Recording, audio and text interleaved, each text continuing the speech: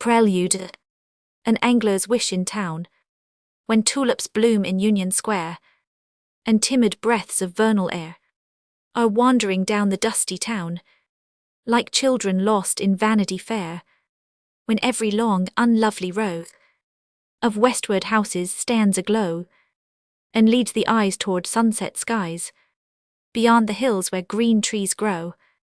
Then weary is the street parade, and weary books and weary trade. I am only wishing to go a-fishing, for this the month of May was made. I guess the pussy willows now are creeping out on every bough, along the brook, and robins look for early worms behind the plough. The thistlebirds have changed their dun for yellow coats to match the sun, and in the same array of flame the dandelion show's begun. The flocks of young anemones are dancing round the budding trees. Who can help wishing to go a-fishing in days as full of joy as these? I think the meadowlark's clear sound leaks upward slowly from the ground, while on the wing the bluebirds ring their wedding bells to woods around. The flirting chewink calls his dear behind the bush and very near, where water flows, where green grass grows. Song sparrows gently sing good cheer, and best of all through twilight's calm, the hermit thrush repeats his psalm. How much I am wishing to go a-fishing in days so sweet with music's balm. 'Tis not a proud desire of mine, I ask for nothing superfine, no heavy weight, no salmon great to break the record or my line, only an idle little stream whose amber waters softly gleam, where I may wade through woodland shade and cast the fly and loaf and dream. Only a trout or two to dart from foaming pools and try my art. No more I am wishing gold-fashioned fishing, and just a day on nature's heart. Little rivers. A river is the most human and companionable of all inanimate things. It has a life, a character, a voice of its own, and is as full of good fellowship as a sugar maple is of sap. It can talk in various tones, loud or low, and of many subjects, grave and gay. Under favorable circumstances it will even make a shift to sing, not in a fashion that can be reduced to notes and set down in black and white on a sheet of paper, but in a vague, refreshing manner, and to a wandering air that goes over the hills and far away. For real company and friendship, there is nothing outside of the animal kingdom that is comparable to a river. I will admit that a very good case can be made out in favor of some other objects of natural affection. For example, a fair apology has been offered by those ambitious persons who have fallen in love with the sea. But after all, that is a formless and disquieting passion. It lacks solid comfort and mutual confidence. The sea is too big for loving and too uncertain. It will not fit into our thoughts. It has no personality because it has so many. It is a salt abstraction. You might as well think of loving a glittering generality like the American woman. One would be more to the purpose. Mountains are more satisfying because they are more individual. It is possible to feel a very strong attachment for a certain range whose outline has grown familiar to our eyes, or a clear peak that has looked down, day after day, upon our joys and sorrows, moderating our passions with its calm aspect. We come back from our travels, and the sight of such a well-known mountain is like meeting an old friend unchanged. But it is a one-sided affection. The mountain is voiceless and imperturbable, and its very loftiness and serenity sometimes make us the more lonely. Trees seem to come closer to our life. They are often rooted in our richest feelings, and our sweetest memories, like birds, build nests in their branches. I remember the last time that I saw James Russell Lowell, only a few weeks before his musical voice was hushed. He walked out with me into the quiet garden at Elmwood to say goodbye. There was a great horse-chestnut tree beside the house, towering above the gable, and covered with blossoms from base to summit, a pyramid of green supporting 1,000 smaller pyramids of white. The poet looked up at it with his grey, pain-furrowed face, and laid his trembling hand upon the trunk. "I planted the nut," said he, "from which this tree grew, and my father was with me and showed me how to plant it." Yes, there is a good deal to be said in behalf of tree worship, and when I recline with my friend Tityrus beneath the shade of his favourite oak, I consent in his devotions. But when I invite him with me to share my orisons, or wander alone to indulge the luxury of grateful, unlaborious thought, my feet turn not to a tree, but to the bank of a river, for there the musings of solitude find a friendly accompaniment, and human intercourse is purified and sweetened by the flowing, murmuring water. It is by a river that I would choose to make love, and to revive old friendships, and to play with the children, and to confess my faults, and to escape from vain, selfish desires, and to cleanse my mind from all the false and foolish things that mar the joy and peace of living. Like David's heart, I pant for the water brooks. There is wisdom in the advice of Seneca, who says where a spring rises or a river flows, there should we build altars and offer sacrifices. The personality of a river is not to be found in its water, nor in its bed, nor in its shore. Either of these elements by itself would be nothing. Confine the fluid contents of the noblest stream in a walled channel of stone, and it ceases to be a stream. It becomes what Charles Lamb calls a mockery of a Rivera liquid artificia wretched conduit. But take away the water from the most beautiful riverbanks, and what is left? An ugly road with none to travel it, a long, ghastly scar on the bosom of the earth. The life of a river, like that of a human being, consists in the union of soul and body, the water and the banks. They belong together. They act and react upon each other. The stream molds and makes the shore, hollowing out a bay here and building a long point there, alluring the little bushes close to its side, and bending the tall, slim trees over its current, sweeping a rocky ledge clean of everything but moss, and sending a still lagoon full of white arrowheads and rosy knotweed far back into the bed. The shore guides and controls the stream, now detaining and now advancing it, now bending it in 100 sinuous curves, and now speeding it straight as a wild bee on its homeward flight. Here hiding the water in a deep cleft overhung with green branches, and there spreading it out like a mirror framed in daisies, to reflect the sky and the clouds, sometimes breaking it with sudden turns and unexpected falls into a foam of musical laughter, sometimes soothing it into a sleepy motion like the flow of a dream. Is it otherwise with the men and women whom we know and like? Does not the spirit influence the form, and the form affect the spirit? Can we divide and separate them in our affections? I am no friend to purely psychological attachments. In some unknown future they may be satisfying, but in the present I want your words and your voice with your thoughts, your looks and your gestures to interpret your feelings. The warm, strong grasp of Greatheart's hand is as dear to me as the steadfast fashion of his friendships. The lively, sparkling eyes of the master of Rudder Grange charm me as much as the nimbleness of his fancy, and the firm poise of the Hoosier schoolmaster's shaggy head gives me new confidence in the solidity of his views of life. I like the pure tranquillity of Isabel's brow as well as her most silver flow of subtle-paced counsel in distress. The soft cadences and turns in my Lady Katrina's speech draw me into the humour of her gentle judgments of men and things. The touches of quaintness in Angelica's dress, her folded kerchief and smooth-parted hair, seem to partake of herself, and enhance my admiration for the sweet order of her thoughts and her old-fashioned ideals of love and duty. Even so the stream and its channel are one life, and I cannot think of the swift, brown flood of the Batiscan without its shadowing primeval forests, or the crystalline current of the Barkay without its beds of pebbles and golden sand and grassy banks embroidered with flowers. Every country, or at least every country that is fit for habitation, has its own rivers, and every river has its own quality, and it is the part of wisdom to know and love as many as you can, seeing each in the fairest possible light, and receiving from each the best that it has to give. The torrents of Norway leap down from their mountain home with plentiful cataracts, and run brief but glorious races to the sea. The streams of England move smoothly through green fields and beside ancient, sleepy towns. The Scotch rivers brawl through the open moorland and flash along steep highland glens. The rivers of the Alps are born in icy caves, from which they issue forth with furious, turbid waters. But when their anger has been forgotten in the slumber of some blue lake, they flow down more softly to see the vineyards of France and Italy, the grey castles of Germany, the verdant meadows of Holland.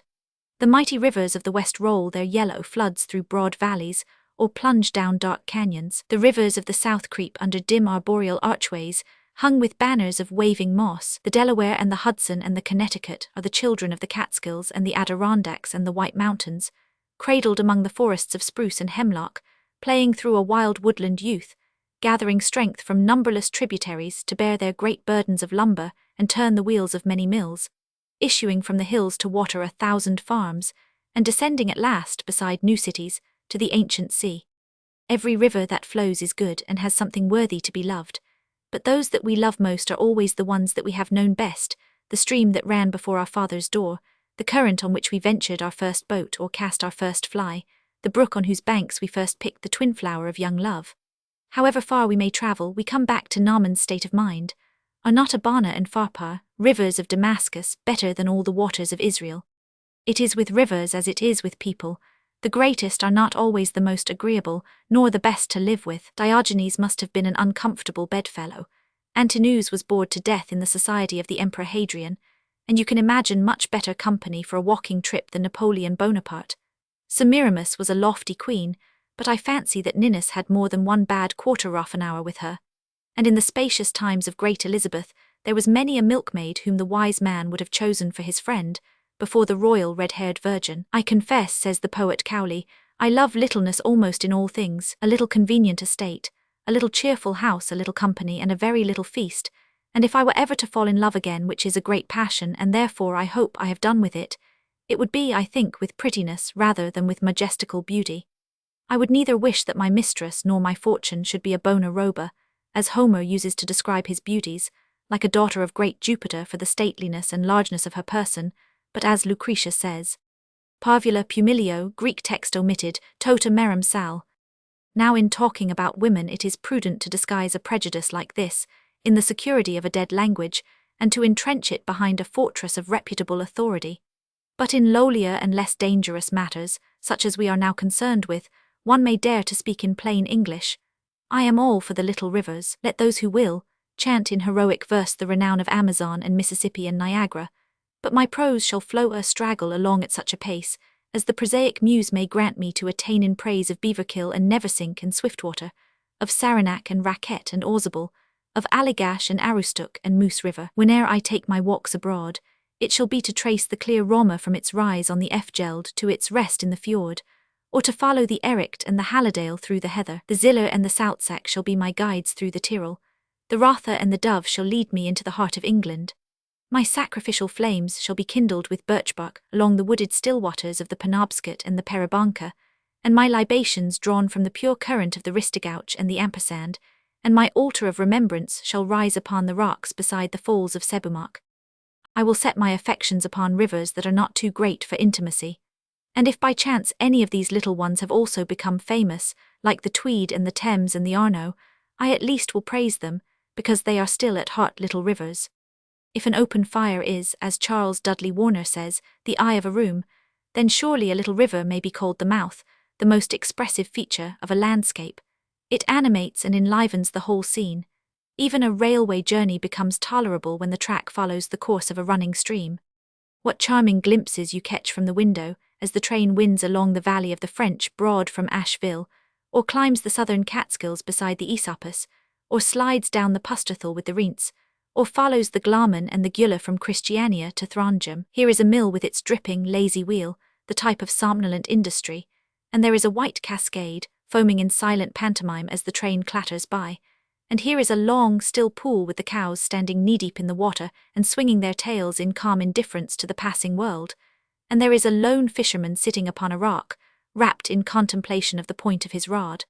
For a moment you become a partner of his tranquil enterprise. You turn around, you crane your neck to get the last sight of his motionless angle. You do not know what kind of fish he expects to catch, nor what species of bait he is using, but at least you pray that he may have a bite before the train swings around the next curve. And if perchance your wish is granted, and you see him gravely draw some unknown, reluctant, shining reward of patience from the water, you feel like swinging your hat from the window and crying out good luck. Little rivers seem to have the indefinable quality that belongs to certain people in the world, the power of drawing attention without courting it, the faculty of exciting interest by their very presence and way of doing things. The most fascinating part of a city or town is that through which the water flows. Idlers always choose a bridge for their place of meditation when they can get it, and failing that, you will find them sitting on the edge of a quay or embankment, with their feet hanging over the water. What a piquant mingling of indolence and vivacity you can enjoy by the riverside. The best point of view in Rome, to my taste, is the Ponte San Angelo, and in Florence or Pisa I never tire of loafing along the Lung Arno. You do not know London until you have seen it from the Thames, and you will miss the charm of Cambridge unless you take a little boat and go drifting on the placid Cam, beneath the bending trees, along the backs of the colleges. But the real way to know a little river is not to glance at it here or there in the course of a hasty journey, nor to become acquainted with it after it has been partly civilized and spoiled by too close contact with the works of man. You must go to its native haunts, you must see it in youth and freedom, you must accommodate yourself to its pace, and give yourself to its influence, and follow its meanderings whithersoever they may lead you. Now of this pleasant pastime there are three principal forms. You may go as a walker, taking the riverside path, or making a way for yourself through the tangled thickets or across the open meadows. You may go as a sailor, launching your light canoe on the swift current, and committing yourself for a day or a week or a month to the delightful uncertainties of a voyage through the forest. You may go as a wader, stepping into the stream and going down with it, through rapids and shallows and deeper pools, until you come to the end of your courage and the daylight. Of these three ways I know not which is best, but in all of them the essential thing is that you must be willing and glad to be led. You must take the little river for your guide, philosopher, and friend. And what a good guidance it gives you! How cheerfully it lures you on into the secrets of field and wood, and brings you acquainted with the birds and the flowers. The stream can show you, better than any other teacher, how nature works her enchantments with colour and music. Go out to the beaverkill in the tassel time of spring, and follow its brimming waters through the budding forests, to that corner which we call the painter's camp. See how the banks are all enamelled with the pale hepatica, the painted trillium, and the delicate pink-veined spring beauty. A little later in the year, when the ferns are uncurling their long fronds, the troops of blue and white violets will come dancing down to the edge of the stream, and creep venturously out to the very end of that long, moss-covered log in the water. Before these have vanished, the yellow crowfoot and the cinquefoil will appear, followed by the stargrass and the loosestrife and the golden St. Johnswort. Then the unseen painter begins to mix the royal colour on his palette, and the red of the bee balm catches your eye. If you are lucky, you may find in midsummer a slender, fragrant spike of the purple-fringed orchis, and you cannot help finding the universal self-heal. Yellow returns in the drooping flowers of the jewelweed, and blue repeats itself in the trembling harebells, and scarlet is glorified in the flaming robe of the cardinal flower. Later still, the summer closes in a splendour of bloom, with gentians and asters and goldenrod. You never get so close to the birds as when you are wading quietly down a little river, casting your fly deftly under the branches for the wary trout, but ever on the lookout for all the various pleasant things that nature has to bestow upon you. Here you shall come upon the catbird at her morning bath, and hear her sing, in a clump of pussy willows, that low, tender, confidential song which she keeps for the hours of domestic intimacy. The spotted sandpiper will run along the stones before you, crying wet feet, and bowing and teetering in the friendliest manner, as if to show you the way to the best pools. In the thick branches of the hemlocks that stretch across the stream, the tiny warblers, dressed in 100 colours, chirp and twitter confidingly above your head. And the Maryland yellowthroat, flitting through the bushes like a little gleam of sunlight, calls witchery, witchery, witchery. That plaintive, forsaken, persistent note, never ceasing even in the noonday silence, comes from the woodpewy, drooping upon the bough of some high tree, and complaining, like Mariana in the moated grange, weary, weary, weary. When the stream runs out into the old clearing or down through the pasture, you find other and livelier birds, the robins with his sharp, saucy call and breathless, merry warble, the bluebird with his notes of pure gladness, and the oriole with his wild, flexible whistle. The chewink bustling about in the thicket, talking to his sweetheart in French, chérie, chérie, and the song sparrow, perched on his favourite limb of a young maple, dose beside the water, and singing happily through sunshine and through rain. This is the true bird of the brook, after all, the winged spirit of cheerfulness and contentment, the patron saint of little rivers, the fisherman's friend. He seems to enter into your sport with his good wishes, and for an hour at a time, while you are trying every fly in your book, from a black gnat to a white miller, to entice the crafty old trout at the foot of the meadow pool, the song sparrow close above you will be chanting patience and encouragement. And when at last success crowns your endeavour and the parti-coloured prize is glittering in your net, the bird on the bough breaks out in an ecstasy of congratulation. Catch I am, catch I am, catch I am. Oh, what a pretty fellow, sweet. There are other birds that seem to have a very different temper. The blue jay sits high up in the wither red pine tree, bobbing up and down, and calling to his mate in a tone of affected sweetness, salutia, salutia. But when you come in sight, he flies away with a harsh cry of thief, thief, thief. The kingfisher, ruffling his crest in solitary pride on the end of a dead branch, darts down the stream at your approach, winding up his red angrily as if he despised you for interrupting his fishing. And the catbird, that sang so charmingly while she thought herself unobserved, now tries to scare you away by screaming snake, snake. As evening draws near, and the light beneath the trees grows yellower, and the air is full of filmy insects out for their last dance, the voice of the little river becomes louder and more distinct. The true poets have often noticed this apparent increase in the sound of flowing waters at nightfall. Gray, in one of his letters, speaks of hearing the murmur of many waters not audible in the daytime. Wordsworth repeats the same thought almost in the same words. A soft and lulling sound is heard, of streams inaudible by day. And Tennyson in the Valley of Cauteretz tells of the river, deepening his voice with deepening of the night.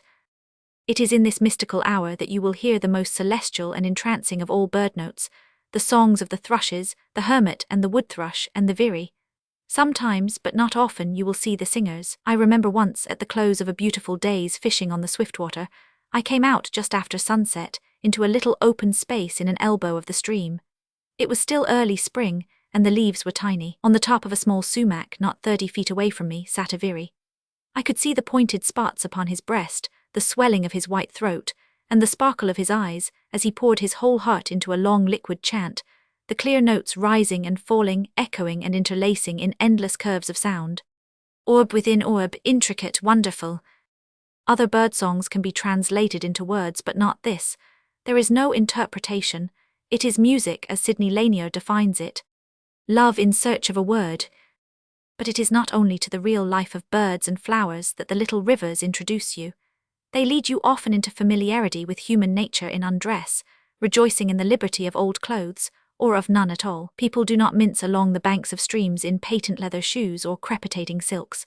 Corduroy and homespun and flannel are the stuffs that suit this region, and the frequenters of these paths go their natural gaits, in calfskin or rubber boots or barefooted. The girdle of conventionality is laid aside, and the skirts rise with the spirits. A stream that flows through a country of upland farms will show you many a pretty bit of genre painting.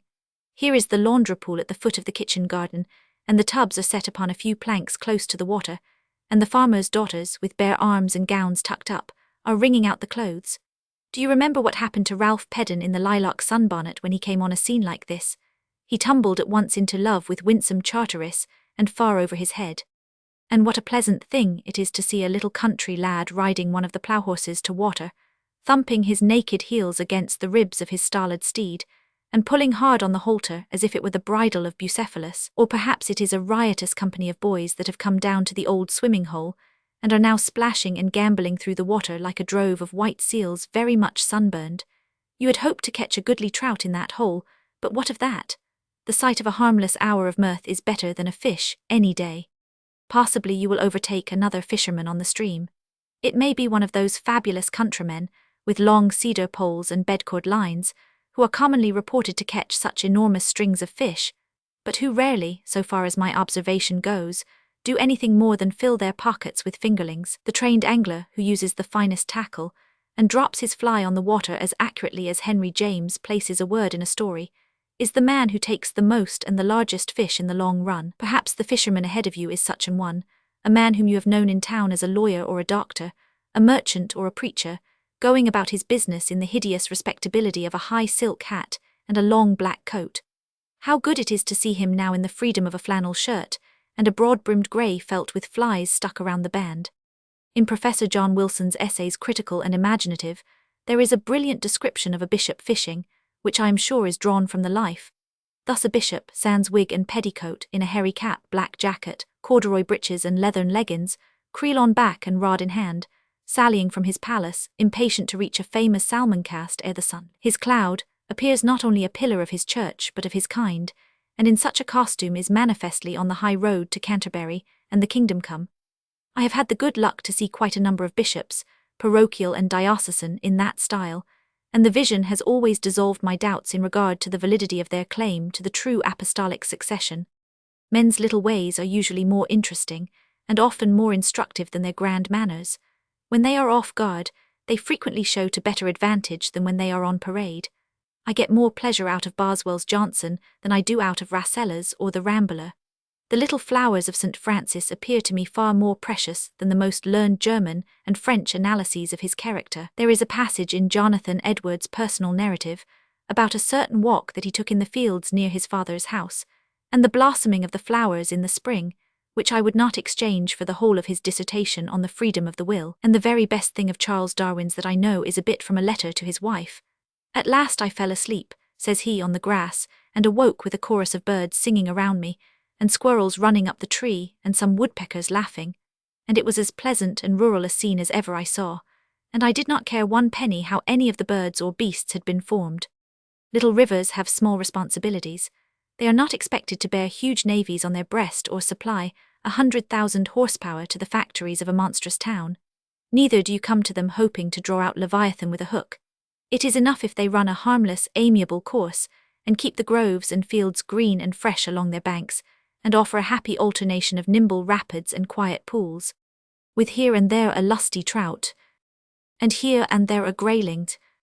When you set out to explore one of these minor streams in your canoe, you have no intention of epoch-making discoveries or thrilling and world-famous adventures. You float placidly down the long still waters, and make your way patiently through the tangle of fallen trees that block the stream, and run the smaller falls, and carry your boat around the larger ones, with no loftier ambition than to reach a good campground before dark, and to pass the intervening hours pleasantly, without offence to God or man. It is an agreeable and advantageous frame of mind for one who has done his fair share of work in the world, and is not inclined to grumble at his wages. There are few moods in which we are more susceptible of gentle instruction, and I suspect there are many tempers and attitudes, often called virtuous, in which the human spirit appears to less advantage in the sight of heaven. It is not required of every man and woman to be, or to do, something great. Most of us must content ourselves with taking small parts in the chorus. Shall we have no little lyrics because Homer and Dante have written epics? And because we have heard the great organ at Freiburg, shall the sound of Cathai's zither in the Alpine hut please us no more? Even those who have greatness thrust upon them will do well to lay the burden down now and then, and congratulate themselves that they are not altogether answerable for the conduct of the universe, or at least not all the time. I reckon, said a cowboy to me one day, as we were riding through the bad lands of Dakota, there's someone bigger than me running this outfit. He can tend to it well enough while I smoke my pipe after the roundup. There is such a thing as taking ourselves and the world too seriously, or at any rate too anxiously. Half of the secular unrest and dismal, profane sadness of modern society comes from the vain idea that every man is bound to be a critic of life, and to let no day pass without finding some fault with the general order of things, or projecting some plan for its improvement. And the other half comes from the greedy notion that a man's life does consist, after all, in the abundance of the things that he possesses, and that it is somehow or other more respectable and pious to be always at work making a larger living, than it is to lie on your back in the green pastures and beside the still waters, and thank God that you are alive. Come then, my gentle reader, for by this time you have discovered that this chapter is only a preface in disguise, a declaration of principles or the want of them, an apology or a defense as you choose to take it, and if we are agreed let us walk together. But if not, let us part here without ill will. You shall not be deceived in this book. It is nothing but a handful of rustic variations on the old tune of rest and be thankful, a record of unconventional travel, a pilgrim's script with a few bits of blue-sky philosophy in it. There is, so far as I know, very little useful information and absolutely no criticism of the universe to be found in this volume. So if you are what Izaak Walton calls a severe, sour-complexioned man, you would better carry it back to the bookseller, and get your money again, if he will give it to you, and go your way rejoicing after your own melancholy fashion. But if you care for plain pleasures, and informal company, and friendly observations on men and things, and a few true fish stories, then perhaps you may find something here not unworthy your perusal. And so I wish that your winter fire may burn clear and bright while you read these pages, and that the summer days may be fair, and the fish may rise merrily to your fly, whenever you follow one of these little rivers. A leaf of spearmint. Recollections of a boy and a rod. It puzzles me now that I remember all these young impressions so, because I took no heed of them at the time whatever, and yet they come upon me bright when nothing else is evident in the grey fog of experience. B500, Blackmore, Lorna Doone. Of all the faculties of the human mind, memory is the one that is most easily led by the nose. There is a secret power in the sense of smell which draws the mind backward into the pleasant land of old times. If you could paint a picture of memory, in the symbolical manner of Quarles's emblems, it should represent a man travelling the highway with a dusty pack upon his shoulders, and stooping to draw in a long, sweet breath from the small, deep-red, golden-hearted flowers of an old-fashioned rose tree straggling through the fence of a neglected garden. Or perhaps, for a choice of emblems, you would better take a yet more homely and familiar scent, the cool fragrance of lilacs drifting through the June morning from the old bush that stands between the kitchen door and the well, the warm layer of pungent, aromatic air that floats over the Tanseibd in a still July noon, the drowsy dew of odor that falls from the big Barmouth Gilead tree by the roadside as you are driving homeward through the twilight of August. Or, best of all, the clean, spicy, unexpected, unmistakable smell of a bed of spearmint that is the bed whereon memory loves to lie and dream. Why not choose mint as the symbol of remembrance? It is the true spice tree of our northern clime, the myrrh and frankincense of the land of lingering snow. When its perfume rises, the shrines of the past are unveiled, and the magical rites of reminiscence begin. When you are fishing down the Swiftwater in the early spring, in a shallow pool, which the drought of summer will soon change into dry land, you see the pale green shoots of a little plant thrusting themselves up between the pebbles, and just beginning to overtop the falling water. You pluck a leaf of it as you turn out of the stream to find a comfortable place for lunch, and rolling it between your fingers to see whether it smells like a good salad for your bread and cheese, you discover suddenly that it is new mint. For the rest of that day you are bewitched. You follow a stream that runs through the country of Auld Lang Syne, and fill your creel with the recollections of a boy and a rod. And yet, strangely enough, you cannot recall the boy himself at all distinctly. There is only the faintest image of him on the endless roll of films that has been wound through your mental camera, and in the very spots where his small figure should appear, it seems as if the pictures were always light-struck.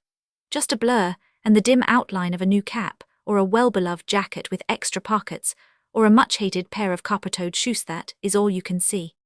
But the people that the boy saw, the companions who helped or hindered him in his adventures, the sublime and marvelous scenes among the Catskills and the Adirondacks and the Green Mountains, in the midst of which he lived and moved, and had his summer holiday soul, these stand out sharp and clear, as the Bab ballads say, photographically lined, on the tablets of your mind.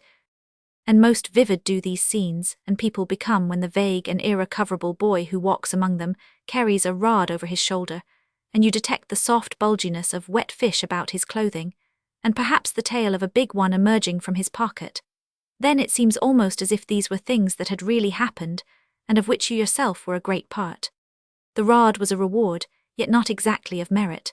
It was an instrument of education in the hand of a father less indiscriminate than Solomon, who chose to interpret the text in a new way, and preferred to educate his child by encouraging him in pursuits which were harmless and wholesome, rather than by chastising him for practices which would likely enough never have been thought of if they had not been forbidden. The boy enjoyed this kind of father at the time, and later he came to understand with a grateful heart that there is no richer inheritance in all the treasury of unearned blessings, for after all, the love, the patience, the kindly wisdom of a grown man who can enter into the perplexities and turbulent impulses of a boy's heart, and give him cheerful companionship, and lead him on by free and joyful ways to know and choose the things that are pure and lovely, and of good report, make as fair an image as we can find of that loving, patient wisdom, which must be above us all if any good is to come out of our childish race. Now this was the way in which the boy came into possession of his undreaded rod. He was by nature and heredity one of those predestined anglers whom Izaak Walton tersely describes as born so. His earliest passion was fishing. His favourite passage in Holy Writ was that place where Simon Peter throws a line into the sea and pulls out a great fish at the first cast. But hitherto his passion had been indulged under difficulties with improvised apparatus of cut poles, and flabby pieces of string, and bent pins, which always failed to hold the biggest fish, or perhaps with borrowed tackle, dangling a fat worm in vain before the noses of the staring, supercilious sunfish that poised themselves in the clear water around the lake house dock at Lake George, or, at best, on picnic parties across the lake, marred by the humiliating presence of nurses, and disturbed by the obstinate refusal of old Horace the boatman to believe that the boy could bait his own hook, but sometimes crowned with the delight of bringing home a whole basketful of yellow perch and goggle eyes, of nobler sport with game fish, like the vaulting salmon and the merry, pugnacious trout. As yet the boy had only dreamed. But he had heard that there were such fish in the streams that flowed down from the mountains around Lake George, and he was at the happy age when he could believe anything if it was sufficiently interesting. There was one little river, and only one within his knowledge and the reach of his short legs. It was a tiny, lively rivulet that came out of the woods about half a mile away from the hotel, and ran down cater-cornered through a sloping meadow, crossing the road under a flat bridge of boards, just beyond the root beer shop at the lower end of the village. It seemed large enough to the boy, and he had long had his eye upon it as a fitting theatre for the beginning of a real angler's life. Those rapids, those falls, those deep, whirling pools with beautiful foam on them like soft, white custard, were they not such places as the trout loved to hide in?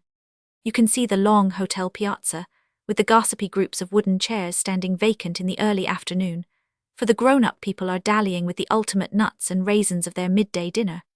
A villainous clatter of innumerable little vegetable dishes comes from the open windows of the pantry as the boy steals past the kitchen end of the house, with Horace's lightest bamboo pole over his shoulder, and a little brother in skirts and short white stockings tagging along behind him.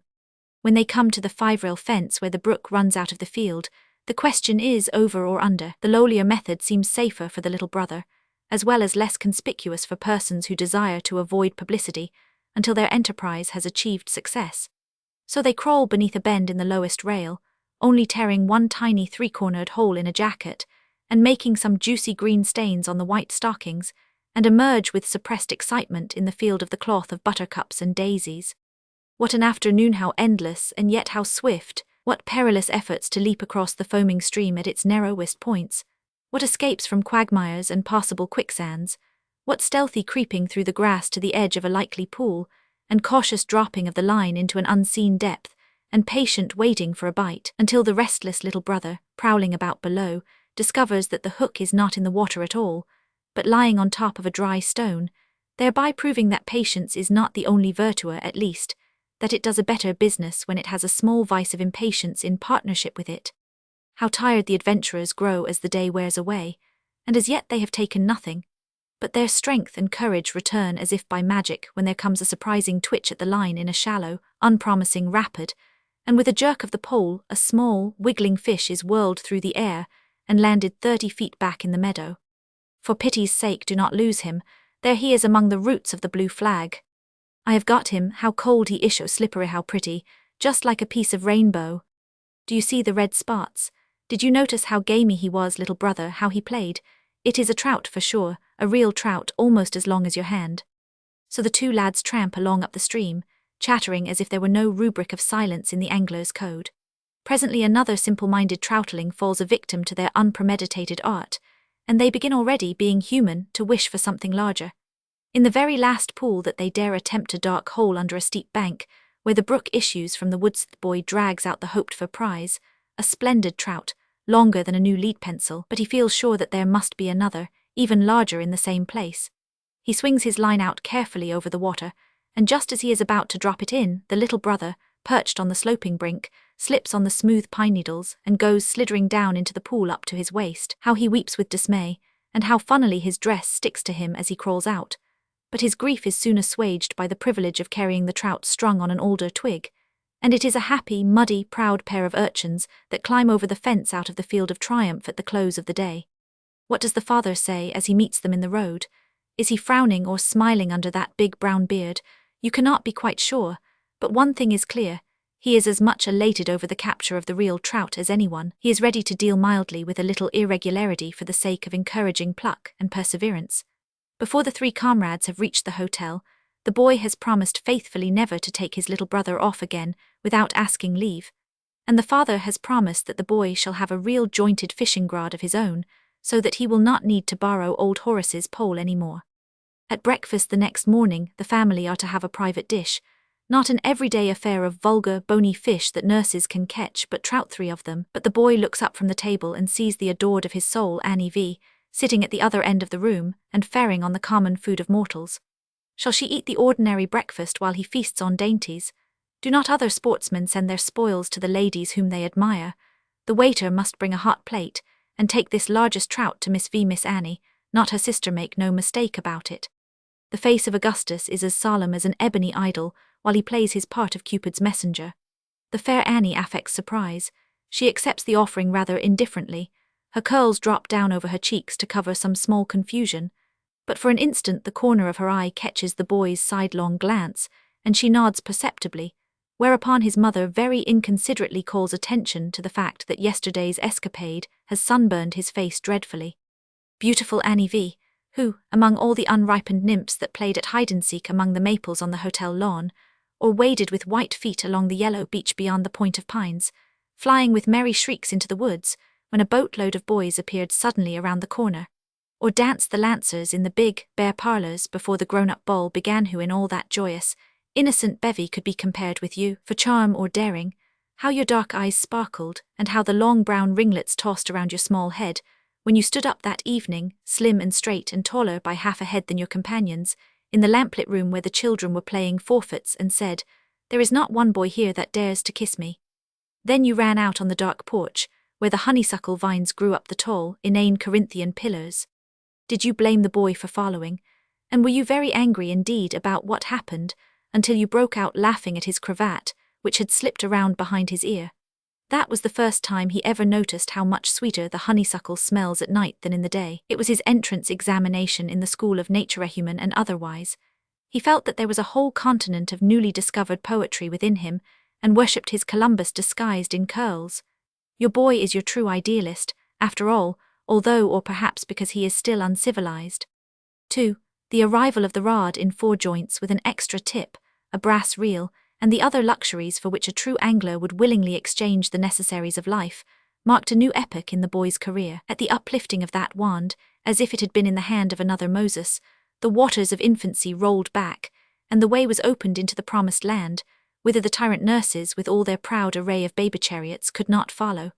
The way was open, but not by any means dry. One of the first events in the dispensation of the rod was the purchase of a pair of high rubber boots. Inserted in this armor of modern infantry, and transfigured with delight, the boy clumped through all the little rivers within a circuit of 10 miles from Caldwell, and began to learn by parental example the yet unmastered art of complete angling. But because some of the streams were deep and strong, and his legs were short and slender, and his ambition was even taller than his boots, the father would sometimes take him up pickaback, and wade along carefully through the perilous places which are often, in this world, the very places one longs to fish in. So in your remembrance, you can see the little rubber boots sticking out under the father's arms, and the rod projecting over his head, and the bait dangling down unsteadily into the deep holes, and the delighted boy hooking and playing and basketing his trout high in the air. How many of our best catches in life are made from someone else's shoulders? From this summer the whole earth became to the boy, as Tennyson describes the lotus country, a land of streams. In school days and in town he acknowledged the sway of those mysterious and irresistible forces which produce tops at one season, and marbles at another, and kites at another, and bind all boyish hearts to play mumblethepeg at the due time more certainly than the stars are bound to their orbits. But when vacation came with its annual exodus from the city, there was only one sign in the zodiac, and that was Pisces. No country seemed to him tolerable without trout, and no landscape beautiful unless enlivened by a young river. Among what delectable mountains did those watery guides lead his vagrant steps, and with what curious, mixed, and sometimes profitable company did they make him familiar? There was one exquisite stream among the Alleghanies, called Lycoming Creek, beside which the family spent a summer in a decadent inn, kept by a tremulous landlord who was always sitting on the steps of the porch, and whose most memorable remark was that he had a misery in his stomach. This form of speech amused the boy, but he did not in the least comprehend it. It was the description of an unimaginable experience in a region which was as yet known to him only as the seat of pleasure. He did not understand how anyone could be miserable when he could catch trout from his own dooryard. The big creek with its sharp turns from side to side of the valley, its hemlock-shaded falls in the gorge, and its long, still reaches in the sugar bottom, where the maple trees grew as if in an orchard, and the superfluity of grasshoppers made the trout fat and dainty, was too wide to fit the boy. But nature keeps all sizes in her stock, and a smaller stream called Rocky Run came tumbling down opposite the inn, as if made to order for juvenile use. How well you can follow it, through the old pasture overgrown with alders, and up past the broken-down milldam and the crumbling sluice, into the mountain cleft from which it leaps laughing. The water, except just after a rainstorm, is as transparent as glass old-fashioned window glass, I mean in small panes with just a tinge of green in it, like the air in a grove of young birches. 12 feet down in the narrow chasm below the falls, where the water is full of tiny bubbles like Apollinaris, you can see the trout poised, with their heads upstream, motionless but quivering a little, as if they were strung on wires. The bed of the stream has been scooped out of the solid rock. Here and there banks of sand have been deposited, and accumulations of loose stone disguise the real nature of the channel. Great boulders have been rolled down the alleyway and left where they chanced to stick. The stream must get around them or under them as best it can. But there are other places where everything has been swept clean, nothing remains but the primitive strata, and the flowing water merrily tickles the bare ribs of Mother Earth. Whirling stones in the spring floods have cut well holes in the rock, as round and even as if they had been made with a drill, and sometimes you can see the very stone that sunk the well lying at the bottom. There are long, straight, sloping troughs through which the water runs like a mill race. There are huge basins into which the water rumbles over a ledge, as if someone were pouring it very steadily out of a pitcher, and from which it glides away without a ripple, flowing over a smooth pavement of rock, which shelves down from the shallow foot to the deep head of the pool. The boy wonders how far he dare wade out along that slippery floor. The water is within an inch of his boot tops now, but the slope seems very even, and just beyond his reach a good fish is rising. Only one step more and then, like the wicked man in the psalm, his feet begin to slide, slowly and standing bolt upright, with the rod held high above his head, as if it must on no account get wet. He glides forward up to his neck in the ice-cold bath, gasping with amazement. There have been other and more serious situations in life into which, unless I am mistaken, you have made an equally unwilling and embarrassed entrance, and in which you have been surprised to find yourself not only up to your neck, but over, and you are a lucky man if you have had the presence of mind to stand still for a moment before wading out, and make sure at least of the fish that tempted you into your predicament. But Rocky Run, they say, exists no longer. It has been blasted by miners out of all resemblance to itself, and bewitched into a dingy water power to turn wheels for the ugly giant, trade. It is only in the Valley of Remembrance that its current still flows like liquid air, and only in that country that you can still see the famous men who came and went along the banks of the Lycoming when the boy was there. There was Carlins, who was a wondrous adept at dapping, or dibbling with a grasshopper, and who once brought in a string of trout, which he laid out head to tail on the grass before the house in a line of beauty, 4 to 7 feet long. A mighty bass voice had this Carlins also, and could sing Larboard Watch Ahoy, Down in a Coal Mine, and other profound ditties in a way to make all the glasses on the table jingle, but withal, as you now suspect, rather a fishy character, and undeserving of the unqualified respect which the boy had for him.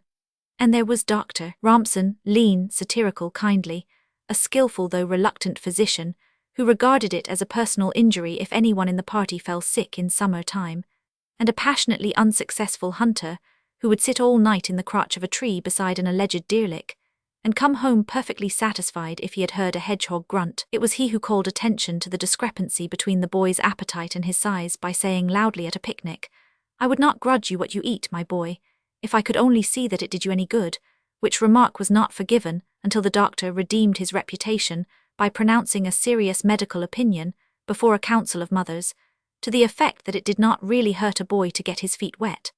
That was worthy of Galen in his most inspired moment. And there was hearty, genial Paul Merritt, whose mere company was an education in good manners, and who could eat 8 hard-boiled eggs for supper without ruffling his equanimity. And the tall, thin, grinning Major, whom an angry Irishwoman once described as like a comb, all back and teeth, and many more were the comrades of the boy's father, all of whom he admired, and followed when they would let him, but none so much as the father himself, because he was the wisest, kindest, and merriest of all that merry crew, now dispersed to the uttermost parts of the earth and beyond. Other streams played a part in the education of that happy boy. The Cotterskill, where there had been nothing but the ghosts of trout for the last 30 years, but where the absence of fish was almost forgotten in the joy of a first introduction to Dickens, one very showery day, when dear old Ned Mason built a smoky fire in a cave below Haynes's Falls, and pulling the old curiosity shop out of his pocket, read aloud about Little Nell until the tears ran down the cheeks of reader and listener. The smoke was so thick, you know. And the Neversink, which flows through John Burroughs's country, and past one house in particular, perched on a high bluff, where a very dreadful old woman come out, and throws stones at city fellers fishin' through her land, as if anyone wanted to touch her land. It was the water that ran over it, you see, that carried the fish with it, and they were not hers at all.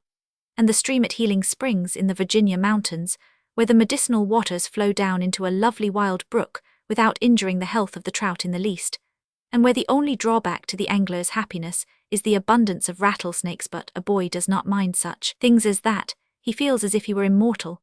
Over all these streams memory skips lightly and strikes a trail through the woods to the Adirondacks, where the boy made his first acquaintance with navigable rivers, that is to say, rivers which are traversed by canoes and hunting skiffs, but not yet defiled by steamboats, and slept, or rather lay awake, for the first time on a bed of balsam boughs in a tent.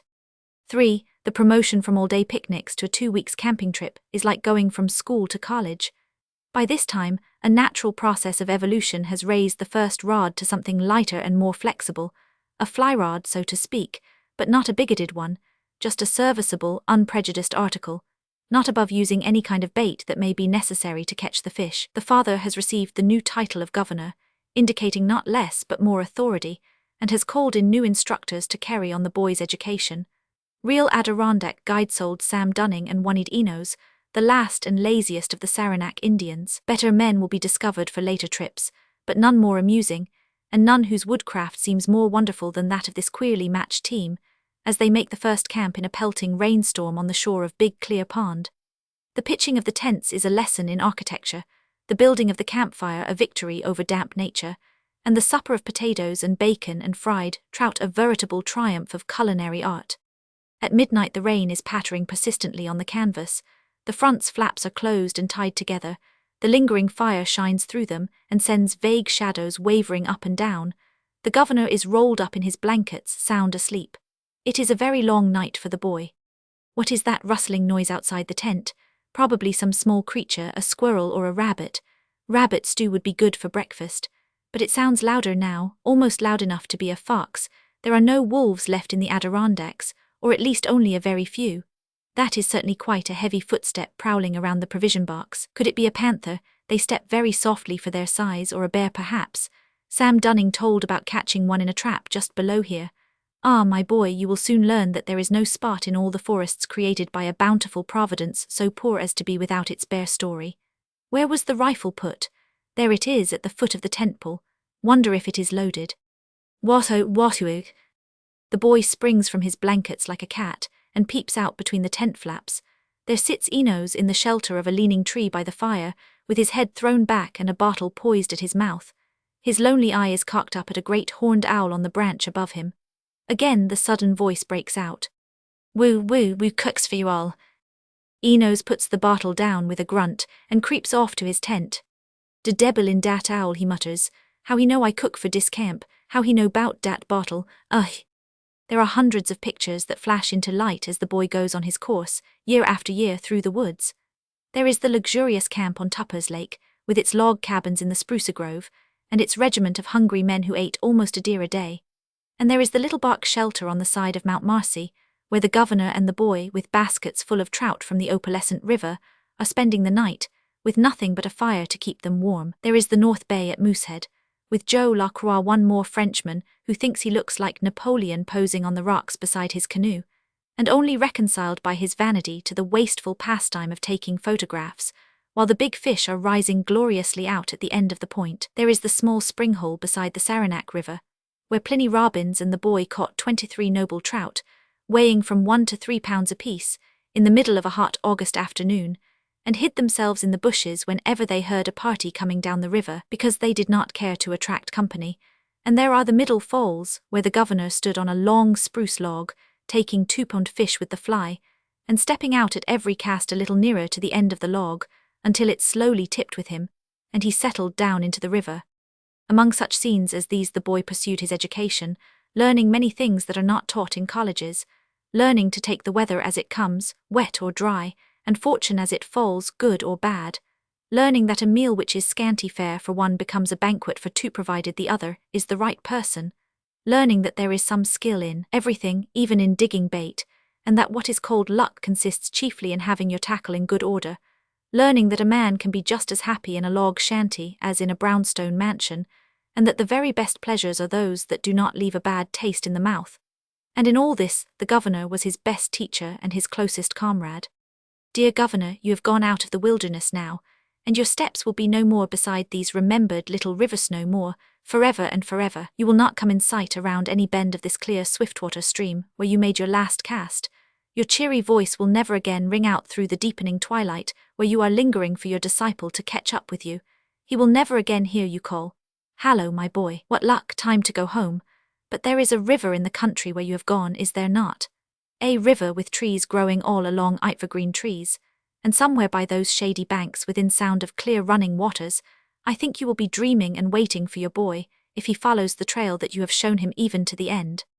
Ampersand. It is not the walking merely, it is keeping yourself in tune for a walk, in the spiritual and bodily condition in which you can find entertainment and exhilaration in so simple and natural a pastime. You are eligible to any good fortune when you are in a condition to enjoy a walk. When the air and water taste sweet to you, how much else will taste sweet?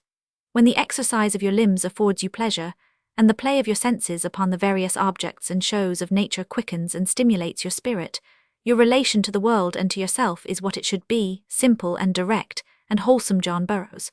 Pep Acton. The right to the name of ampersand, like the territory of Gaul in those commentaries which Julius Caesar wrote for the punishment of schoolboys, is divided into 3 parts. It belongs to a mountain and a lake and a little river. The mountain stands in the heart of the Adirondack country, just near enough to the thoroughfare of travel for thousands of people to see it every year, and just far enough from the beaten track to be unvisited, except by a very few of the wise ones who love to turn aside. Behind the mountain is the lake, which no lazy man has ever seen. Out of the lake flows the stream, winding down a long, untrodden forest valley, to join the Stony Creek waters and empty into the Raquette River. Which of the 3 ampersands has the prior claim to the name, I cannot tell. Philosophically speaking, the mountain ought to be regarded as the head of the family, because it was undoubtedly there before the others. And the lake was probably the next on the ground, because the stream is its child, but man is not strictly just in his nomenclature, and I conjecture that the little river, the last-born of the 3, was the first to be christened ampersand, and then gave its name to its parent and grandparent. It is such a crooked stream, so bent and curved and twisted upon itself, so fond of turning around unexpected corners and sweeping away in great circles from its direct course, that its first explorers christened it after the eccentric supernumerary of the alphabet, which appears in the old spelling books as and per se and. But in spite of this apparent subordination to the stream in the matter of a name, the mountain clearly asserts its natural authority. It stands up boldly, and not only its own lake but at least 3 others, the Lower Saranac, Round Lake and Lonesome Pond, lie at its foot and acknowledge its lordship. When the cloud is on its brow, they are dark. When the sunlight strikes it, they smile. Wherever you may go over the waters of these lakes, you shall see Mount Ampersand looking down at you, and saying quietly, "This is my domain." I never look at a mountain which asserts itself in this fashion without desiring to stand on the top of it. If one can reach the summit, one becomes a sharer in the dominion. The difficulties in the way only add to the zest of the victory. Every mountain is, rightly considered, an invitation to climb. And as I was resting for a month one summer at Bartlett's, Ampersand challenged me daily. Did you know Bartlett's in its palmy time? It was the homeliest, quaintest, coziest place in the Adirondacks. Away back in the antebellum days, Virgil Bartlett had come into the woods and built his house on the bank of the Saranac River, between the upper Saranac and Round Lake. It was then the only dwelling within a circle of many miles. The deer and bear were in the majority. At night one could sometimes hear the scream of the panther or the howling of wolves, but soon the wilderness began to wear the traces of a conventional smile. The desert blossomed a little, if not as the rose, at least as the gillyflower. Fields were cleared, gardens planted. 6 log cabins were scattered along the river, and the old house, having grown slowly and somewhat irregularly for 20 years, came out, just before the time of which I write, in a modest coat of paint and a broad-brimmed piazza. But Virgil himself, the creator of the Osis, well known of hunters and fishermen, dreaded of lazy guides and quarrelsome lumbermen, Virg, the irascible, kind-hearted, indefatigable, was there no longer. He had made his last clearing and fought his last fight, done his last favour to a friend and thrown his last adversary out of the tavern door. His last log had gone down the river, his campfire had burned out, peace to his ashes. His wife, who had often played the part of Abigail toward travellers who had unconsciously incurred the old man's mistrust, now reigned in his stead, and there was great abundance of maple syrup on every man's flapjack. The charm of Bartlett's for the angler was the stretch of rapid water in front of the house. The Saranac River, breaking from its first resting place in the upper lake, plunged down through a great bed of rocks, making a chain of short falls and pools and rapids about 1/2 mile in length.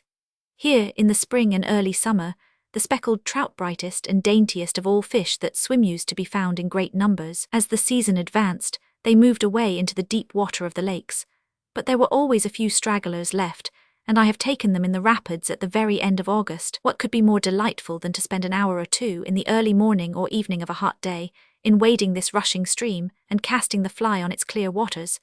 The wind blows softly down the narrow valley, and the trees nod from the rocks above you. The noise of the falls makes constant music in your ears. The river hurries past you, and yet it is never gone. The same foam flakes seem to be always gliding downward, the same spray dashing over the stones, the same eddy coiling at the edge of the pool. Send your fly in under those cedar branches, where the water swirls around by that old log. Now draw it up toward the foam. There is a sudden gleam of dull gold in the white water. You strike too soon, your line comes back to you. In a current like this, a fish will almost always hook himself. Try it again. This time he takes the fly fairly and you have him. It is a good fish, and he makes the slender rod bend to the strain. He sulks for a moment as if uncertain what to do, and then with a rush darts into the swiftest part of the current. You can never stop him there. Let him go. Keep just enough pressure on him to hold the hook firm, and follow his trout chip down the stream as if he were a salmon. He slides over a little fall, gleaming through the foam, and swings around in the next pool. Here you can manage him more easily, and after a few minutes' brilliant play, a few mad dashes for the current, he comes to the net, and your skillful guide lands him with a quick, steady sweep of the arm. The scales credit him with an even pound, and a better fish than this you will hardly take here in midsummer. On my word, master, says the appreciative venator in Walton's Angler, this is a gallant trout. What shall we do with him?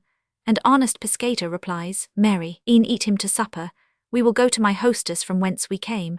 She told me as I was going out of door that my brother Peter, and who is this but Roman of Keesville, a good angler and a cheerful companion, had sent word he would lodge there tonight, and bring a friend with him. My hostess has 2 beds, and I know you and I have the best. We will rejoice with my brother Peter and his friend, tell tales or sing ballads or make a catch or find some harmless sport to content us, and pass away a little time without offence to God or man. Ampersand waited immovable while I passed many days in such innocent and healthful pleasures as these, until the right day came for the ascent. Cool, clean and bright, the crystal morning promised a glorious noon, and the mountain almost seemed to beckon us to come up higher. The photographic camera and a trustworthy lunch were stowed away in the pack basket. The backboard was adjusted at a comfortable angle in the stern seat of our little boat. The guide held the little craft steady while I stepped into my place. Then he pushed out into the stream, and we went swiftly down toward Round Lake. A Saranac boat is one of the finest things that the skill of man has ever produced under the inspiration of the wilderness. It is a frail shell, so light that a guide can carry it on his shoulders with ease, but so dexterously fashioned that it rides the heaviest waves like a duck, and slips through the water as if by magic. You can travel in it along the shallowest rivers and across the broadest lakes, and make 40 or 50 miles a day, if you have a good guide. Everything depends in the Adirondacks, as in so many other regions of life, upon your guide. If he is selfish or surly or stupid, you will have a bad time. But if he is an Adirondacker of the best old-fashioned type, now unhappily growing more rare from year to year, you will find him an inimitable companion, honest, faithful, skillful and cheerful. He is as independent as a prince, and the gilded youths and finicking fine ladies who attempt to patronize him are apt to make but a sorry show before his solid and undisguised contempt. But deal with him man to man, and he will give you a friendly, loyal service which money cannot buy, and teach you secrets of woodcraft and lessons in plain, self-reliant manhood more valuable than all the learning of the schools. Such a guide was mine, rejoicing in the scriptural name of Hosea, but commonly called in brevity and friendliness Hose. As we entered Round Lake on this fair morning, its surface was as smooth and shining as a mirror.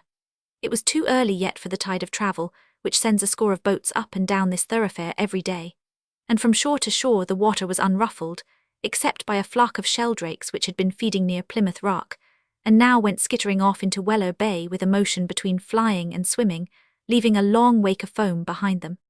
At such a time as this you can see the real colour of these Adirondack lakes. It is not blue, as romantic writers so often describe it, nor green like some of those wonderful Swiss lakes, although of course it reflects the colour of the trees along the shore, and when the wind stirs it, it gives back the hue of the sky, blue when it is clear, grey when the clouds are gathering, and sometimes as black as ink under the shadow of storm. But when it is still, the water itself is like that river which one of the poets has described as flowing with a smooth brown current, and in this sheet of burnished bronze the mountains and islands were reflected perfectly, and the sun shone back from it, not in broken gleams or a wide lane of light, but like a single ball of fire, moving before us as we moved. But stop, what is that dark speck on the water away down toward Turtle Point? It has just the shape and size of a deer's head. It seems to move steadily out into the lake. There is a little ripple like a wake behind it. Hose turns to look at it, and then sends the boat darting in that direction with long, swift strokes. It is a moment of pleasant excitement, and we begin to conjecture whether the deer is a buck or a doe, and whose hounds have driven it in. But when Hose turns to look again, he slackens his stroke and says, "I guess we needn't to hurry, he will not get away." It's astonishing what a lot of fun a man can get in the course of a natural life, a chasm chumps of wood. We landed on a sand beach at the mouth of a little stream, where a blazed tree marked the beginning of the ampersand trail. This line through the forest was made years ago by that ardent sportsman and lover of the Adirondacks, Dr. W. W. Ely, of Rochester. Since that time, it has been shortened and improved a little by other travelers, and also not a little blocked and confused by the lumbermen and the course of nature. For when the lumbermen go into the woods, they cut roads in every direction, leading nowhither, and the unwary wanderer is thereby led aside from the right way, and entangled in the undergrowth. And as for nature, she is entirely opposed to continuance of paths through her forest. She covers them with fallen leaves, and hides them with thick bushes. She drops great trees across them, and blots them out with windfalls. But the blazed linear succession of broad axe marks on the trunks of the trees, just high enough to catch the eye on a level, cannot be so easily obliterated, and this, after all, is the safest guide through the woods. Our trail led us at first through a natural meadow, overgrown with waste grass, and very spongy to the tread. Horny-thornted also was this meadow, and therefore no place for idle dalliance or unwary digression, for the sting of the hornet is one of the saddest and most humiliating surprises of this mortal life. Then through a tangle of old wood roads my guide led me safely, and we struck one of the long ridges which slope gently from the lake to the base of the mountain. Here walking was comparatively easy, for in the hardwood timber there is little underbrush. The massive trunks seemed like pillars set to uphold the level roof of green. Great yellow birches, shaggy with age, stretched their knotted arms high above us. Sugar maples stood up straight and proud under their leafy crowns, and smooth beeches, the most polished and park-like of all the forest trees, offered opportunities for the carving of lovers' names in a place where few lovers ever come. The woods were quiet. It seemed as if all living creatures had deserted them. Indeed, if you have spent much time in our northern forests, you must have often wondered at the sparseness of life, and felt a sense of pity for the apparent loneliness of the squirrel that chatters at you as you pass, or the little bird that hops noiselessly about in the thickets. The midsummer noontide is an especially silent time. The deer are asleep in some wild meadow. The partridge has gathered her brood for their midday nap. The squirrels are perhaps counting over their store of nuts in a hollow tree, and the hermit thrush spares his voice until evening. The woods are close-knot, cool and fragrant, as the foolish romances describe them, but warm and still. For the breeze which sweeps across the hilltop and ruffles the lake does not penetrate into these shady recesses, and therefore all the inhabitants take the noontide as their hour of rest. Only the big woodpecker of the scarlet head and mighty billy's indefatigable, and somewhere unseen is tapping the hollow beech tree, while a wakeful little bird, I guess it is the black-throated green warbler, prolongs his dreamy, listless ditty Tedatiritska, Teduswait. After about an hour of easy walking, our trail began to ascend more sharply. We passed over the shoulder of a ridge and around the edge of a fire-slash, and then we had the mountain fairly before us. Not that we could see anything of it, for the woods still shut us in, but the path became very steep, and we knew that it was a straight climb, not up and down, and round about did this most uncompromising trail proceed, but right up in a direct line for the summit. Now this side of ampersand is steeper than any Gothic roof I have ever seen, and withal very much encumbered with rocks and ledges and fallen trees. There were places where we had to haul ourselves up by roots and branches, and places where we had to go down on our hands and knees to crawl under logs. It was breathless work, but not at all dangerous or difficult. Every step forward was also a step upward, and as we stopped to rest for a moment, we could see already glimpses of the lake below us. But at these I did not much care to look, for I think it is a pity to spoil the surprise of a grand view by taking little snatches of it beforehand. It is better to keep one's face set to the mountain, and then, coming out from the dark forest upon the very summit, feel the splendor of the outlook flash upon one like a revelation. The character of the woods through which we were now passing was entirely different from those of the lower levels. On these steep places the birch and maple will not grow, or at least they occur but sparsely.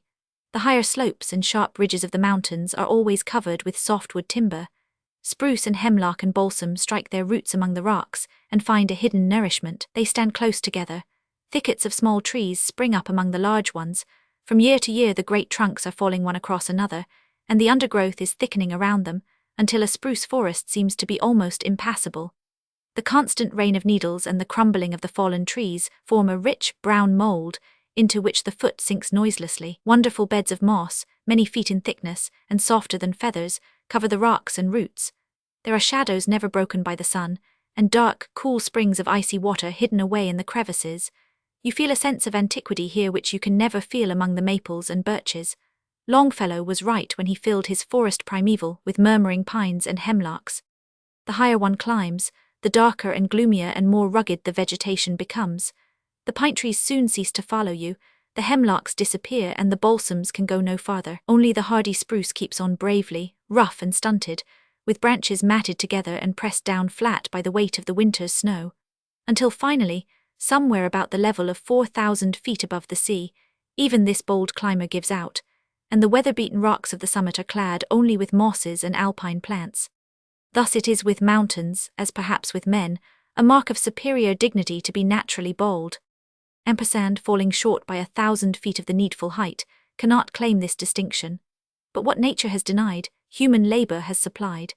Under the direction of the Adirondack Survey some years ago, several acres of trees were cut from the summit, and when we emerged after the last sharp scramble upon the very crest of the mountain, we were not shut in by a dense thicket, but stood upon a bare ridge of granite in the center of a ragged clearing.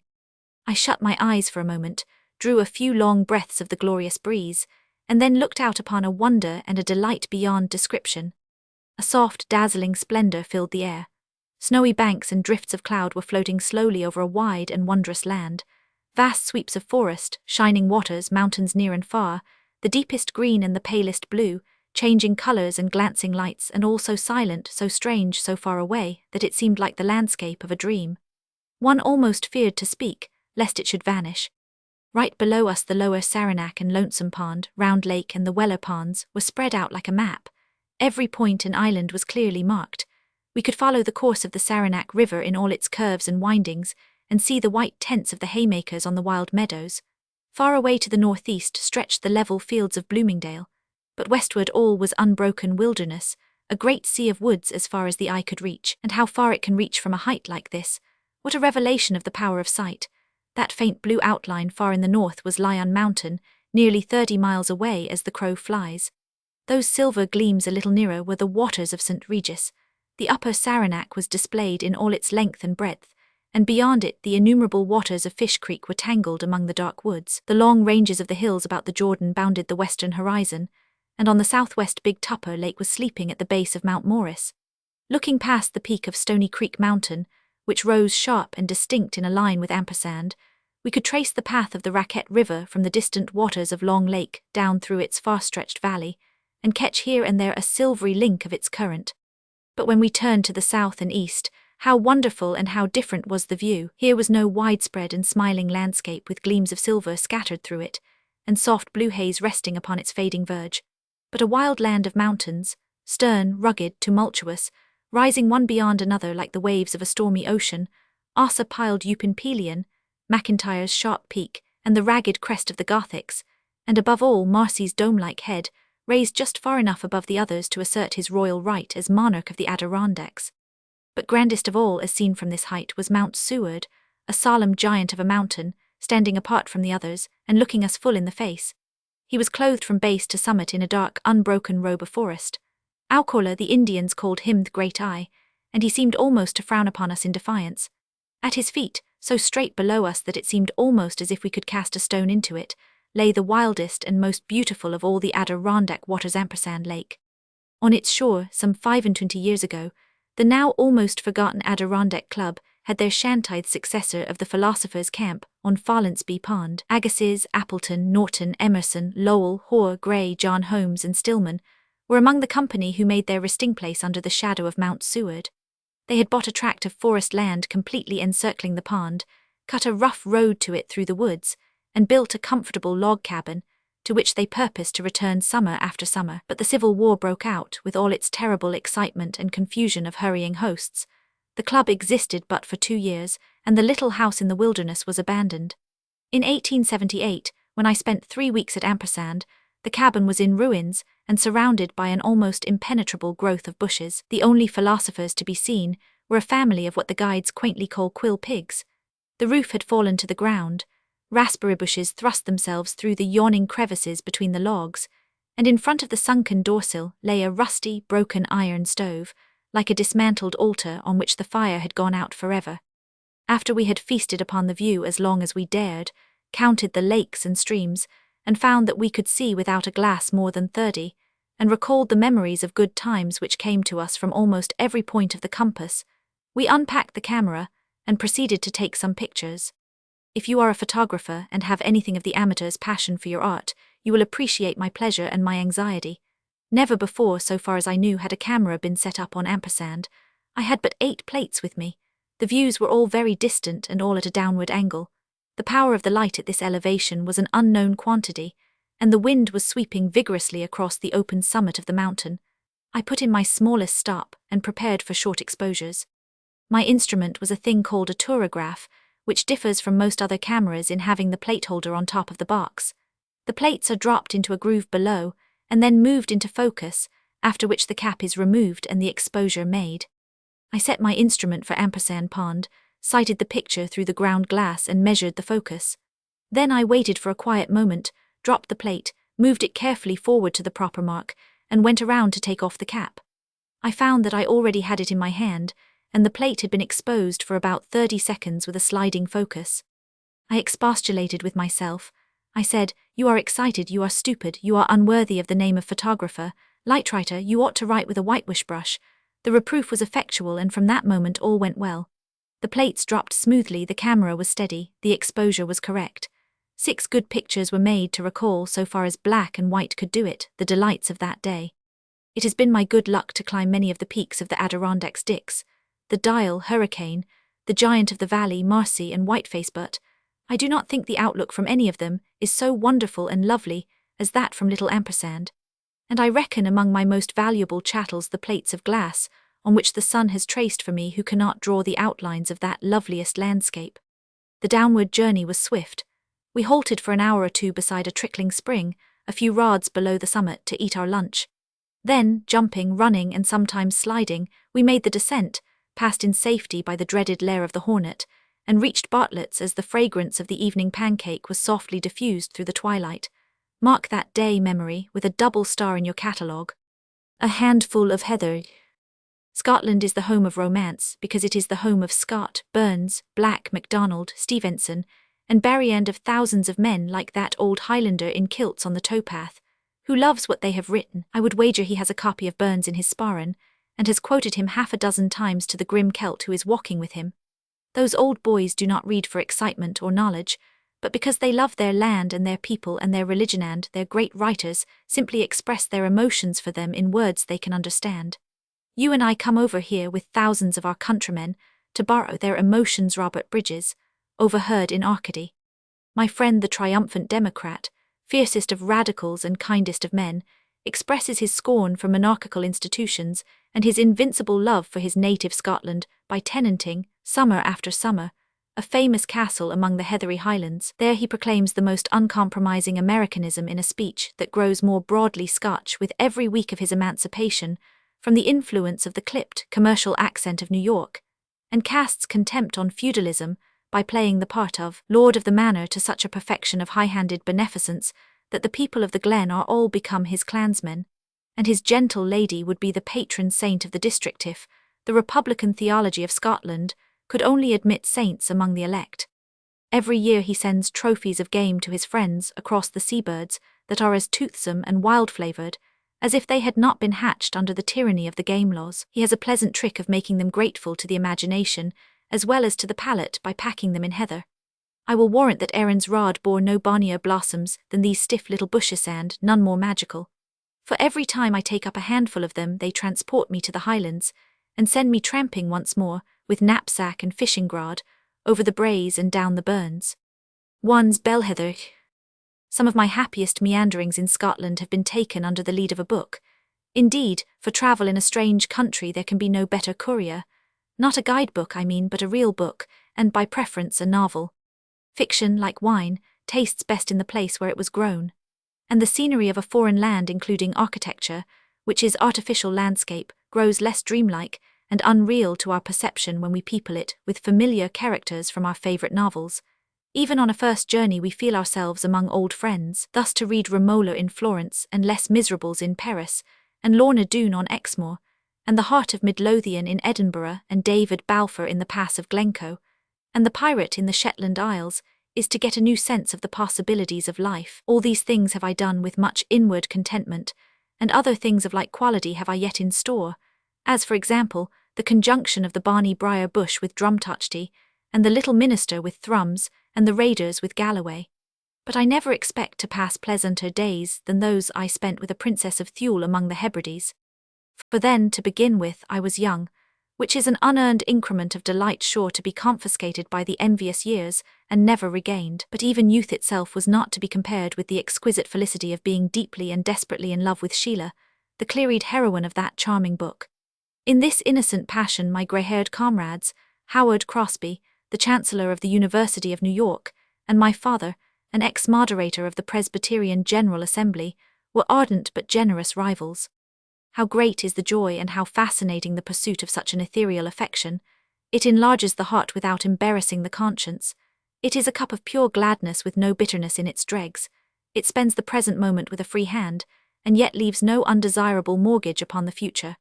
King Arthur, the founder of the Round Table, expressed a conviction, according to Tennyson, that the most important element in a young knight's education is the maiden passion for a maid. Surely the safest form in which this course in the curriculum may be taken is by falling in love with a girl in a book. It is the only affair of the kind into which a young fellow can enter without responsibility, and out of which he can always emerge, when necessary, without discredit. And as for the old fellow who still keeps up this education of the heart, and worships his heroine with the ardour of a John Ridd and the fidelity of a Henry Esmond, I maintain that he is exempt from all the penalties of declining years. The man who can love a girl in a book may be old, but never aged. So we sailed, lovers all three, among the Western Isles, and whatever ship it was that carried us, her figurehead was always the Princess Sheila. Along the ruffled blue waters of the sounds and larks that wind among the roots of unpronounceable mountains, and past the dark hills of Skye, and through the unnumbered flocks of craggy islets where the seabirds nest, the spell of the sweet Highland maid drew us, and we were pilgrims to the Ultima Thule where she lived and reigned. The Lewis, with its tailpiece the Harris, is quite a sizable island to be appended to such a country as Scotland.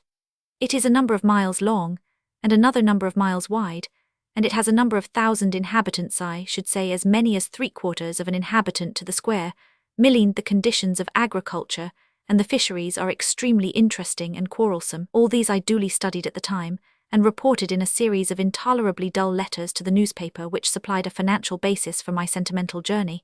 They are full of information, but I have been amused to note, after these many years, how wide they steer of the true motive and interest of the excursion. There is not even a hint of Sheila in any of them. Youth, after all, is a shamefaced and secretive season. Like the fringed polygala, it hides its real blossom underground. It was Sheila's dark blue dress and sailor hat with the white feather that we looked for as we loafed through the streets of Stornoway, that quaint metropolis of the herring trade, where strings of fish alternated with boxes of flowers in the windows, and handfuls of fish were spread upon the roofs to dry just as the sliced apples are exposed upon the kitchen sheds of New England in September, and dark-haired women were carrying great creels of fish on their shoulders, and groups of sunburned men were smoking among the fishing boats on the beach and talking about fish, and seagulls were floating over the houses with their heads turning from side to side, and their bright eyes peering everywhere for unconsidered trifles of fish, and the whole atmosphere of the place, physical, mental, and moral, was pervaded with fish. It was Sheila's soft, sing-song Highland speech that we heard through the long, luminous twilight, in the pauses of that friendly chat on the balcony of the little inn where a good fortune brought us acquainted with Sam Bow, the mellow Edinburgh painter. It was Sheila's low, sweet brow, and long black eyelashes, and tender blue eyes that we saw before us as we loitered over the open moorland, a farrowing sea of brown billows, reddened with patches of bellheather, and brightened here and there with little lakes lying wide open to the sky. And were not these peat-cutters, with the big baskets on their backs, walking in silhouette along the ridges, the people that Sheila loved and tried to help? And were not these crofters' cottages with thatched roofs, like beehives, blending almost imperceptibly with the landscape, the dwellings into which she planned to introduce the luxury of windows? And were not these standing stones of Callernish huge tombstones of a vanished religion, the roofless temple from which the Druids paid their westernmost adoration to the setting sun, as he sank into the Atlantiquas, not this the place where Sheila picked the bunch of wild flowers and gave it to her lover? There is nothing in history, I am sure, half so real to us as some of the things in fiction. The influence of an event upon our character is little affected by considerations as to whether or not it ever happened. There were 3 churches in Stornoway, all Presbyterian of course, and therefore full of pious emulation. The idea of securing an American preacher for an August Sabbath seemed to fall upon them simultaneously, and to offer the prospect of novelty without too much danger. The brethren of the UP congregation, being a trifle more gleg than the others, arrived first at the inn, and secured the promise of a morning sermon from Chancellor Howard Crosby. The session of the Free Kirk came in a body a little later, and to them my father pledged himself for the evening sermon. The senior elder of the established kirk, a snuff-taking man and very deliberate, was the last to appear, and to his request for an afternoon sermon there was nothing left to offer but the services of the young probationer in theology. I could see that it struck him as a perilous adventure. Questions about the fundamentals glinted in his watery eye. He crossed and uncrossed his legs with solemnity, and blew his nose so frequently in a huge red silk handkerchief that it seemed like a signal of danger. At last he unburdened himself of his hesitations. I'm not saying that the young man will not be orthodox, Ahem, but you know, sir, in the kirk we are not using hymns, but just the pure psalms of Daffit in the metrical fashion. And you know, sir, they are very difficult in the reading whatever for a young man, and one that is a stranger. And if his father will just be coming with him in the pulpit, to see that nothing is said amiss, that will be very comforting to the congregation. So the dear governor swallowed his laughter gravely and went surety for his son. They appeared together in the church, a barn-like edifice, with great galleries halfway between the floor and the roof. Still higher up, the pulpit stuck like a swallow's nest against the wall. The 2 ministers climbed the precipitous stair, and found themselves in a box so narrow that one must stand perforce, while the other sat upon the only seat. In this ride and tie fashion they went through the service. When it was time to preach, the young man dropped the doctrines as discreetly as possible upon the upturned countenances beneath him. I have forgotten now what it was all about, but there was a quotation from the Song of Solomon, ending with "Sweet is thy voice, and thy countenance is comely." And when it came to that, the probationer's eyes, if the truth must be told, went searching through that sea of faces for one that should be familiar to his heart, and to which he might make a personal application of the scripture passage, even the face of Sheila. There are rivers in the Lewis, at least 2 of them, and on one of these we had the offer of a rod for a day's fishing. Accordingly we cast lots, and the lot fell upon the youngest, and I went forth with a tall, red-legged gilly to try for my first salmon. The white water came singing down out of the moorland into a rocky valley, and there was a merry curl of air on the pools, and the silver fish were leaping from the stream. The gilly handled the big rod as if it had been a fairy's wand, but to me it was like a giant's spear. It was a very different affair from fishing with 5 ounces of split bamboo on a Long Island trout pond. The monstrous fly, like an awkward bird, went fluttering everywhere but in the right direction. It was the mercy of Providence that preserved the gilly's life, but he was very patient and forbearing, leading me on from one pool to another, as I spoiled the water and snatched the hook out of the mouth of rising fish, until at last we found a salmon that knew even less about the niceties of salmon fishing than I 999. He seized the fly firmly before I could pull it away, and then in a moment I found myself attached to a creature with the strength of a whale and the agility of a flying fish. He led me rushing up and down the bank like a madman. He played on the surface like a whirlwind, and sulked at the bottom like a stone. He meditated with ominous delay in the middle of the deepest pool, and then, darting across the river, flung himself clean out of water and landed far up on the green turf of the opposite shore. My heart melted like a snowflake in the sea, and I thought that I had lost him forever. But he rolled quietly back into the water with the hook still set in his nose. A few minutes afterwards I brought him within reach of the gaff, and my first salmon was glittering on the grass beside me. Then I remembered that William Black had described this very fish in A Princess of Thule. I pulled the book from my pocket, and lighting a pipe, sat down to read that delightful chapter over again. The breeze played softly down the valley. The warm sunlight was filled with the musical hum of insects and the murmur of falling waters. I thought how much pleasanter it would have been to learn salmon fishing, as Black's hero did from the Maid of Borva than from a red-headed gilly. But then his salmon, after leaping across the stream, got away, whereas mine was safe. A man cannot have everything in this world. I picked a spray of rosy bellheather from the bank of the river, and pressed it between the leaves of the book in memory of Sheila. 2. Common heather. It is not half as far from Albany to Aberdeen as it is from New York to London. In fact, I venture to say that an American on foot will find himself less a foreigner in Scotland than in any other country in the Old World. There is something warm and hospitable. If he knew the language well enough, he would call it Cusian, the greeting that he gets from the shepherd on the moor, and the conversation that he holds with the farmer's wife in the stone cottage, where he stops to ask for a drink of milk and a bit of oatcake. He feels that there must be a drop of Scotch somewhere in his mingled blood, or at least that the texture of his thought and feelings has been partly woven on a Scottish loom, perhaps the Shorter Catechism, or Robert Burns's poems, or the romances of Sir Walter Scott. At all events, he is among a kindred and comprehending people. They do not speak English in the same way that he does through the nose, but they think very much more in his mental dialect than the English do. They are independent and wide awake, curious and full of personal interest. The wayside mind in Inverness or Perth runs more to muscle and less to fat, has more active vanity and less passive pride, is more inquisitive and excitable and sympathetic. In short, to use a symbolist's description, it is more apt to be redheaded than in Surrey or Somerset. Scotchmen ask more questions about America, but fewer foolish ones. You will never hear them inquiring whether there is any good bear hunting in the neighborhood of Boston, or whether Shakespeare is much read in the States. They have a healthy respect for our institutions, and have quite forgiven if, indeed, they ever resented that little affair in 1776. They are all born liberals. When a Scotchman says he is a conservative, it only means that he is a liberal with hesitations. And yet in North Britain, the American pedestrian will not find that amused and somewhat condescending toleration for his peculiarities, that placid willingness to make the best of all his vagaries of speech and conduct, that he finds in South Britain. In an English town you may do pretty much what you like on a Sunday, even to the extent of wearing a billycock hat to church, and people will put up with it from a countryman of Buffalo Bill and the Wild West show. But in a Scotch village, if you whistle in the street on a Lord's Day, though it be a moody and sankey tune, you will be likely to get, as I did, an admonition from some long-legged, grizzled elder. "Young man, do ye know ken it's the Sabbath day?" I recognized the reproof of the righteous, an excellent oil which doth not break the head, and took it gratefully at the old man's hands. For did it not prove that he regarded me as a man and a brother, a creature capable of being civilized and saved? It was in the grey town of Dingwall that I had this bit of pleasant correction, as I was on the way to a fishing tramp through Sutherlandshire. This northwest corner of Great Britain is the best place in the whole island for a modest and impecunious angler. There are, or there were a few years ago, wild lochs and streams which are still practically free, and a man who is content with small things can pick up some very pretty sport from the Highland inns, and make a good basket of memorable experiences every week.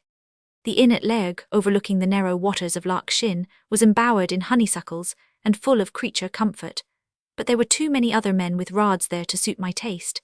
"The fish in this loch," said the boatman, "is not so numerous as the fishermen, but more wise. There is not one of them that has not felt the hook, and they know very well what side of the fly has the forked tail." At Altnahara, in the shadow of Ben Clebrig, there was a cosy little house with good fare, and abundant trout fishing in Loch Naver and Loch Meady. It was there that I fell in with a wandering pearl peddler who gathered his wares from the mussels in the moorland streams. They were not of the finest quality, these Scotch pearls, but they had pretty, changeable colours of pink and blue upon them, like the iridescent light that plays over the heather in the long northern evenings. I thought it must be a hard life for the man, wading day after day in the ice-cold water, and groping among the cogly, sliddery stones for the shellfish, and cracking open perhaps 1,000 before he could find one pearl. "Oh yes," said B, "and it is not an easy life, and I am not saying that it will be so warm and dry as living in a rich house. But it is the life that I am fit for, and I hef my own time and my thoughts to mysel, and that is a very good thing. And then, sir, I have found the pearl of great price, and I think upon that day and night. Under the black, shattered peaks of Ben Leoghil, where I saw an eagle poising day after day as if some invisible centripetal force bound him forever to that small circle of air, there was a loch with plenty of brown trout and a few salmo ferox, and down at Tongue there was a little river where the sea trout sometimes come up with the tide. Here I found myself upon the north coast, and took the road eastward between the mountains and the sea. It was a beautiful region of desolation. There were rocky glens cutting across the road, and occasionally a brawling stream ran down to the salt water, breaking the line of cliffs with a little bay and a half-moon of yellow sand. The heather covered all the hills. There were no trees and but few houses. The chief signs of human labour were the rounded piles of peat, and the square cuttings in the moor marking the places where the subterranean woodchoppers had gathered their harvests. The long straths were once cultivated, and every patch of arable land had its group of cottages full of children. The human harvest has always been the richest and most abundant that is raised in the highlands, but unfortunately the supply exceeded the demand, and so the crofters were evicted, and great flocks of sheep were put in possession of the land. And now the sheep pastures have been changed into deer forests, and far and wide along the valleys and across the hills there is not a trace of habitation, except the heaps of stones and the clumps of straggling bushes which mark the sites of lost homes. But what is one country's loss is another country's gain. Canada and the United States are infinitely the richer for the tough, strong, fearless, honest men that were dispersed from these lonely straths to make new homes across the sea. It was after sundown when I reached the straggling village of Melvich, and the long day's journey had left me weary. But the inn, with its red-curtained windows, looked bright and reassuring. Thoughts of dinner and a good bed comforted my spirit prematurely, for the inn was full. There were but 5 bedrooms and 2 parlours. The gentleman who had the neighbouring shootings occupied 3 bedrooms and a parlour. The other 2 bedrooms had just been taken by the English fishermen, who had passed me in the road an hour ago in the mail coach. Oh, why had I not suspected that treacherous vehicle? And the landlord and his wife assured me, with equal firmness and sympathy, that there was not another cot or pair of blankets in the house. I believed them, and was sinking into despair when Sandy M.K. appeared on the scene as my angel of deliverance. Sandy was a small, withered, wiry man, dressed in rusty grey, with an immense white collar thrusting out its points on either side of his chin, and a black stock climbing over the top of it. I guessed from his speech that he had once lived in the lowlands. He had hoped to be engaged as a gillie by the shooting party, but had been disappointed. He had wanted to be taken by the English fishermen, but another and younger man had stepped in before him. Now Sandy saw in me his predestinated opportunity, and had no idea of letting it post up the road that night to the next village. He cleared his throat respectfully and cut into the conversation. "I'm thinking the gentleman micht find a comfortable lodging while the widow Macpherson a wee bitty doon the road. Her dochter is a war in Ameriky, and the room is a vera fine room, and it is a pity to hae it standing idle, and ye wadna mind the few steps to and fro to your meals here, sir, wad ye? And if ye ill gang wy me efter dinner, I'll be prood to shew ye the hoose." So after a good dinner with the English fishermen, Sandy piloted me down the road through the thickening dusk. I remember a hoodie crow flew close behind us with a choking, ghostly cough that startled me. The Macpherson cottage was a snug little house of stone, with fuchsias and roses growing in the front yard, and the widow was a douce old lady, with a face like a winter apple in the month of April, wrinkled but still rosy. She was a little doubtful about entertaining strangers, but when she heard I was from America, she opened the doors of her house and her heart, and when, by a subtle cross-examination that would have been a credit to the wife of a Connecticut deacon, she discovered the fact that her lodger was a minister, she did 2 things, with equal and immediate fervour. She brought out the big Bible and asked him to conduct evening worship, and she produced a bottle of old Glenlivet, and begged him to guard against takin called by takin a glass of spirits. It was a very pleasant fortnight at Melvich. Mistress Macpherson was so motherly that takin cold was reduced to a permanent impossibility. The other men at the inn proved to be very companionable fellows, quite different from the monsters of insolence that my anger had imagined in the moment of disappointment. The shooting party kept the table abundantly supplied with grouse and hares and Highland venison, and there was a piper to march up and down before the window and play, while we ate dinner, a very complimentary and disquieting performance. But there are many occasions in life when pride can be entertained only at the expense of comfort. Of course Sandy was my gillie. It was a fine sight to see him exhibiting the tiny American trout rod, tied with silk ribbons in its delicate case, to the other gillies and exulting over them. Every morning he would lead me away through the heather to some lonely loch on the shoulders of the hills, from which we could look down upon the northern sea and the blue Orkney Isles far away across the Pentland Firth. Sometimes we would find a loch with a boat on it, and drift up and down, casting along the shores. Sometimes, in spite of Sandy's confident predictions, no boat could be found, and then I must put on the mackintosh trousers and wade out over my hips into the water, and circumambulate the pond, throwing the flies as far as possible toward the middle, and feeling my way carefully along the bottom with the long net handle, while Sandy danced on the bank in an agony of apprehension lest his predestinated opportunity should step into a deep hole and be drowned. It was a curious fact in natural history that on the lochs with boats the trout were in the shallow water, but in the boatless lochs they were away out in the depths. "Dewis the total depravity o' troots," said Sandy, "and terrible fatigin." Sandy had an aversion to commit himself to definite statements on any subject not theological.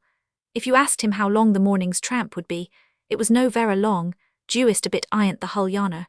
And if, at the end of the 7th mile, you complained that it was much too far, he would never do more than admit that it might be shorter. If you called him to rejoice over a trout that weighed close upon 2 pounds, he allowed that it was no bad, but there's bigger ains I the loch gin we cud but while the moot. And at lunchtime, when we turned out a full basket of shining fish on the heather, the most that he would say, while his eyes snapped with joy and pride, was, "Aweel, we canna complain the day." Then he would gather an armful of dried heather stems for kindling, and dig out a few roots and crooked limbs of the long-vanished forest from the dry, brown, peaty soil, and make our campfire of prehistoric wood just for the pleasant, home-like look of the blaze and sit down beside it to eat our lunch. Heat is the least of the benefits that man gets from fire. It is the sign of cheerfulness and good comradeship. I would not willingly satisfy my hunger, even in a summer nooning, without a little flame burning on a rustic altar to consecrate and enliven the feast. When the bread and cheese were finished and the pipes were filled with Virginia tobacco, Sandy would begin to tell me, very solemnly and respectfully, about the mistakes I had made in the fishing that day, and mourn over the fact that the largest fish had not been hooked. There was a strong strain of pessimism in Sandy, and he enjoyed this part of the sport immensely.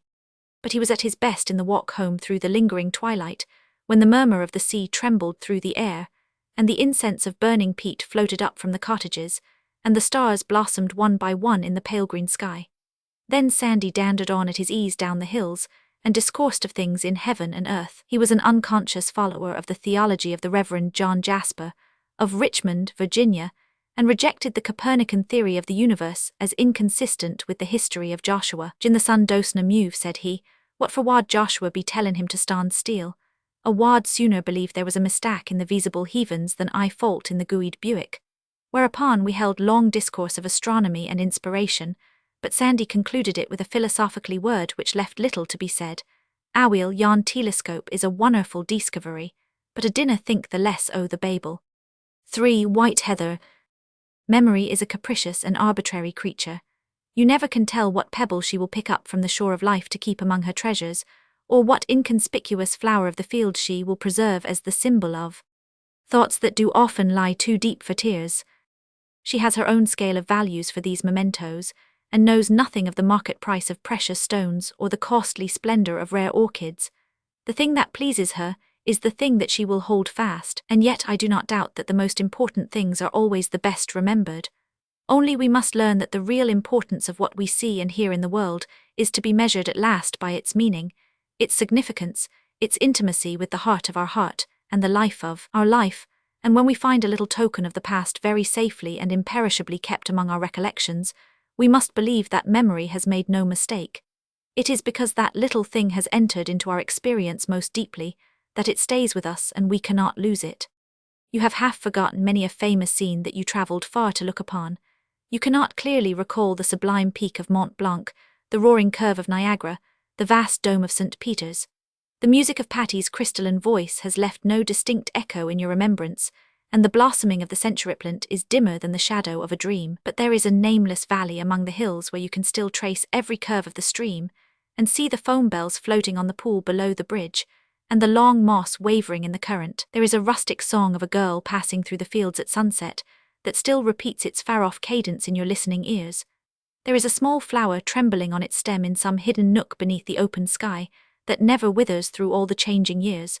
The wind passes over it, but it is not gone. It abides forever in your soul, an amaranthine blossom of beauty and truth.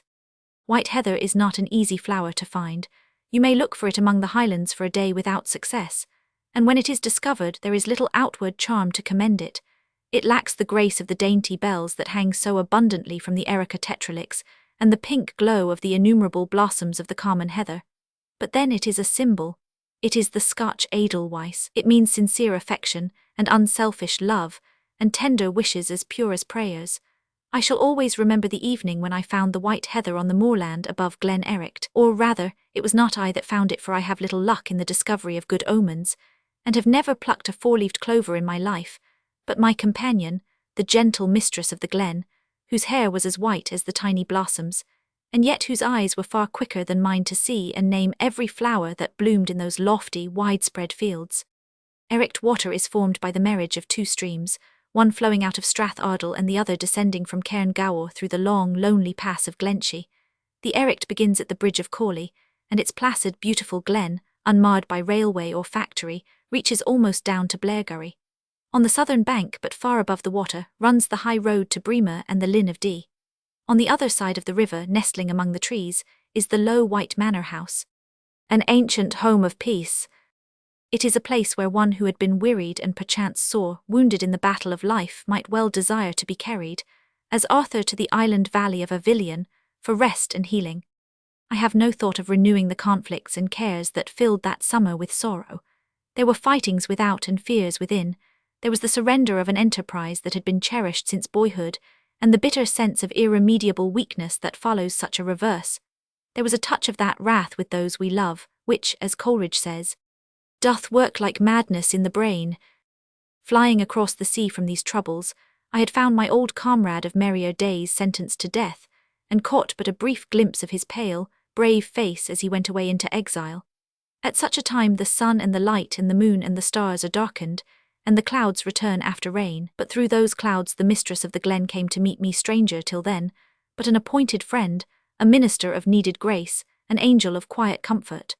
The thick mists of rebellion, mistrust, and despair have long since rolled away, and against the background of the hills her figure stands out clearly, dressed in the fashion of 50 years ago, with the snowy hair gathered close beneath her widow's cap, and a spray of white heather in her outstretched hand. There were no other guests in the house by the river during those still days, in the noontide hush of midsummer. Every morning, while the mistress was busied with her household cares and letters, I would be out in the fields hearing the lark sing, and watching the rabbits as they ran to and fro, scattering the dew from the grass in a glittering spray. Or perhaps I would be angling down the river, with the swift pressure of the water around my knees, and an inarticulate current of cooling thoughts flowing on and on through my brain like the murmur of the stream. Every afternoon there were long walks with the mistress in the old-fashioned garden, where wonderful roses were blooming, or through the dark, fir-shaded den where the wild burn dropped down to join the river, or out upon the high moor under the waning orange sunset. Every night there were luminous and restful talks beside the open fire in the library, when the words came clear and calm from the heart, unperturbed by the vain desire of saying brilliant things, which turns so much of our conversation into a combat of wits, instead of an interchange of thoughts. Talk like this is possible only between two. The arrival of a third person sets the lists for a tournament and offers the prize for a verbal victory. But where there are only two, the armor is laid aside, and there is no call to thrust and parry. One of the two should be a good listener, sympathetic, but not silent, giving confidence in order to attract it. End of this art, a woman is the best master. But its finest secrets do not come to her until she has passed beyond the uncertain season of compliments and conquests, and entered into the serenity of a tranquil age. What is this foolish thing that men say about the impossibility of true intimacy and converse between the young and the old? Hamerton, for example, in his book on human intercourse, would have us believe that a difference in years is a barrier between hearts. For my part, I have more often found it an open door, and a security of generous and tolerant welcome for the young soldier, who comes in tired and dusty from the battlefield, to tell his story of defeat or victory in the garden of still thoughts where old age is resting in the peace of honourable discharge. I like what Robert Louis Stevenson says about it in his essay on Talk and Talkers. Not only is the presence of the aged in itself remedial, but their minds are stored with antidotes, wisdoms, simples, plain considerations overlooked by youth. They have matter to communicate, be they never so stupid. Their talk is not merely literature, it is great literature, classic by virtue of the speaker's detachment, studied like a book of travel, with things we should not otherwise have learnt. Where youth agrees with age, not where they differ, wisdom lies, and it is when the young disciple finds his heart to beat in tune with his grey-haired teachers that a lesson may be learned. The conversation of the mistress of the glen shone like the light, and distilled like the dew, not only by virtue of what she said, but still more by virtue of what she was. Her face was a good counsel against discouragement, and the cheerful quietude of her demeanour was a rebuke to all rebellious, cowardly, and discontented thoughts. It was not the striking novelty or profundity of her commentary on life that made it memorable. It was simply the truth of what she said, and the gentleness with which she said it. Epigrams are worth little for guidance to the perplexed, and less for comfort to the wounded. But the plain, homely sayings which come from a soul that has learned the lesson of patient courage in the school of real experience fall upon the wound like drops of balsam, and like a soothing lotion up on the eyes smarting and blinded with passion. She spoke of those who had walked with her long ago in her garden, and for whose sake, now that they had all gone into the world of light, every flower was doubly dear. Would it be a true proof of loyalty to them if she lived gloomily or despondently because they were away? She spoke of the duty of being ready to welcome happiness as well as to endure pain, and of the strength that endurance wins by being grateful for small daily joys, like the evening light, and the smell of roses, and the singing of birds. She spoke of the faith that rests on the unseen wisdom and love like a child on its mother's breast, and of the melting away of doubts in the warmth of an effort to do some good in the world. And if that effort has conflict and adventure and confused noise and mistakes, and even defeats mingled with it, in the stormy years of youth, is not that to be expected? The burn roars and leaps in the den, the stream chafes and frets through the rapids of the glen, the river does not grow calm and smooth until it nears the sea. Courage is a virtue that the young cannot spare. To lose it is to grow old before the time. It is better to make 1,000 mistakes and suffer 1,000 reverses than to refuse the battle. Resignation is the final courage of old age. It arrives in its own season, and it is a good day when it comes to us. Then there are no more disappointments, for we have learned that it is even better to desire the things that we have than to have the things that we desire. And is not the best of all our hopes the hope of immortality always before us? How can we be dull or heavy while we have that new experience to look forward to? It will be the most joyful of all our travels and adventures. It will bring us our best acquaintances and friendships. But there is only one way to get ready for immortality, and that is to love this life and live it as bravely and cheerfully and faithfully as we can. So my gentle teacher with the silver hair showed me the treasures of her ancient, simple faith, and I felt that no sermons, nor books, nor arguments can strengthen the doubting heart so deeply as just to come into touch with a soul which has proved the truth of that plain religion, whose highest philosophy is trust in the Lord and do good. At the end of the evening the household was gathered for prayers, and the mistress kneeled among her servants, leading them, in her soft Scottish accent, through the old familiar petitions for pardon for the errors of the day, and refreshing sleep through the night and strength for the morrow.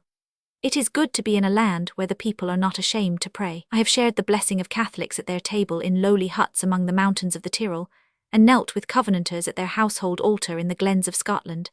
And all around the world, where the spirit of prayer is, there is peace.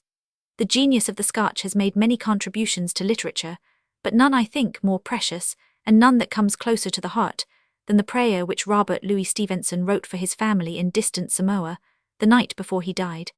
We beseech thee, Lord, to behold us with favour, folk of many families and nations, gathered together in the peace of this roof, weak men and women subsisting under the covert of thy patience.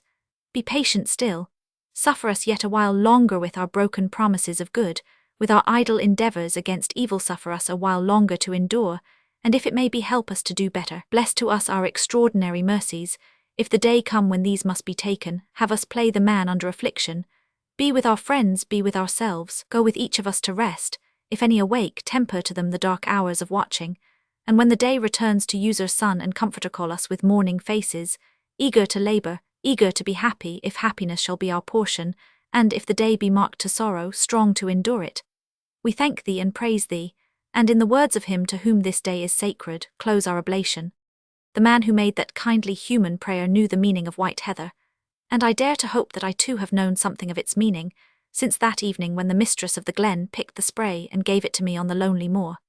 And now, she said, you will be going home across the sea, and you have been welcome here, but it is time that you should go, for there is the place where your real duties and troubles and joys are waiting for you, and if you have left any misunderstandings behind you, you will try to clear them up, and if there have been any quarrels, you will heal them. Carry this little flower with you. It's not the bonniest blossom in Scotland, but it's the dearest, for the message that it brings, and you will remember that love is not getting, but giving, not a wild dream of pleasure, and a madness of desire. Oh no, love is not that, it is goodness, and honour and peace and pure living eyes. Love is that, and it is the best thing in the world and the thing that lives longest. And that is what I am wishing for you and yours with this bit of white heather. The ristigouch from a horseyacht. Dr. Paley was ardently attached to this amusement, so much so that when the Bishop of Durham inquired of him when one of his most important works would be finished, he said, with great simplicity and good humour, my lord, I shall work steadily at it when the fly-fishing season is over. Sir Humphrey Davy. Salmonia. the boundary line between the province of Quebec and New Brunswick, for a considerable part of its course, resembles the name of the poet Keats. It is writ in water. But like his fame, it is water that never fails, the limpid current of the river Ristigouche. The railway crawls over it on a long bridge at Metapedia, and you are dropped in the darkness somewhere between midnight and dawn. When you open your window shutters the next morning, you see that the village is a disconsolate hamlet, scattered along the track as if it had been shaken by chance from an open freight car.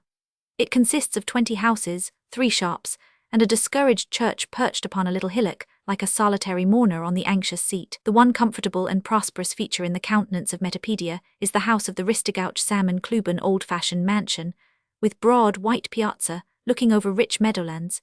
Here it was that I found my friend Favonius, president of solemn societies, pillar of church and state, ingenuously arrayed in grey knickerbockers, a flannel shirt, and a soft hat, waiting to take me on his horse yacht for a voyage up the river. Have you ever seen a horse yacht? Sometimes it is called a scow, but that sounds common. Sometimes it is called a houseboat, but that is too English. What does it profit a man to have a whole dictionary full of language at his service, unless he can invent a new and suggestive name for his friend's pleasure aircraft? The foundation of the horseyatif, a thing that floats, may be called fundamentales a flat-bottomed boat, some 50 feet long and 10 feet wide, with a draft of about 8 inches. The deck is open for 15 feet aft of the place where the bowsprit ought to be. Behind that it is completely covered by a house, cabin, cottage, or whatever you choose to call it, with straight sides and a peaked roof of a very early Gothic pattern. Looking in at the door you see, first of all, 2 cots, one on either side of the passage, then an open space with a dining table, a stove, and some chairs. Beyond that a pantry with shelves and a great chest for provisions. A door at the back opens into the kitchen, and from that another door opens into a sleeping room for the boatmen. A huge wooden tiller curves over the stern of the boat, and the helmsman stands upon the kitchen roof. 2 canoes are floating behind, holding back, at the end of their long tow ropes, as if reluctant to follow so clumsy a leader. This is an accurate description of the horse yacht. If necessary it could be sworn to before a notary public, but I am perfectly sure that you might read this page through without skipping a word, and if you had never seen the creature with your own eyes, you would have no idea how absurd it looks and how comfortable it is. While we were stowing away our trunks and bags under the carts, and making an equitable division of the hooks upon the walls, the motive power of the yacht stood patiently upon the shore, stamping a hoof now and then, or shaking a shaggy head in mild protest against the flies. 3 more pessimistic-looking horses I never saw. They were harnessed abreast, and fastened by a prodigious tow rope to a short post in the middle of the forward deck. Their driver was a truculent, brigandish, bearded old fellow in long boots, a blue flannel shirt, and a black sombrero. He sat upon the middle horse, and some wild instinct of colour had made him tie a big red handkerchief around his shoulders, so that the eye of the beholder took delight in him. He posed like a bold, bad robber chief, but in point of fact I believe he was the mildest and most inoffensive of men. We never heard him say anything except at a distance to his horses, and we did not inquire what that was. Well, as I have said, we were haggling courteously over those hooks in the cabin, when the boat gave a lurch. The bow swung out into the stream. There was a scrambling and clattering of iron horseshoes on the rough shingle of the bank, and when we looked out of doors, our house was moving up the river with the boat under it. The Ristigouche is a noble stream, stately and swift and strong. It rises among the dense forests in the northern part of New Brunswick, a moist upland region, of never-failing springs and innumerous lakes, and pours a flood of clear, cold water 150 miles northward and eastward through the hills into the head of the Bay of Chaleurs. There are no falls in its course, but rapids everywhere. It is steadfast but not impetuous, quick but not turbulent, resolute and eager in its desire to get to the sea, like the life of a man who has a purpose. Too great for haste, too high for rivalry. The wonder is where all the water comes from, but the river is fed by more than 6,000 square miles of territory. From both sides the little brooks come dashing in with their supply. At intervals a larger stream, reaching away back among the mountains like a hand with many fingers to gather. The filtered tribute of the rough woodland delivers its generous offering to the main current. The names of the chief tributaries of the Ristigouche are curious. There is the headstrong Metapedia, and the crooked Upsalquitch, and the Patepedia, and the Quatawamkidgwick. These are words at which the tongue balks at first, but you soon grow used to them and learn to take anything of 5 syllables with a rush, as a hunter takes a 5-barred gate, trusting to fortune that you will come down with the accent in the right place. For 6 or 7 miles above Metapedia, the river has a breadth of about 200 yards, and the valley slopes back rather gently to the mountains on either side. There is a good deal of cultivated land, and scattered farmhouses appear. The soil is excellent, but it is like a pearl cast before an obstinate, unfriendly climate. Late frosts prolong the winter, early frosts curtail the summer.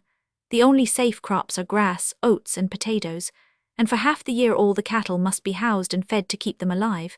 This lends a melancholy aspect to agriculture. Most of the farmers look as if they had never seen better days. With few exceptions, they are what a New Englander would call slack-twisted and shiftless. Their barns are pervious to the weather, and their fences fail to connect. Sleds and plows rust together beside the house, and chickens scratch up the front door yard. In truth, the people have been somewhat demoralized by the conflicting claims of different occupations. Hunting in the fall, lumbering in the winter and spring, and working for the American sportsman in the brief angling season, are so much more attractive and offer so much larger returns of ready money that the tedious toil of farming is neglected. But for all that, in the bright days of midsummer, these green fields sloping down to the water and pastures high up among the trees on the hillsides look pleasant from a distance and give an inhabited air to the landscape. At the mouth of the Upsalquitch, we pass the first of the fishing lodges. It belongs to a sage angler from Albany who saw the beauty of the situation years ago and built a habitation to match it. Since that time, a number of gentlemen have bought land fronting on good pools and put up little cottages of a less classical style than Charles Cotton's fisherman's retreat on the banks of the River Dove, but better suited to this wild scenery and more convenient to live in. The prevailing pattern is a very simple one. It consists of a broad piazza with a small house in the middle of it. The house bears about the same proportion to the piazza that the crown of a Gainsborough hat does to the brim. And the cost of the edifice is to the cost of the land, as the first price of a share in a bankrupt railway is to the assessments which follow the reorganization. All the best points have been sold, and real estate on the Ristigouch has been bid up to an absurd figure. In fact, the river is overpopulated and probably overfished, but we could hardly find it in our hearts to regret this, for it made the upward trip a very sociable one. At every lodge that was open, Favonius, who knows everybody, had a friend, and we must slip ashore in a canoe to leave the mail and refresh the inner man. An angler, like an Arab, regards hospitality as a religious duty. There seems to be something in the craft which inclines the heart to kindness and good fellowship. Few anglers have I seen who were not pleasant to meet, and ready to do a good turn to a fellow fisherman with the gift of a killing fly or the loan of a rod. Not their own particular and well-proved favourite, of course, for that is a treasure which no decent man would borrow, but with that exception the best in their store is at the service of an accredited brother. One of the Ristigouch proprietors I remember, whose name bespoke him a descendant of Caledonia's patron saint. He was fishing in front of his own door when we came up, with our splashing horses through the pool, but nothing would do but he must up anchor and have us away with him into the house to taste his good cheer. And there were his daughters with their books and needlework, and the photographs which they had taken pinned up on the wooden walls, among Japanese fans and bits of bright-coloured stuff in which the soul of woman delights, and in a passive, silent way, the soul of man also. Then, after we had discussed the year's fishing, and the mysteries of the camera, and the deep question of what makes some negatives too thin and others too thick, we must go out to see the big salmon which one of the ladies had caught a few days before, and the large trout swimming about in their cold spring. It seemed to me, as we went on our way, that there could hardly be a more wholesome and pleasant summer life for well-bred young women than this, or two amusements more innocent and sensible than photography and fly-fishing. It must be confessed that the horse-yacht as a vehicle of travel is not remarkable in point of speed. 3 miles an hour is not a very rapid rate of motion, but then, if you are not in a hurry, why should you care to make haste? The wild desire to be forever racing against old Father Time is one of the killjoys of modern life.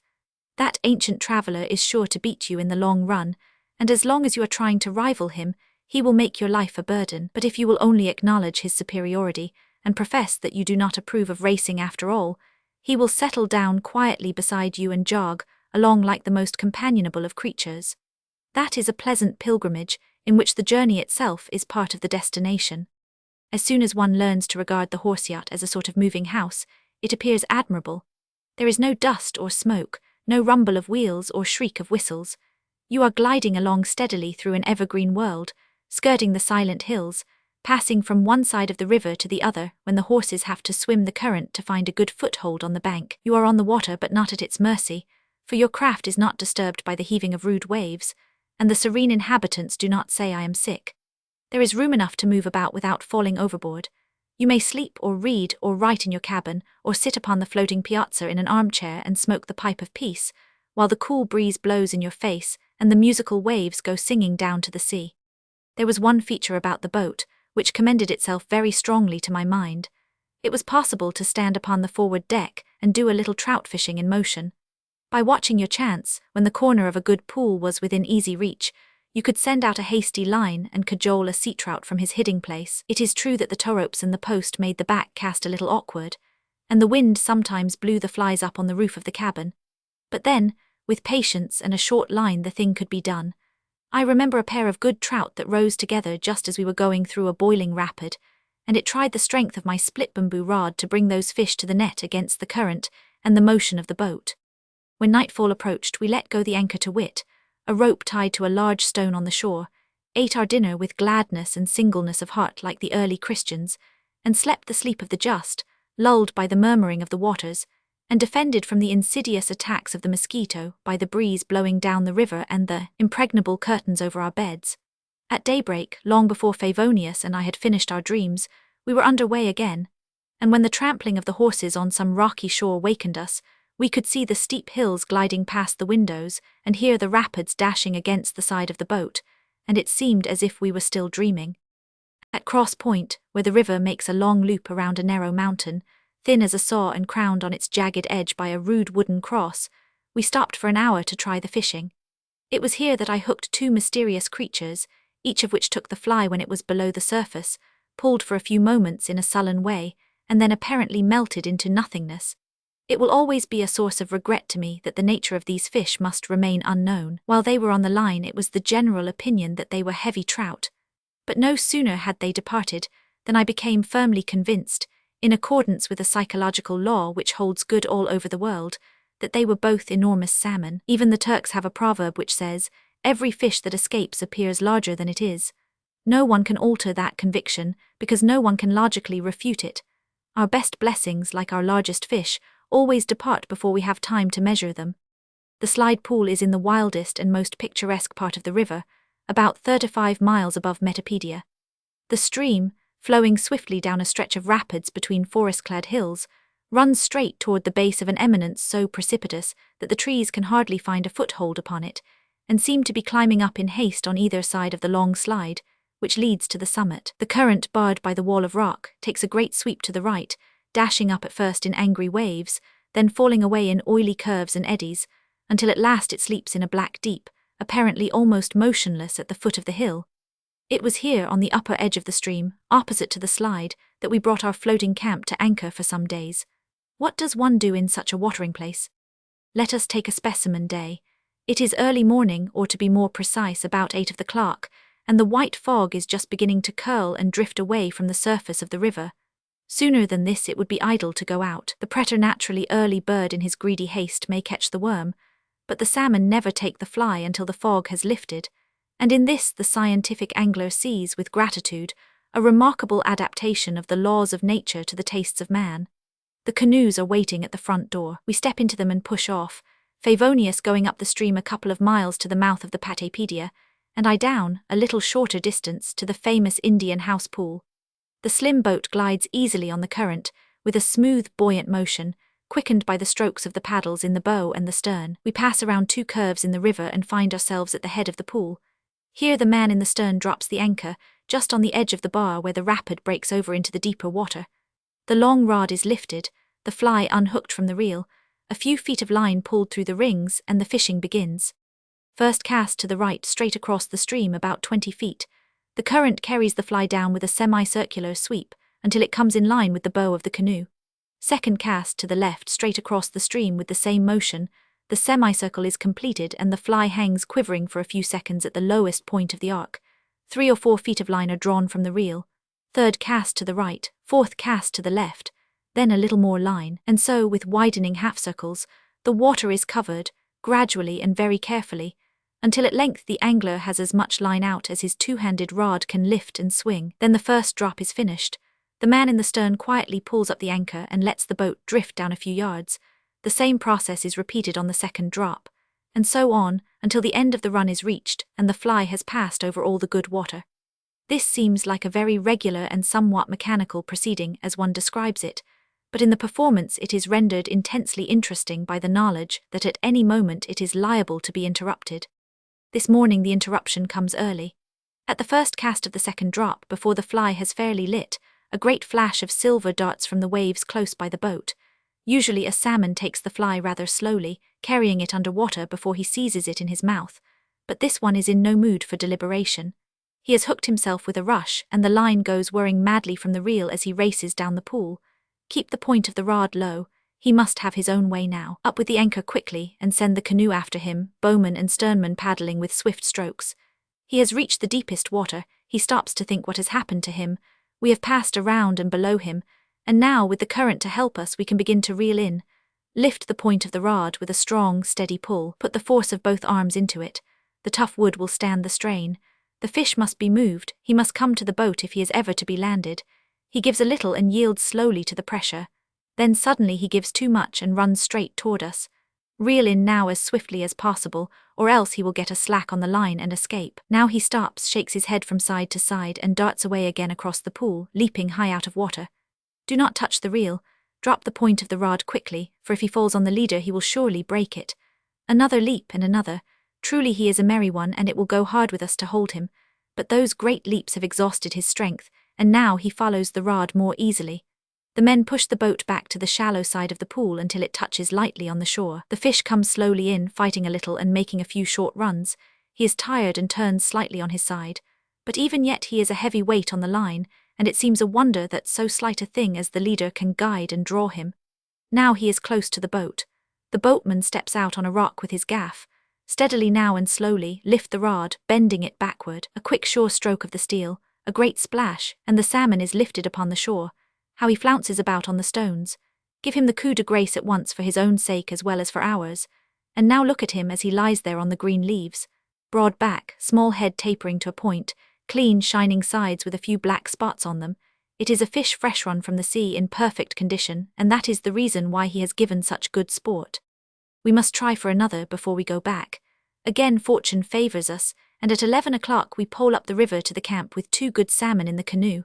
Hardly have we laid them away in the icebox, when Favonius comes dropping down from Patepedia with 3 fish, one of them a 24-pounder. And so the morning's work is done. In the evening, after dinner, it was our custom to sit out on the deck, watching the moonlight as it fell softly over the black hills and changed the river into a pale flood of rolling gold. The fragrant wreaths of smoke floated lazily away on the faint breeze of night. There was no sound save the rushing of the water and the crackling of the campfire on the shore. We talked of many things in the heavens above, and the earth beneath, and the waters under the earth, touching lightly here and there as the spirit of vagrant converse led us. Favonius has the good sense to talk about himself occasionally and tell his own experience. The man who will not do that must always be a dull companion. Modest egoism is the salt of conversation. You do not want too much of it, but if it is altogether omitted, everything tastes flat. I remember well the evening when he told me the story of the sheep of the wilderness. I was ill that summer, said he, and the doctor had ordered me to go into the woods, but on no account to go without plenty of fresh meat, which was essential to my recovery. So we set out into the wild country north of Georgian Bay, taking a live sheep with us in order to be sure that the doctor's prescription might be faithfully followed. It was a young and innocent little beast, curling itself up at my feet in the canoe and following me about on shore like a dog. I gathered grass every day to feed it, and carried it in my arms over the rough portages. It ate out of my hand, and rubbed its woolly head against my leggings. To my dismay, I found that I was beginning to love it for its own sake, and without any ulterior motives. The thought of killing and eating it became more and more painful to me, until at length the fatal fascination was complete, and my trip became practically an exercise of devotion to that sheep. I carried it everywhere, and ministered fondly to its wants. Not for the world would I have alluded to mutton in its presence. And when we returned to civilization, I parted from the creature with sincere regret, and the consciousness that I had humoured my affections at the expense of my digestion. The sheep did not give me so much as a look of farewell, but fell to feeding on the grass beside the farmhouse with an air of placid triumph. After hearing this touching tale, I was glad that no great intimacy had sprung up between Favonius and the chickens which we carried in a coop on the forecastle head. for there is no telling what restrictions his tender-heartedness might have laid upon our larder. But perhaps a chicken would not have given such an opening for misplaced affection as a sheep. There is a great difference in animals in this respect. I certainly never heard of anyone falling in love with a salmon in such a way as to regard it as a fond companion. And this may be one reason why no sensible person who has tried fishing has ever been able to see any cruelty in it. Suppose the fish is not caught by an angler, what is his alternative fate? He will either perish miserably in the struggles of the crowded net, or die of old age and starvation like the long, lean stragglers which are sometimes found in the shallow pools, or be devoured by a larger fish, or torn to pieces by a seal or an otter. Compared with any of these miserable deaths, the fate of a salmon who is hooked in a clear stream, and after a glorious fight receives the happy dispatch at the moment when he touches the shore, is a sort of euthanasia. And since the fish was made to be man's food, the angler who brings him to the table of destiny in the cleanest, quickest, kindest way is, in fact, his benefactor. There were some days, however, when our benevolent intentions toward the salmon were frustrated, mornings when they refused to rise, and evenings when they escaped even the skilful endeavors of Favonius. In vain did he try every fly in his book, from the smallest silver doctor to the largest golden eagle. The black dose would not move them. The Durham Ranger covered the pool in vain. On days like this, if a stray fish rose, it was hard to land him, for he was usually but slightly hooked. I remember one of these shy creatures, which led me a pretty dance at the mouth of Patepedia. He came to the fly just at dusk, rising very softly and quietly, as if he did not really care for it but only wanted to see what it was like. He went down at once into deep water, and began the most dangerous and exasperating of all salmon tactics, moving around in slow circles and shaking his head from side to side with sullen pertinacity. This is called jigging, and unless it can be stopped, the result is fatal. I could not stop it. That salmon was determined to jig. He knew more than I 999. The canoe followed him down the pool. He jigged away past all three of the inlets of the Patepedia, and at last in the still, deep water below, after we had laboured with him for half an hour, and brought him near enough to see that he was immense, he calmly opened his mouth and the fly came back to me void. That was a sad evening, in which all the consolations of philosophy were needed. Sunday was a very peaceful day in our camp. In the Dominion of Canada, the question to fish or not to fish on the first day of the week is not left to the frailty of the individual conscience.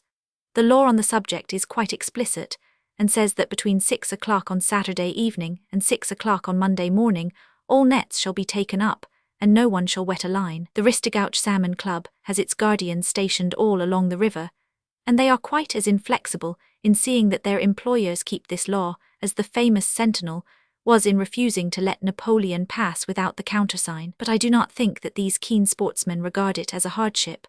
They are quite willing that the fish should have an off day in every week, and only grumble because some of the net-owners down at the mouth of the river have brought political influence to bear in their favour and obtained exemption from the rule. For our part, we were nothing loath to hang up our rods and make the day different from other days. In the morning we had a service in the cabin of the boat, gathering a little congregation of guardians and boatmen, and people from a solitary farmhouse by the river. They came in pirogues-long, narrow boats hollowed from the trunk of a tree, the black-eyed, brown-faced girls sitting back to back in the middle of the boat, and the men standing up bending to their poles. It seemed a picturesque way of travelling, although none too safe. In the afternoon we sat on deck and looked at the water. What a charm there is in watching a swift stream. The eye never wearies of following its curls and eddies, the shadow of the waves dancing over the stones, the strange, crinkling lines of sunlight in the shallows. There is a sort of fascination in it, lulling and soothing the mind into a quietude which is even pleasanter than sleep, and making it almost possible to do that of which we so often speak, but which we never quite accomplish. Think about nothing. Out on the edge of the pool, we could see 5 or 6 huge salmon, moving slowly from side to side, or lying motionless like grey shadows. There was nothing to break the silence except the thin, clear whistle of the white-throated sparrow far back in the woods. This is almost the only birdsong that one hears on the river, unless you count the metallic chrrrr of the kingfisher as a song. Every now and then one of the salmon in the pool would lazily roll out of water, or spring high into the air and fall back with a heavy splash. What is it that makes salmon leap? Is it pain or pleasure? Do they do it to escape the attack of another fish, or to shake off a parasite that clings to them, or to practice jumping so that they can ascend the falls when they reach them, or simply and solely out of exuberant gladness and joy of living? Any one of these reasons would be enough to account for it on weekdays. On Sunday I am quite sure they do it for the trial of the fisherman's faith. But how should I tell all the little incidents which made that lazy voyage so delightful? Favonius was the ideal host, for on water as well as on land, he knows how to provide for the liberty as well as for the wants of his guests. He understands also the fine art of conversation, which consists of silence as well as speech, and when it comes to angling, Izaak Walton himself could not have been a more profitable teacher by precept or example. Indeed, it is a curious thought, and one full of sadness to a well-constituted mind, that on the Ristigouch one, W would have been at sea, for the beloved father of all fishermen passed through this world without ever catching a salmon. So ill does fortune match with merit here below. At last the days of idleness were ended, we could not fold our tents like the Arabs, and as silently steal away. But we took down the long rods, put away the heavy reels, made the canoes fast to the side of the house, embarked the 3 horses on the front deck, and then dropped down with the current, swinging along through the rapids and drifting slowly through the still places, now grounding on a hidden rock and now sweeping around a sharp curve until at length we saw the roofs of Metapedia and the ugly bridge of the railway spanning the river. There we left our floating house, awkward and helpless, like some strange relic of the flood, stranded on the shore. And as we climbed the bank we looked back and wondered whether Noah was sorry when he said goodbye to his ark. Alpenrosen and goat's milk. Nay, let me tell you, there be many that have 40 times our estates, that would give the greatest part of it to be healthful and cheerful like us, who with the expense of a little money, have ate and drank and laughed and angled and sung and slept securely, and rose next day and cast away care and sung and laughed and angled again, which are blessings rich men cannot purchase with all their money. Izaak Walton, the complete angler. A great deal of the pleasure of life lies in bringing together things which have no connection. That is the secret of humour, at least, so we are told by the philosophers who explain the jests that other men have maidened in regard to travel. I am quite sure that it must be illogical in order to be entertaining. The more contrasts it contains, the better. Perhaps it was some philosophical reflection of this kind that brought me to the resolution, on a certain summer day, to make a little journey as straight as possible, from the sea-level streets of Venice to the lonely, lofty summit of a Tyrolese mountain, called, for no earthly reason that I can discover, the Gross Venediger. But apart from the philosophy of the matter, which I must confess to passing over very superficially at the time, there were other and more cogent reasons for wanting to go from Venice to the big Venetian. It was the 1st of July, and the city on the sea was becoming tepid.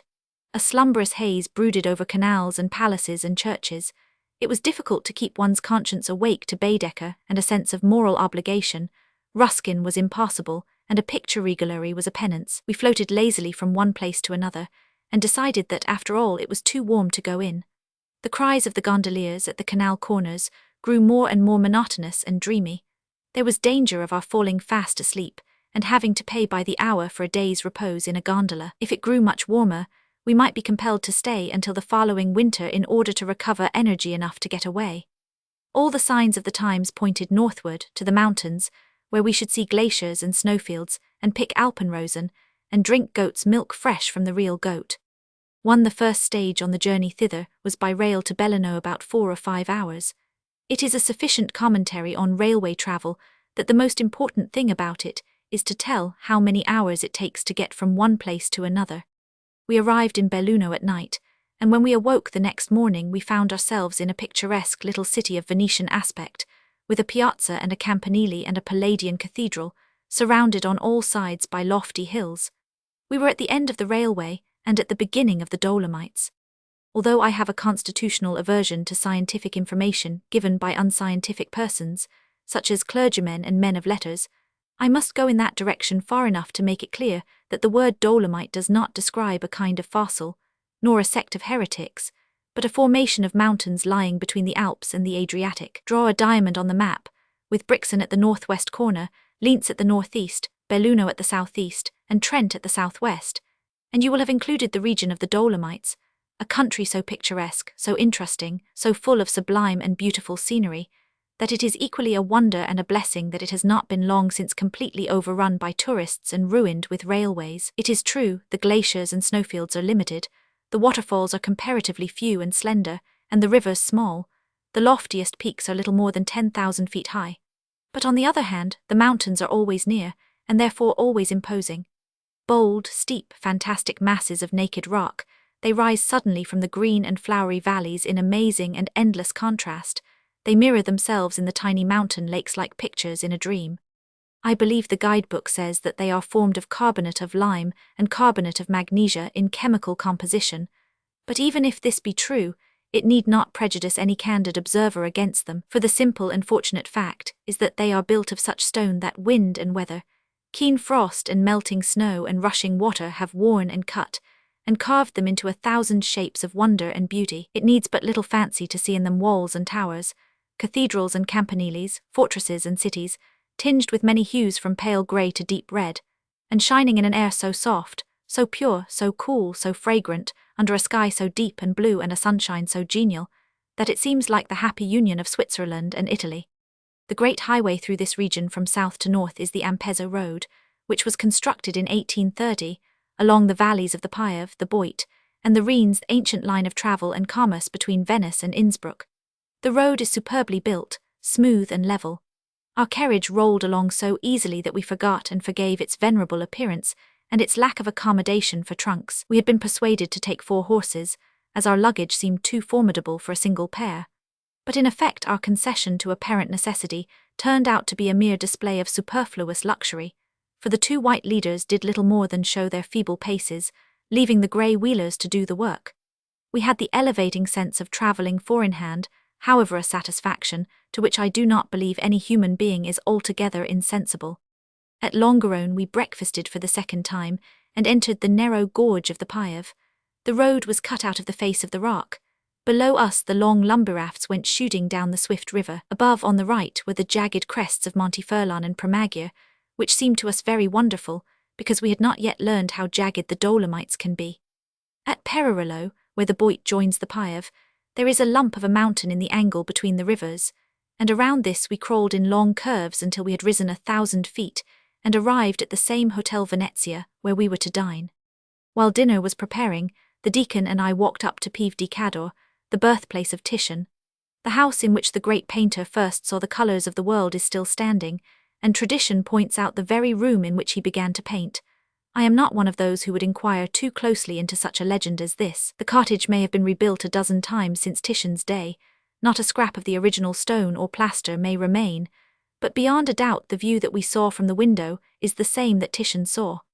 Now, for the first time, I could understand and appreciate the landscape backgrounds of his pictures, the compact masses of mountains, the bold, sharp forms, the hanging rocks of cold grey emerging from green slopes, the intense blue aerial distances. These all had seemed to be unreal and imaginary compositions of the studio. But now I knew that, whether Titian painted out outdoors, like our modern impressionists or not, he certainly painted what he had seen, and painted it as it is. The graceful brownied boy who showed us the house seemed also to belong to one of Titian's pictures. As we were going away, the deacon, for lack of copper, rewarded him with a little silver piece, a half lira, in value about 10 cents. A celestial rapture of surprise spread over the child's face, and I know not what blessings he invoked upon us. He called his companions to rejoice with him, and we left them clapping their hands and dancing. Driving after one has dined has always a peculiar charm. The motion seems pleasanter, the landscape finer than in the morning hours. The road from Cador ran on a high level, through sloping pastures, white villages and bits of larch forest. In its narrow bed far below, the river Boit roared as gently as Bottom's lion. The afternoon sunlight touched the snow-capped pinnacle of Antillo and the massive pink wall of Sorapis on the right. On the left, across the valley, Monte Pelmo's vast head and the wild crests of La Ricetta and Formin rose dark against the glowing sky. The peasants lifted their hats as we passed, and gave us a pleasant evening greeting. And so, almost without knowing it, we slipped out of Italy into Austria, and drew up before a bare square stone building with the double black eagle, like a strange fowl split for broiling, staring at us from the wall, and an inscription to the effect that this was the Royal and Imperial Austrian Custom House. The officer saluted us so politely that we felt quite sorry that his duty required him to disturb our luggage. The law obliged him to open one trunk, courtesy forbade him to open more. It was quickly done, and without having to make any contribution to the income of His Royal and Imperial Majesty Francis Joseph, we rolled on our way, through the hamlets of Aquabona and Zweil, into the Ampezan metropolis of Cortina at sundown. The modest inn called the Star of Gold stood facing the public square, just below the church, and the landlady stood facing us in the doorway. with an enthusiastic welcome-to a most friendly and entertaining landlady, whose one desire in life seemed to be that we should never regret having chosen her house instead of the White Cross or the Black Eagle. Oh yeah, she had our telegram received, and would we look at the rooms, outlooking on the piazza with a balcony from which we could observe the festa of tomorrow. She hoped they would please us. Only come in, accommodate yourselves. It was all as she promised, 3 little bedrooms, and a little salon opening on a little balcony. Queer old oil paintings and framed embroideries and tiles hanging on the walls, spotless curtains, and board floors so white that it would have been a shame to eat off them without spreading a cloth to keep them from being soiled. These are the rooms of the Baron Rothschild, when he comes here always in the summer with 9 horses, and 9 servants, Baron Rothschild of Vienna. I assured her that we did not know the Baron, but that should make no difference. We would not ask her to reduce the price on account of a little thing like that. She did not quite grasp this idea, but hoped that we would not find the pension too dear at $1.57.5 a day each, with a little extra for the salon and the balcony. The English people all please themselves. Hertha comes many every summer English bishops and their families. I inquired whether there were many bishops in the house at that moment. No, just at present was very Sarinon. Well then, I said, it is all right, we will take the rooms. Good Signora Barberia, you did not speak the American language, nor understand those curious perversions of thought which pass among the Americans for humor, but you understood how to make a little inn cheerful and homelike. Yours was a very simple and agreeable art of keeping a hotel. As we sat in the balcony after supper, listening to the capital playing of the village orchestra, and the Tyrolese songs with which they varied their music, we thought within ourselves that we were fortunate to have fallen upon the Star of Gold. Cortina lies in its valley like a white shell that has rolled down into a broad vase of malachite. It has about 100 houses and 700 inhabitants, a large church and 2 small ones, a fine stone campanile with excellent bells, and 7 or 8 little inns, but it is more important than its size would signify, for it is the capital of the district whose lawful title is Magnifica Comunità di Ampezzo, a name conferred long ago by the Republic of Venice. In the 15th century, it was Venetian territory, but in 1516, under Maximilian I, it was joined to Austria, and it is now one of the richest and most prosperous communes of the Tyrol. It embraces about 3,500 people, scattered in hamlets and clusters of houses through the green basin with its 4 entrances, lying between the peaks of Tofana, Cristallo, Sorapes and Nuvolau, the well-cultivated grain fields and meadows, the smooth Alps filled with fine cattle, the well-built houses with their white stone basements and balconies of dark brown wood and broad overhanging roofs, all speak of industry and thrift. But there is more than mere agricultural prosperity in this valley. There is a fine race of men and women, intelligent, vigorous, and with a strong sense of beauty. The outer walls of the annex of the Hotel Aquila Nera are covered with frescoes of marked power and originality, painted by the son of the innkeeper. The art schools of Cortina are famous for their beautiful work in gold and silver filigree and wood inlaying. There are nearly 200 pupils in these schools, all peasants' children, and they produce results, especially in Intarsia, which are admirable. The village orchestra of which I spoke a moment ago is trained and led by a peasant's son, who has never had a thorough musical education. It must have at least 25 members, and as we heard them at the festa, they seemed to play with extraordinary accuracy and expression.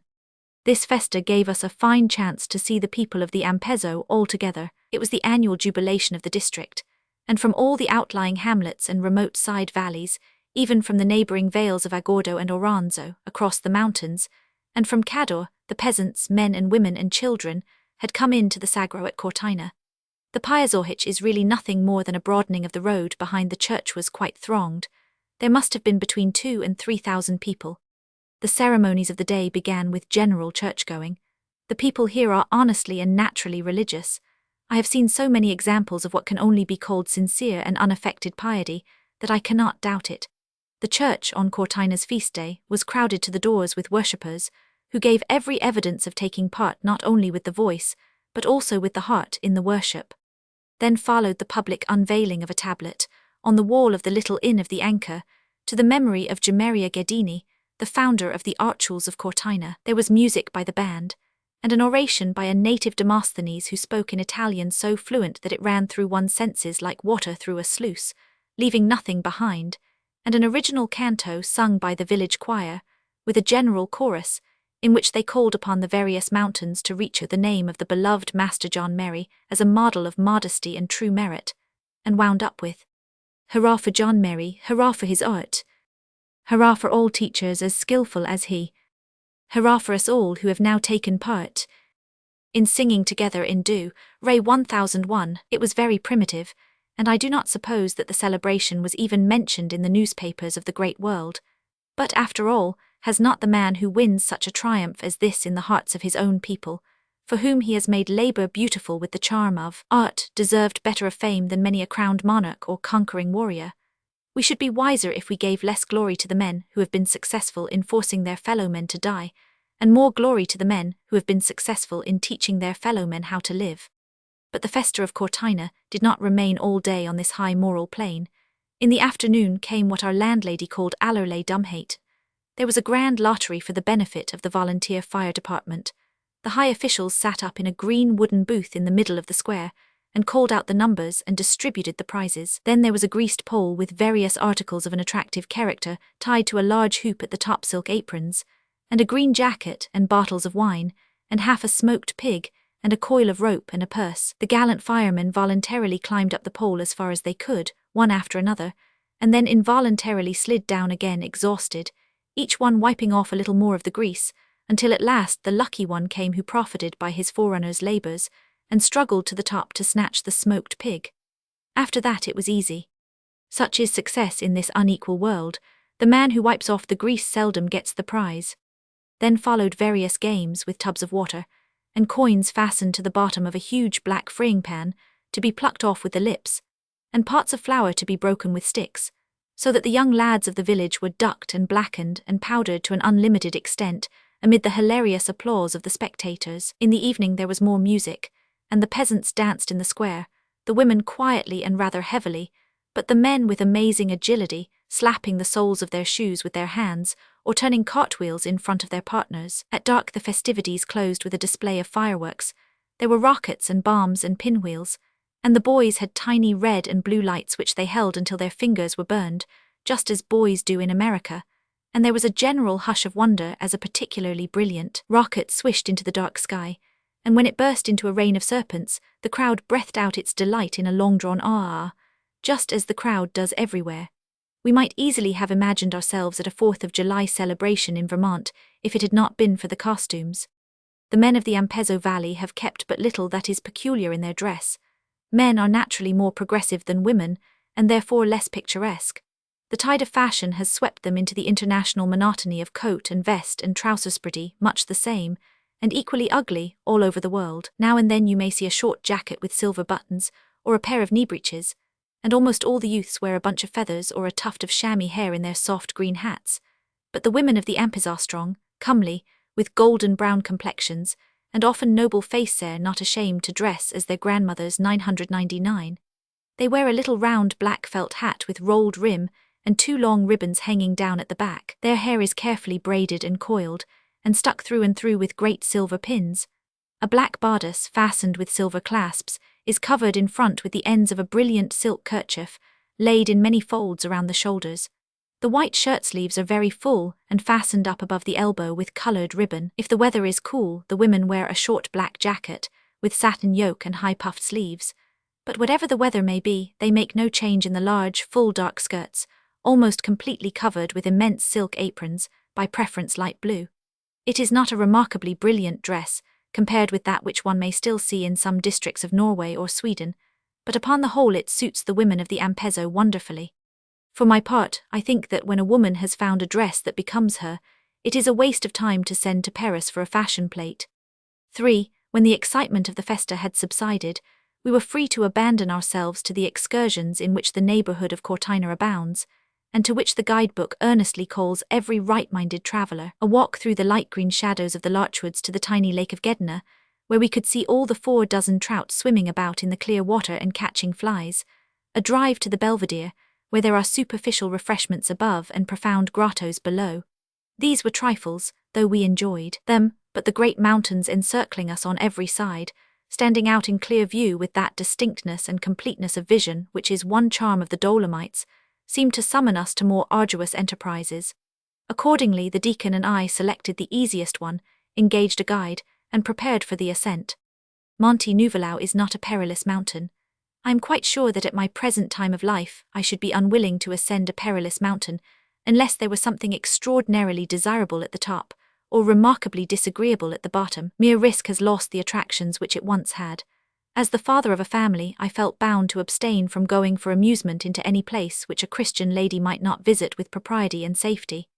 Our preparation for Nuvolau, therefore, did not consist of ropes, ice-irons, and axes, but simply of a lunch and 2 long sticks. Our way led us in the early morning through the clustering houses of Laestal, up the broad green slope that faces Cortina on the west, to the beautiful Alp Pakal. Nothing could exceed the pleasure of such a walk in the cool of the day, while the dew still lies on the short, rich grass, and the myriads of flowers are at their brightest and sweetest. The infinite variety and abundance of the blossoms is a continual wonder. They are sown more thickly than the stars in heaven, and the rainbow itself does not show so many tints. Here they are mingled like the threads of some strange embroidery, and there again nature has massed her colors, so that one spot will be all pale blue with innumerable forget-me-nots, or dark blue with gentians, another will blush with the delicate pink of the Santa Lucia or the deeper red of the clover, and another will shine yellow as cloth of gold. Over all this opulence of bloom the larks were soaring and singing. I never heard so many as in the meadows about Cortina. There was always a sweet spray of music sprinkling down out of the sky, where the singers poised unseen. It was like walking through a shower of melody. From the Alp Pakal, which is simply a fair, lofty pasture, we had our first full view of Nuvolau, rising bare and strong, like a huge bastion from the dark fir woods. Through these our way led onward now for 7 miles, with but a slight ascent. Then turning off to the left we began to climb sharply through the forest. There we found abundance of the lovely Alpenrosen, which do not bloom on the lower ground. Their color is a deep, glowing pink, and when a Tyrolese girl gives you one of these flowers to stick in the band of your hat, you may know that you have found favor in her eyes. Through the wood the cuckoo was calling the bird, which reverses the law of good children, and insists on being heard but not seen. When the forest was at an end, we found ourselves at the foot of an Alp which sloped steeply up to the 5 towers of Averau. The effect of these enormous masses of rock, standing out in lonely grandeur, like the ruins of some forsaken habitation of giants, was tremendous. Seen from far below in the valley, their form was picturesque and striking. But as we sat beside the clear, cold spring which gushes out at the foot of the largest tower, the titanic rocks seemed to hang in the air above us as if they would overawe us into a sense of their majesty. We felt it to the full, yet none the less, but rather the more, could we feel at the same time the delicate and ethereal beauty of the fringed gentianella and the pale alpine lilies scattered on the short turf beside us. We had now been on foot about 3 hours and a half. The half hour that remained was the hardest. Up over loose, broken stones that rolled beneath our feet, up over great slopes of rough rock, up across little fields of snow where we paused to celebrate the 4th of July with a brief snowball fight, up along a narrowing ridge with a precipice on either hand, and so at last to the summit, 8,600 feet above the sea. It is not a great height, but it is a noble situation, for Nuvolau is fortunately placed in the very center of the Dolomites, and so commands a finer view than many a higher mountain. Indeed, it is not from the highest peaks, according to my experience, that one gets the grandest prospects, but rather from those of middle height, which are so isolated as to give a wide circle of vision, and from which one can see both the valleys and the summits. Monte Rosa itself gives a less imposing view than the Gorner Grat. It is possible in this world to climb too high for pleasure, but what a panorama Nuvolau gave us on that clear, radiant summer morning, a perfect circle of splendid sight. On one side we looked down upon the 5 towers, on the other, 1,000 feet below, the Alps, dotted with the huts of the herdsmen, sloped down into the deep-cut vale of Agordo. Opposite to us was the enormous mass of Tofana, a pile of grey and pink and saffron rock. When we turned the other way, we faced a group of mountains as ragged as the crests of a line of fir trees, and behind them loomed the solemn head of Pelmo. Across the broad vale of the Boit, Antillau stood beside Sorapes, like a campanile beside a cathedral, and Cristallo towered above the green pass of the 3 Crosses. Through that opening we could see the bristling peaks of the Sextenthal. Sweeping around in a wider circle from that point, we saw, beyond the Durenstein, the snow-covered pile of the Grossglockner. The crimson bastions of the Rothwand appeared to the north, behind Tofana, then the white slopes that hang far away above the Zillerthal, and nearer the Jaeslerspitze, like 5 fingers thrust into the air. Behind that the distant Oatzthaler mountain, and just a single white glimpse of the highest peak of the Ortler by the Engadine. Nearer still we saw the vast fortress of the Sella group and the red combs of the Rosengart. Monte Marmolata, the queen of the Dolomites, stood before us revealed from base to peak in a bridal dress of snow. And, southward, we looked into the dark, rugged face of La Civetta, rising sheer out of the vale of Agordo, where the lake of Alegre slept unseen. It was a sea of mountains, tossed around us into a myriad of motionless waves, and with a rainbow of colours spread among their hollows and across their crests, the cliffs of rose and orange and silver grey, the valleys of deepest green, the distant shadows of purple and melting blue, and the dazzling white of the scattered snowfields seemed to shift, and very like the hues on the inside of a shell. And over all, from peak to peak, the light, feathery clouds went drifting lazily and slowly, as if they could not leave a scene so fair. There is barely room on the top of Nuvelau for the stone shelter hut, which a grateful Saxon baron has built there, as a sort of votive offering for the recovery of his health among the mountains. As we sat within and ate our frugal lunch, we were glad that he had recovered his health, and glad that he had built the hut, and glad that we had come to it. In fact, we could almost sympathize in our cold, matter-of-fact American way with the sentimental German inscription which we read on the wall. Van Nuvelau's Hohen Wolkenstufen, Las mich nater durch den Himmel rufen, and Dano Brust Gesund wurde krank, so word zum Volkerdenk mein Sachsendenk. We refrained, however, from shouting anything through nature's heaven, but went lightly down, in about 3 hours, to supper in the Star of Gold. For, when a stern necessity forces one to leave Cortina, there are several ways of departure. We selected the main highway for our trunks, but for ourselves the pass of the 3 crosses, the deacon and the deaconess in a mountain wagon, and I on foot. It should be written as an axiom in the philosophy of travel that the easiest way is best for your luggage, and the hardest way is best for yourself. All along the rough road up to the pass, we had a glorious outlook backward over the Val di Empezzo, and when we came to the top, we looked deep down into the narrow Val Buona behind Sorapis. I do not know just when we passed the Austrian border, but when we came to Lake Misurina, we found ourselves in Italy again. My friends went on down the valley to Landro, but I in my weakness, having eaten of the trout of the lake for dinner, could not resist the temptation of staying overnight to catch one for breakfast. It was a pleasant failure. The lake was beautiful, lying on top of the mountain like a bit of blue sky, surrounded by the peaks of Cristallo, Cadino and the Drezinnen. It was a happiness to float on such celestial waters and cast the hopeful fly. The trout were there, they were large, I saw them, they also saw me, but alas, I could not raise them.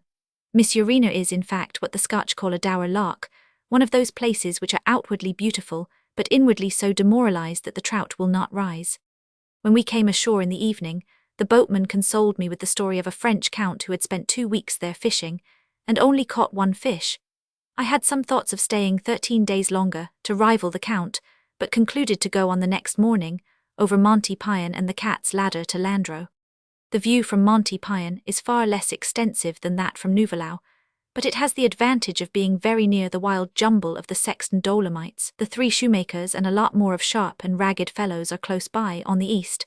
On the west, Cristallo shows its fine little glacier, and Rothwend its crimson cliffs, and southward Misurina gives to the view a glimpse of water, without which indeed no view is complete. Moreover, the mountain has the merit of being, as its name implies, quite gentle.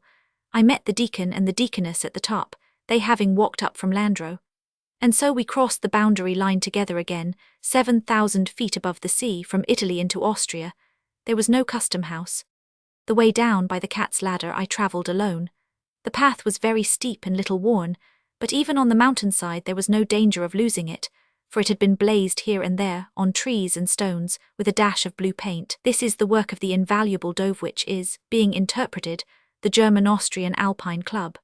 The more one travels in the mountains, the more one learns to venerate this beneficent society, for the shelter huts and guideposts it has erected, and the paths it has made and marked distinctly with various colours. The Germans have a genius for thoroughness. My little brown guidebook, for example, not only informed me through whose backyard I must go to get into a certain path, but it told me that in such and such a spot I should find quite a good deal Ziemlichville of Edelweiss, and in another a small echo. It advised me in one valley to take provisions and dispense with a guide, and in another to take a guide and dispense with provisions, adding varied information in regard to beer, which in my case was useless, for I could not touch it. To go astray under such auspices would be worse than inexcusable. Landro we found a very different place from Cortina. Instead of having a large church and a number of small hotels, it consists entirely of one large hotel and a very tiny church. It does not lie in a broad, open basin, but in a narrow valley, shut in closely by the mountains. The hotel, in spite of its size, is excellent, and a few steps up the valley is one of the finest views in the Dolomites. To the east opens a deep, wild gorge, at the head of which the pinnacles of the Dre Zinnen are seen. To the south the Durance fills the valley from edge to edge, and reflects in its pale waters the huge bulk of Monte Cristallo. It is such a complete picture, so finished, so compact, so balanced, that one might think a painter had composed it in a moment of inspiration. But no painter ever laid such colours on his canvas as those which are seen here when the cool evening shadows have settled upon the valley, all grey and green, while the mountains shine above in rosy alpenglow, as if transfigured with inward fire. There is another lake, about 3 miles north of Landro, called the Tablascher Sea, and there I repaired the defeat of Missourina. The trout at the outlet by the bridge were very small, and while the old fisherman was endeavouring to catch some of them in his new net, which would not work, I pushed my boat up to the head of the lake, where the stream came in. The green water was amazingly clear, but the current kept the fish with their heads upstream, so that one could come up behind them near enough for a long cast without being seen.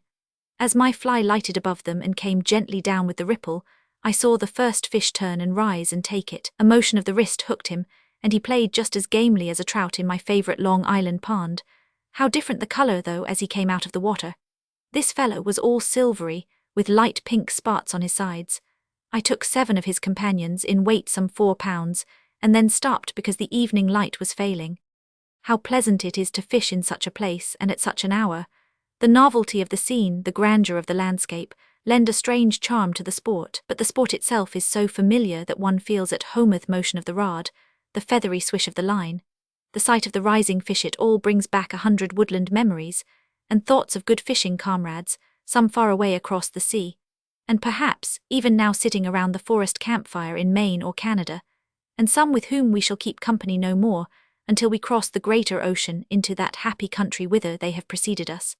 5. Instead of going straight down the valley by the high road, a drive of an hour to the railway in the Pusterthal, I walked up over the mountains to the east, across the Platswissen, and so down through the Pragsuthal. In one arm of the deep fir-clad vale are the baths of Alt Prags, famous for having cured the Countess of Gores of a violent rheumatism in the 15th century. It is an antiquated establishment, and the guests, who were walking about in the fields or drinking their coffee in the balcony, had a 15th century look about them, venerable but slightly ruinous. But perhaps that was merely a rheumatic result. All the wagons in the place were engaged. It is strange what an aggravating effect this state of affairs has upon a pedestrian who is bent upon riding. I did not recover my delight in the scenery until I had walked about 5 miles farther, and sat down on the grass beside a beautiful spring to eat my lunch. What is there in a little physical rest that has such magic to restore the sense of pleasure? A few moments ago nothing pleased youth bloom was gone from the peach, but now it has come back ague wonder and admire. Thus cheerful and contented, I trudged up the right arm of the valley to the baths of New Prags, less venerable but apparently more popular than Alt Prags, and on beyond them through the woods, to the superb Pragser Wildsea, a lake whose still waters, now blue as sapphire under the clear sky and now green as emerald under grey clouds, sleep encircled by mighty precipices. Could anything be a greater contrast with Venice? There the canals alive with gondolas, and the open harbour bright with many-coloured sails. Here the hidden lake silent and lifeless save when a leaping fish sends through the tarn a lonely cheer. Tired and a little footsore after 9 hours walking, I came into the big railway hotel at Tablach that night. There I met my friends again, and parted from them and the Dolomites the next day with regret, for they were stepping westward. But in order to get to the Gross Venediger, I must make a detour to the east, through the Pusterthal, and come up through the valley of the Issel to the great chain of mountains called the Host Tauern. At the junction of the Issel and the Drow lies the quaint little city of Linz, with its 2 castles square, double-towered, one in the town, now transformed into the offices of the municipality, and the huge medieval one on a hill outside, now used as a damp restaurant and dismal beer cellar.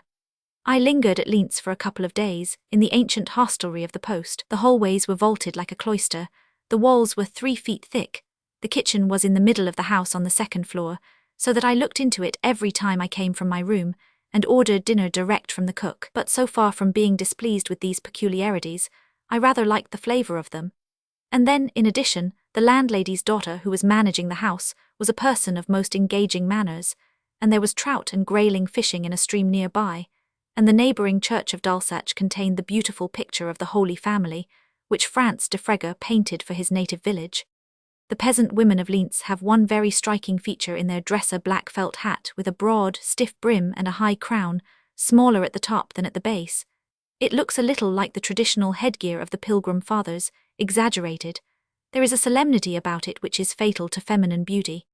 I went by the post wagon, with 2 slow horses and 10 passengers, 15 miles up the Eiselthal, to Windisch Matre, a village whose early history is lost in the mist of antiquity, and whose streets are pervaded with odours which must have originated at the same time with the village. One wishes that they also might have shared the fate of its early history. But it is not fair to expect too much of a small place, and Windisch Matre has certainly a beautiful situation and a good inn. There I took my guide, a wiry and companionable little man, whose occupation in the lower world was that of a maker and merchant of hatsand, set out for the Prager hut, a shelter on the side of the Gross Venediger. The path led under the walls of the old castle of Weissenstein, and then in steep curves up the cliff which blocks the head of the valley, and along a cut in the face of the rock, into the steep, narrow Tauernthal, which divides the Glockner group from the Venediger. How entirely different it was from the region of the Dolomites. There the variety of colour was endless and the change incessant. Here it was all green grass and trees and black rocks, with glimpses of snow. There the highest mountains were in sight constantly. Here they could only be seen from certain points in the valley. There the streams played but a small part in the landscape. Here they were prominent, the main river raging and foaming through the gorge below, while a score of waterfalls leaped from the cliffs on either side and dashed down to join it. The peasants, men, women and children, were cutting the grass in the perpendicular fields. The woodmen were trimming and felling the trees in the fir forests. The cattle tenders were driving their cows along the stony path, or herding them far up on the hillsides. It was a lonely scene, and yet a busy one, and all along the road was written the history of the perils and hardships of the life, which now seemed so peaceful and picturesque under the summer sunlight. These heavy crosses, each covered with a narrow, pointed roof and decorated with a rude picture, standing beside the path or on the bridge or near the mill. What do they mean? They mark the place where a human life has been lost, or where some poor peasant has been delivered from a great peril, and has set up a memorial of his gratitude. Stop, traveller, as you pass by and look at the pictures. They have little more of art than a child's drawing on a slate, but they will teach you what it means to earn a living in these mountains. They tell of the danger that lurks on the steep slopes of grass, where the mowers have to go down with ropes around their waists, and in the beds of the streams where the floods sweep through in the spring, and in the forests where the great trees fall and crush men like flies, and on the icy bridges where a slip is fatal, and on the high passes where the winter snowstorm blinds the eyes and benumbs the limbs of the traveller, and under the cliffs from which avalanches slide and rocks roll. They show you men and women falling from wagons, and swept away by waters, and overwhelmed in landslips. In the corner of the picture you may see a peasant with the black cross above his head. That means death, or perhaps it is deliverance that the tablet commemorates, and then you will see the miller kneeling beside his mill, with a flood rushing down upon it, or a peasant kneeling in his harvest field under an inky black cloud, or a landlord beside his inn in flames, or a mother praying beside her sick children. And above appears an angel, or a saint, or the Virgin with her child. Read the inscriptions, too, in their quaint German. Some of them are as humorous as the epitaphs in New England graveyards. I remember one which ran like this: "Here lies Elias Queer, killed in his 60th year. Scarce had he seen the light of day, when a wagon wheel crushed his life away." And there is another famous one which says, "Here perished the honoured and virtuous maiden." G5, this tablet was erected by her only son.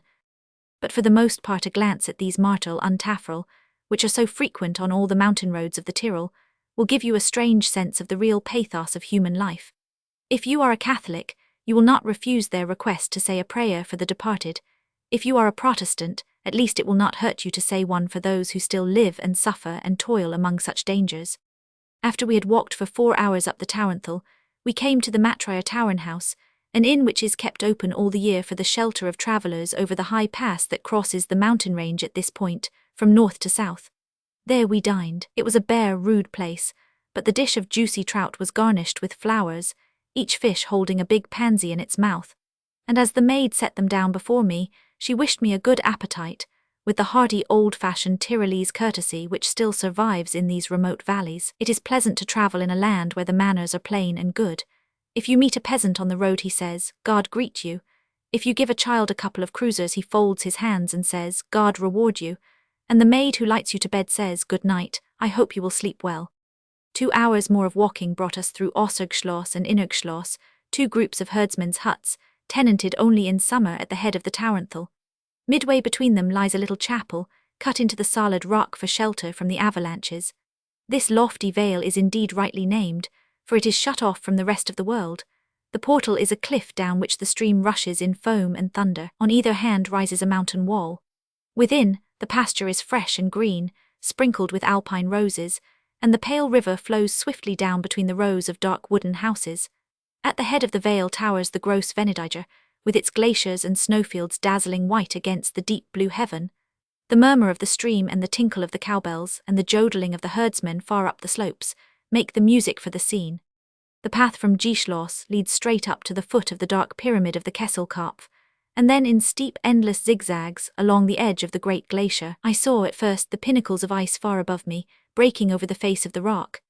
Then, after an hour's breathless climbing, I could look right into the blue crevasses, and at last, after another hour over soft snowfields and broken rocks, I was at the Prager hut, perched on the shoulder of the mountain, looking down upon the huge river of ice. It was a magnificent view under the clear light of evening. Here in front of us, the Venediger with all his brother mountains clustered about him. Behind us, across the Tauern, the mighty chain of the Glockner against the eastern sky. This is the frozen world. Here the winter, driven back into his stronghold, makes his last stand against the summer, in perpetual conflict, retreating by day to the mountain peak, but creeping back at night in frost and snow to regain a little of his lost territory, until at last the summer is wearied out, and the winter sweeps down again to claim the whole valley for his own. 6. In the Prager hut I found mountain comfort. There were bunks along the wall of the guest room with plenty of blankets. There was good store of eggs, canned meats, and nourishing black bread. The friendly goats came bleeding up to the door at nightfall to be milked, and in charge of all this luxury there was a cheerful peasant wife with her brownied daughter to entertain travellers. It was a pleasant sight to see them, as they sat down to their supper with my guide.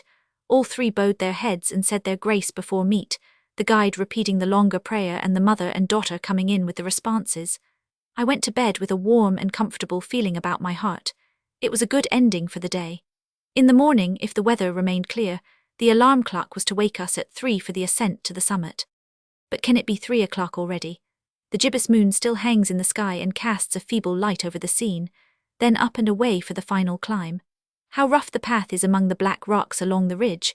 Now we strike out on the gently rising glacier across the crust of snow, picking our way among the crevasses, with the rope tied about our waists for fear of a fall. How cold it is! But now the grey light of morning dawns, and now the beams of sunrise shoot up behind the Glockner, and now the sun itself glitters into sight. The snow grows softer as we toil up the steep, narrow comb between the Gross Venediger and his neighbour the Klein Venediger. At last we have reached our journey's end. See, the whole of the Tyrol is spread out before us in wondrous splendour as we stand on this snowy ridge, and at our feet the Schlatten Glacier, like a long, white snake, curls down into the valley. There is still a little peak above us, an overhanging horn of snow which the wind has built against the mountain top. I would like to stand there just for a moment. The guide protests it would be dangerous, for if the snow should break it would be a fall of 1,000 feet to the glacier on the northern side. But let us dare the few steps upward. How our feet sink! Is the snow slipping? Look at the glacier. What is happening? It is wrinkling and curling backward on us, serpent-like. Its head rises far above us. All its icy crests are clashing together like the ringing of 1,000 bells. We are falling. I fling out my arm to grasp the guide and awake to find myself clutching a pillow in the bunk. The alarm clock is ringing fiercely for 3 o'clock. A driving snowstorm is beating against the window. The ground is white. Peer through the clouds as I may, I cannot even catch a glimpse of the vanished Gross Venediger. Oh large! Wherever we strayed, the same tranquil leisure enfolded us. Day followed day in an order unbroken and peaceful as the unfolding of the flowers and the silent march of the stars. Time no longer ran like the few sands in a delicate hourglass held by a fragile human hand, but like a majestic river fed by fathomless seas. We gave ourselves up to the sweetness of that unmeasured life, without thought of yesterday or tomorrow. We drank the cup today held to our lips, and knew that so long as we were athirst that draught would not be denied us. Hamilton W. Maybe. Under the trees. There is magic in words, surely, and many a treasure besides Ali Baba's is unlocked with a verbal key. Some charm in the mere sound, some association with the pleasant past, touches a secret spring. The bars are down, the gate open, you are made free of all the fields of memory and fancy. Be a word. Au large, in voyage au large, is the cry of the Canadian voyageurs as they thrust their paddles against the shore and push out on the broad lake for a journey through the wilderness. Au large is what the man in the bow shouts to the man in the stern when the birch canoe is running down the rapids, and the water grows too broken, and the rocks too thick, along the riverbank. Then the frail bark must be driven out into the very center of the wild current, into the midst of danger to find safety, dashing like a frightened colt, along the smooth, sloping lane bordered by white fences of foam. Au large, when I hear that word, I hear also the crisp waves breaking on pebbly beaches, and the big wind rushing through innumerable trees, and the roar of headlong rivers leaping down the rocks. I see long reaches of water sparkling in the sun, or sleeping still between evergreen walls beneath a cloudy sky, and the gleam of white tents on the shore, and the glow of firelight dancing through the woods. I smell the delicate vanishing perfume of forest flowers, and the incense of rolls of birch bark, crinkling and flaring in the campfire, and the soothing odor of balsam boughs piled deep for woodland beds, the veritable and only genuine perfume of the land of Nod. The thin shining veil of the northern lights waves and fades and brightens over the night sky. At the sound of the word, as at the ringing of a bell, the curtain rises. Seen, the forest of Arden, enter a party of hunters. It was in the Lake St. John country, 200 miles north of Quebec, that I first heard my rustic incantation, and it seemed to fit the region as if it had been made for it. This is not a little pocket wilderness like the Adirondacks, but something vast and primitive. You do not cross it from one railroad to another by a line of hotels. You go into it by one river as far as you like or dare, and then you turn and come back again by another river, making haste to get out before your provisions are exhausted. The lake itself is the cradle of the mighty Saguenay, an inland sea, 30 miles across and nearly round, lying in the broad limestone basin north of the Laurentian Mountains. The southern and eastern shores have been settled for 20 or 30 years, and the rich farmland yields abundant crops of wheat and oats, and potatoes to a community of industrious habitants, who live in little modern villages, named after the saints, and gathered as closely as possible around big grey stone churches, and thank the good Lord that he has given them a climate at least 4 or 5 degrees milder than Quebec. A railroad built through a region of granite hills, which will never be tamed to the plough, links this outlying settlement to the civilized world, and at the end of the railroad the Hotel Roberval, standing on a hill above the lake, offers to the pampered tourist electric lights and springs, and a wide veranda from which he can look out across the water into the face of the wilderness. Northward and westward, the interminable forest rolls away to the shores of Hudson's Bay and the frozen wastes of Labrador. It is an immense solitude. A score of rivers empty into the lake, little ones like the Piquabi and La Pipe, and middle-sized ones like the Ouietouan and La Belle Riviere, and big ones like the Mistassini and the Parabanca. And each of these streams is the clue to a labyrinth of woods and waters. The canoeman who follows it far enough will find himself among lakes that are not named on any map. He will camp on virgin ground and make the acquaintance of unsophisticated fish. Perhaps even, like the maiden in the fairy tale, he will meet with the little bear and the middle-sized bear and the great big bear. Damon and I set out on such an expedition shortly after the nodding lilies in the Connecticut meadows had rung the noontide bell of summer, and when the raspberry bushes along the line of the Quebec and Lake St. John Railway had spread their afternoon collation for birds and men. At Roberval we found our 4 guides waiting for us, and the steamboat took us all across the lake to the island house at the northeast corner. There we embarked our tents and blankets, our pots and pans, and bags of flour and potatoes and bacon and other delicacies, our rods and guns, and last, but not least, our axes without which man in the woods is a helpless creature, in 2 birch-bark canoes, and went flying down the Grand Décharge. It is a wonderful place, this outlet of Lake St. John. All the floods of 20 rivers are gathered here, and break forth through a net of islands in a double stream, divided by the broad Isle d'Olma, into the Grand Décharge and the Petite Décharge. The southern outlet is small, and flows somewhat more quietly at first, but the northern outlet is a huge confluence and tumult of waters. You see the set of the tide far out in the lake, sliding, driving, crowding, hurrying in with smooth currents and swirling eddies, toward the corner of escape. By the rocky cove where the island house peers out through the fir trees, The current already has a perceptible slope. It begins to boil over hidden stones in the middle, and gurgles at projecting points of rock. A mile farther down there is an islet where the stream quickens, chafes and breaks into a rapid. Behind the islet it drops down in 3 or 4 foaming steps. On the outside it makes one long, straight rush into a line of white-crested standing waves. As we approached, the steersman in the first canoe stood up to look over the course. The sea was high. Was it too high? The canoes were heavily loaded. Could they leap the waves? There was a quick talk among the guides as we slipped along, undecided which way to turn. Then the question seemed to settle itself, as most of these woodland questions do, as if some silent force of nature had the casting vote. "Sortes, sortes," cried Ferdinand in voix au large. In a moment we were sliding down the smooth back of the rapid, directly toward the first big wave. The rocky shore went by us like a dream. We could feel the motion of the earth whirling around with us.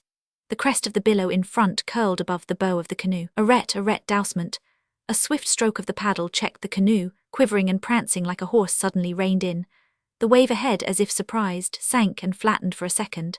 The canoe leaped through the edge of it, swerved to one side, and ran gaily down along the fringe of the line of billows, into quieter water.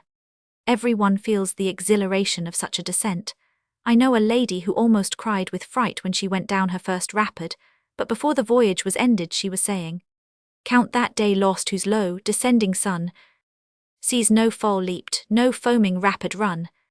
It takes a touch of danger to bring out the joy of life." Our guides began to shout and joke each other and praise their canoes. "You grazed that villain rock at the corner," said Jean. "Did not you know where it was?" "Yes, after I touched it," cried Ferdinand. "But you took in a bucket of water, and I suppose your MCU is sitting on a piece of the river. Is it not?" This seemed to us all a very merry jest, and we laughed with the same inextinguishable laughter which a practical joke, according to Homer, always used to raise in Olympus. It is one of the charms of life in the woods that it brings back the high spirits of boyhood and renews the youth of the world. Plain fun, like plain food, tastes good out of-doors. Nectar is the sweet sap of a maple tree. Ambrosia is only another name for well-turned flapjacks. And all the immortals, sitting around the table of golden cedar slabs, make merry when the clumsy Hephaestos, playing the part of Hebe, stumbles over a root and upsets the plate of cakes into the fire. The first little rapid of the grand discharge was only the beginning. Half a mile below we could see the river disappear between 2 points of rock. There was a roar of conflict, and a golden mist hanging in the air, like the smoke of battle. All along the place where the river sank from sight, dazzling heads of foam were flashing up and falling back, as if a horde of water sprites were vainly trying to fight their way up to the lake. It was the top of the grand chute, a wild succession of falls and pools where no boat could live for a moment. We ran down toward it as far as the water served, and then turned off among the rocks on the left hand to take the portage. These portages are among the troublesome delights of a journey in the wilderness. To the guides they mean hard work, for everything, including the boats, must be carried on their backs. The march of the canoes on dry land is a curious sight. Andrew Marvell described it 200 years ago when he was poetizing beside the little river wharf in Yorkshire.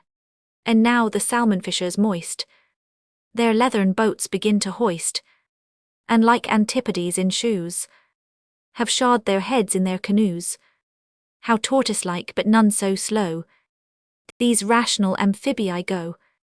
But the sportsman carries nothing, except perhaps his gun or his rod or his photographic camera. And so for him, the portage is only a pleasant opportunity to stretch his legs, cramped by sitting in the canoe, and to renew his acquaintance with the pretty things that are in the woods. We sauntered along the trail, Damon and I, as if school were out and would never keep again. How fresh and tonic the forest seemed as we plunged into its bath of shade. There were our old friends the cedars, with their roots twisted across the path, and the white birches, so trim in youth and so shaggy in age, and the sociable spruces and balsams, crowding close together and interlacing their arms overhead. There were the little springs trickling through the moss, and the slippery logs laid across the marshy places, and the fallen trees cut in two and pushed aside, for this was a much-travelled portage. Around the open spaces, the tall meadow stood dressed in robes of fairy white and green. The blue banners of the fleur-de-lis were planted beside the springs. In shady corners, deeper in the wood, the fragrant pyrola lifted its scape of clustering bells, like a lily of the valley wandered to the forest. When we came to the end of the portage, a perfume like that of cyclamens in Tyrolean meadows welcomed us, and searching among the loose grasses by the waterside we found the exquisite purple spikes of the lesser fringed orchis, loveliest and most ethereal of all the woodland flowers save one. And what one is that? Ah, my friend, it is your own particular favourite, the flower, by whatever name you call it, that you plucked long ago when you were walking in the forest with your sweetheart.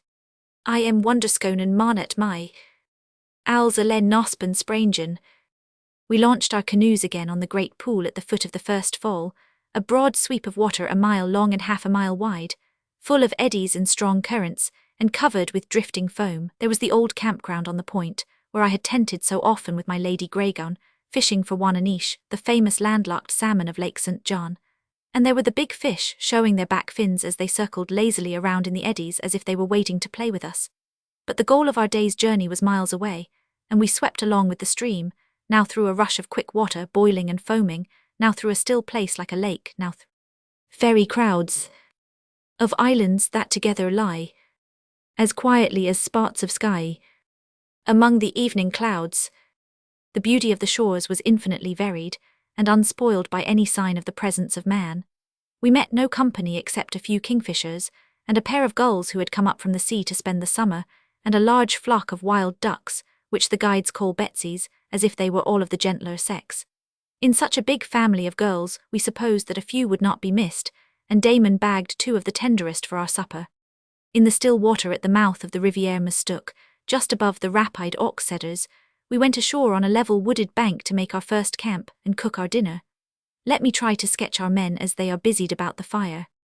They are all French Canadians of unmixed blood, descendants of the men who came to New France with Samuel de Champlain, that incomparable old woodsman and lifelong lover of the wilderness. Ferdinand Larouche is our chef. There must be a head in every party for the sake of harmony, and his assistant is his brother Francois. Ferdinand is a stocky little fellow, a sawed-off man, not more than 5 feet 2 inches tall, but every inch of him is pure 1004. He can carry a big canoe or 100 weight of camp stuff over a mile portage without stopping to take breath. He is a capital canoeman, with prudence enough to balance his courage, and a fair cook, with plenty of that quality which is wanting in the ordinary cook of commerce good humour. Always joking, whistling, singing, he brings the atmosphere of a perpetual holiday along with him. His weather-worn coat covers a heart full of music. He has 2 talents which make him a marked man among his comrades. He plays the fiddle to the delight of all the balls and weddings through the countryside, and he speaks English to the admiration and envy of the other guides. But like all men of genius, he is modest about his accomplishments. He not spik good Englishenly for campfishin', cookin', he voyage all those teings. The aspirates puzzle him. He can get though a slash of fallen timber more easily than a sentence full of this and that. Sometimes he expresses his meaning queerly. He was telling me once about his farm, not far off here, in Dhe Riviero Kachan, river of Dhe Pig, you call 999. Am a widow, got 5 sons, Thierry of Dhem are girls, but he usually ends by falling back into French, which, he assures you speak to perfection, much better than the Canadians. The French of Paris, in short. MCU has been in Paris. Such courtesy is born in the blood and is irresistible. You cannot help returning the compliment and assuring him that his English is remarkable, good enough for all practical purposes, better than any of the other guides can speak. And so it is. Francois is a little taller, a little thinner, and considerably quieter than Ferdinand. He laughs loyally at his brother's jokes, and sings the response to his songs, and wields a good second paddle in the canoe. Jean, commonly called Johnny Morel, is a tall, strong man of 50, with a bushy red beard that would do credit to a pirate.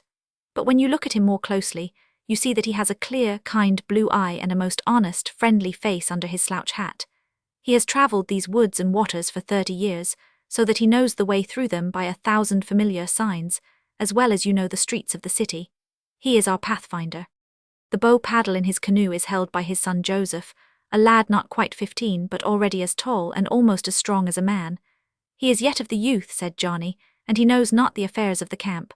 This trip is for him the first. It is his school, but I hope he will content you. He is good MCU and of the strongest for his age. I have educated already 2 sons in the bow of my canoe. The oldest has gone to Pennsylvania. He peels the bark there for the tanning of leather. The second had the misfortune of breaking his leg, so that he can no longer kneel to paddle. He has descended to the making of shoes. Joseph is my 3rd pupil, and I have still a younger one at home waiting to come into my school. A touch of family life like that is always refreshing, and doubly so in the wilderness, for what is fatherhood at its best everywhere, but the training of good men to take the teacher's place when his work is done? Some day, When Johnny's rheumatism has made his joints a little stiffer and his eyes have lost something of their keenness, he will be wielding the second paddle in the boat and going out only on the short and easy trips.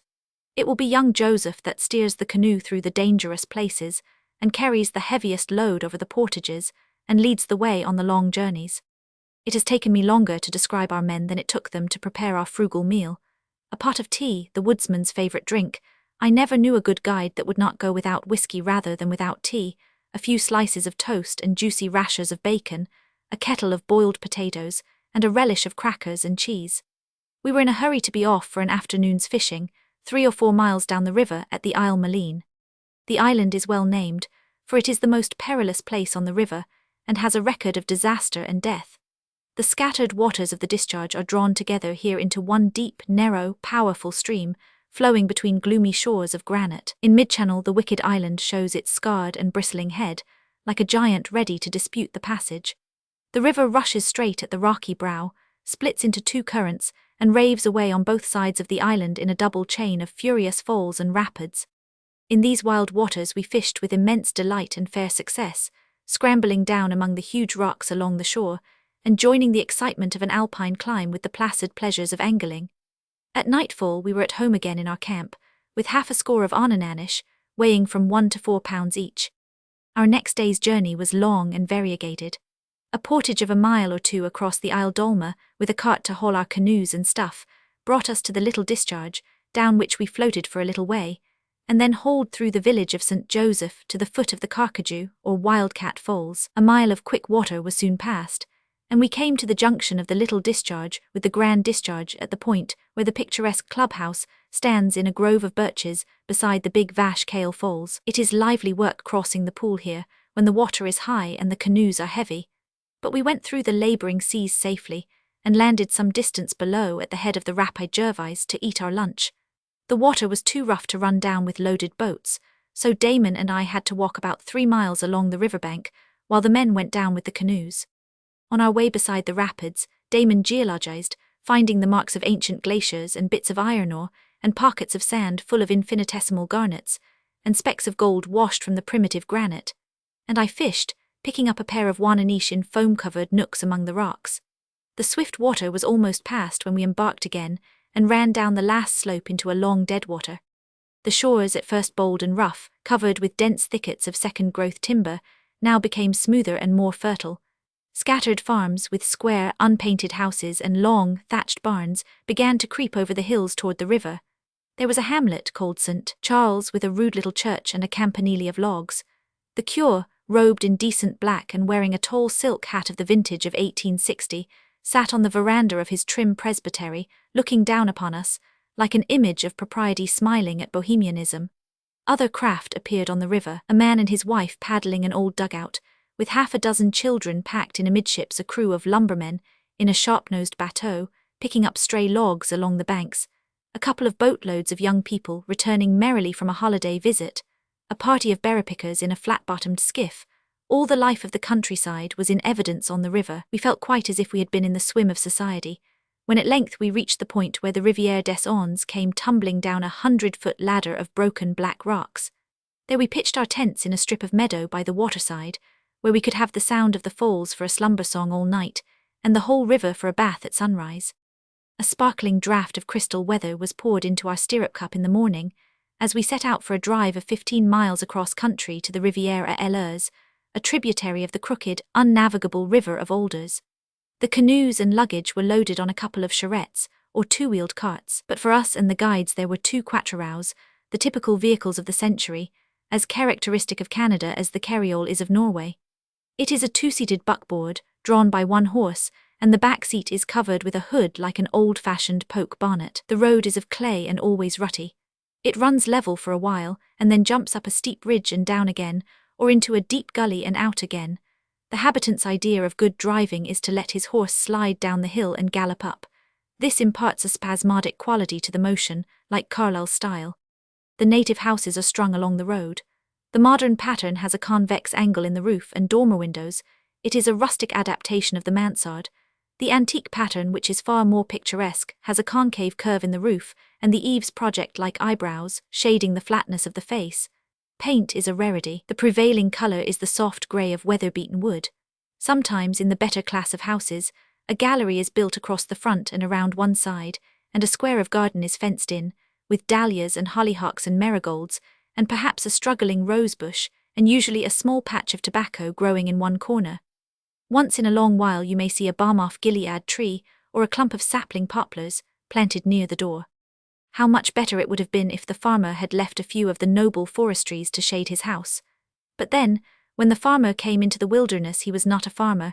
He was first of all a woodchopper. He regarded the forest as a stubborn enemy in possession of his land.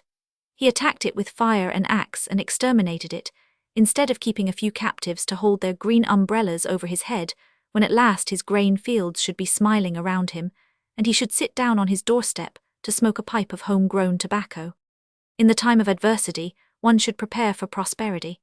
I fancy there are a good many people unconsciously repeating the mistake of the Canadian farmer, chopping down all the native growths of life, clearing the ground of all the useless pretty things that seem to cumber it, sacrificing everything to utility and success. We fell the last green tree for the sake of raising an extra hill of potatoes, and never stop to think what an ugly, barren place we may have to sit in while we eat them. The ideals, the attachment size, even the dreams of youth are worth saving. For the artificial tastes with which age tries to make good their loss grow very slowly and cast but a slender shade. Most of the Canadian farmhouses have their ovens out outdoors. We saw them everywhere, rounded edifices of clay, raised on a foundation of logs, and usually covered with a pointed roof of boards. They looked like little family chapels, and so they were, shrines where the ritual of the good housewife was celebrated, and the gift of daily bread, having been honestly earned, was thankfully received. At one house we noticed a curious fragment of domestic economy. Half a pig was suspended over the chimney, and the smoke of the summer fire was turned to account in currying the winter's meat. I guess the children of that family had a peculiar fondness for the parental roof tree. We saw them making mud peas in the road, and imagined that they looked lovingly up at the pendant porker, outlined against the sky, a sign of promise prophetic of bacon.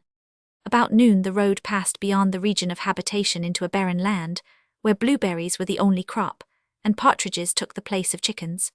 Through this rolling, gravelly plain, sparsely wooded and glowing with the tall magenta bloom of the fireweed, we drove toward the mountains, until the road went to seed and we could follow it no longer. Then we took to the water and began to pole our canoes up the river of the Bear.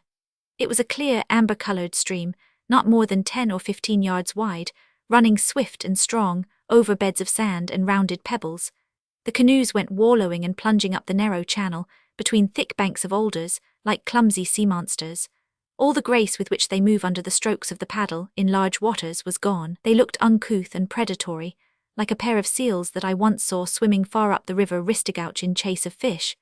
From the bow of each canoe, the landing net stuck out as a symbol of destruction after the fashion of the Dutch admiral, who nailed a broom to his masthead. But it would have been impossible to sweep the trout out of that little river by any fair method of angling, for there were millions of them, not large but lively and brilliant and fat.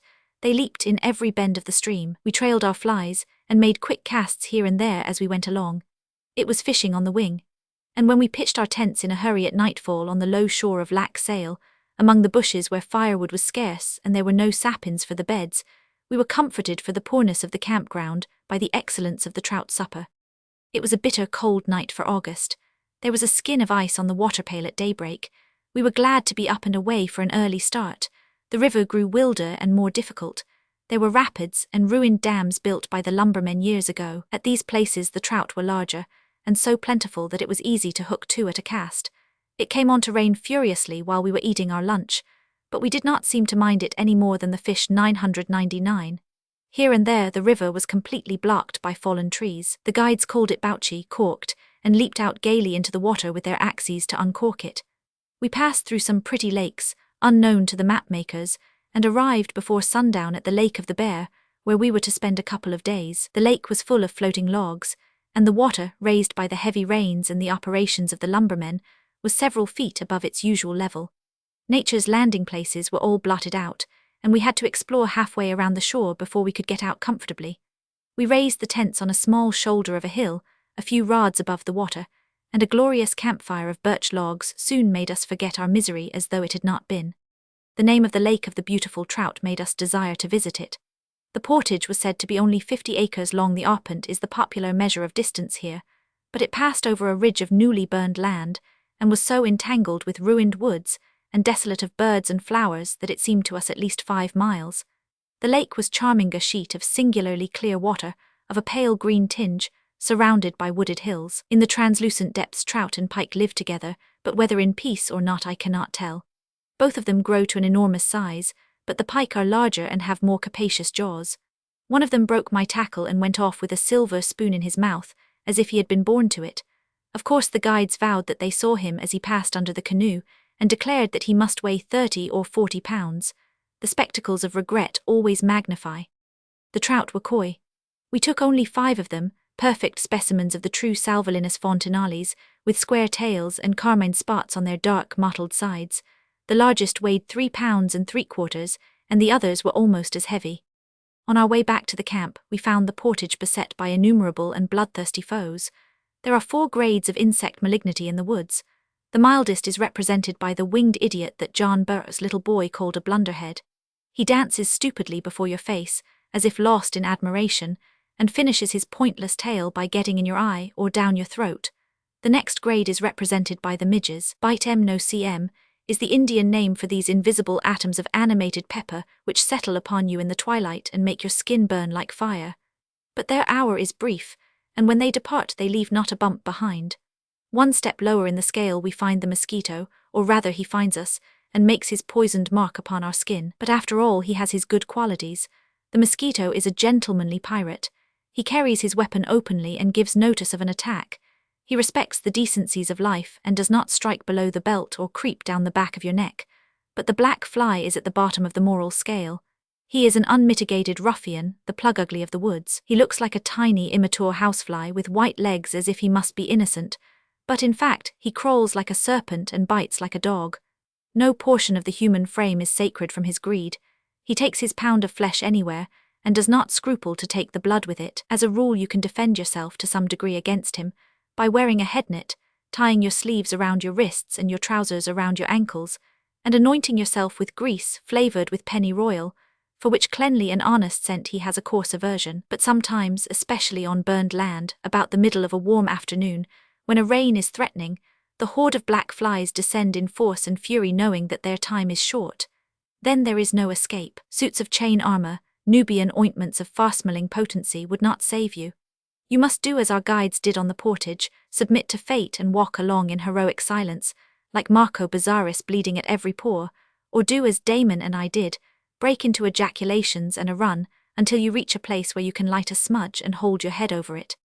And yet, said my comrade, as we sat coughing and rubbing our eyes in the painful shelter of the smoke, there are worse trials than this in the civilized districts: social enmities and newspaper scandals and religious persecutions. The blackest fly I ever saw is the Reverend, but here his voice was fortunately choked by a fit of coughing. A couple of wandering Indians, descendants of the Montagnais, on whose hunting domain we were travelling, dropped in at our camp that night as we sat around the fire. They gave us the latest news about the portages on our further journey, how far they had been blocked with fallen trees, and whether the water was high or low in the rivers. Just as a visitor at home would talk about the effect of the strikes on the stock market, and the prospects of the newest organization of the non-voting classes for the overthrow of Tammany Hall. Every phase of civilization or barbarism creates its own conversational currency. The weather, like the old Spanish dollar, is the only coin that passes everywhere. But our Indians did not carry much small change about them. They were dark, silent chaps, soon talked out, and then they sat sucking their pipes before the fire, as dumb as their own wooden effigies in front of a tobacconist's shop, until the spirit moved them, and they vanished in their canoe down the dark lake. Our own guides were very different. They were as full of conversation as a spruce tree is of gum. When all shallower themes were exhausted, they would discourse of bears and canoes and lumber and fish, forever. After Damon and I had left the fire and rolled ourselves in the blankets in our own tent, we could hear the men going on and on with their simple jests and endless tales of adventure, until sleep drowned their voices. It was the sound of a French chanson that woke us early on the morning of our departure from the Lake of the Bear. A gang of lumbermen were bringing a lot of logs through the lake, half hidden in the cold grey mist that usually betokens a fine day, and wet to the waist from splashing about after their unwieldy flock. These rough fellows were singing at their work as cheerfully as a party of robins in a cherry tree at sunrise. It was like the miller and the two girls whom Wordsworth saw dancing in their boats on the Thames. They dance not for me, yet mine is their glee. Thus pleasure is spread through the earth, in stray gifts to be claimed by whoever shall find. Thus a rich loving kindness, redundantly kind, moves all nature to gladness and mirth. But our later thoughts of the lumbermen were not altogether grateful. When we arrived that day, after a mile of portage, at the little Rivière Blanche, upon which we had counted to float us down to Lac Titicaca, and found that they had stolen all its water to float their logs down the Lake of the Bear. The poor little river was as dry as a theological novel. There was nothing left of it except the bed and the bones. It was like a Connecticut stream in the middle of August. All its pretty secrets were laid bare, all its music was hushed. The pools that lingered among the rocks seemed like big tears, and the voice of the forlorn rivulets that trickled in here and there, seeking the parent stream, was a voice of weeping and complaint. For us the loss meant a hard day's work, scrambling over slippery stones, and splashing through puddles, and forcing a way through the tangled thickets on the bank. Instead of a pleasant 2 hours run on a swift current, we ate our dinner on a sandbank in what was once the middle of a pretty pond, and entered, as the sun was sinking, a narrow wooded gorge between the hills, completely filled by a chain of small lakes, where travelling became easy and pleasant. The steep shores, clothed with cedar and black spruce and dark blue fir trees, rose sheer from the water. The passage from lake to lake was a tiny rapid a few yards long, gurgling through mossy rocks. At the foot of the chain there was a longer rapid, with a portage beside it. We emerged from the dense bush suddenly, and found ourselves face to face with Lake Titicaca. How the heart expands at such a view! 9 miles of shining water lay stretched before us, opening through the mountains that guarded it on both sides with lofty walls of green and grey, ridge over ridge, point beyond point, until the vista ended in orange sunset waning slow. At a moment like this one feels a sense of exultation. It is a new discovery of the joy of living. And yet my friend and I confessed to each other there was a tinge of sadness, an inexplicable regret mingled with our joy. Was it the thought of how few human eyes had even seen that lovely vision? Was it the dim foreboding that we might never see it again? Who can explain the secret pathos of nature's loveliness? It is a touch of melancholy inherited from our mother Eve. It is an unconscious memory of the lost paradise. It is the sense that even if we should find another Eden, we would not be fit to enjoy it perfectly, nor stay in it forever. Our first camp on Titicaca was at the sunrise end of the lake, in a bay paved with small round stones, laid close together and beaten firmly down by the waves. There and along the shores below, at the mouth of a little river that foamed in over a ledge of granite, and in the shadow of cliffs of limestone and feldspar, we trolled and took many fish, pike of enormous size, freshwater sharks, devourers of nobler game, fit only to kill and throw away, huge old trout of 6 or 7 pounds with broad tails and hooked jaws, fine fighters and poor food.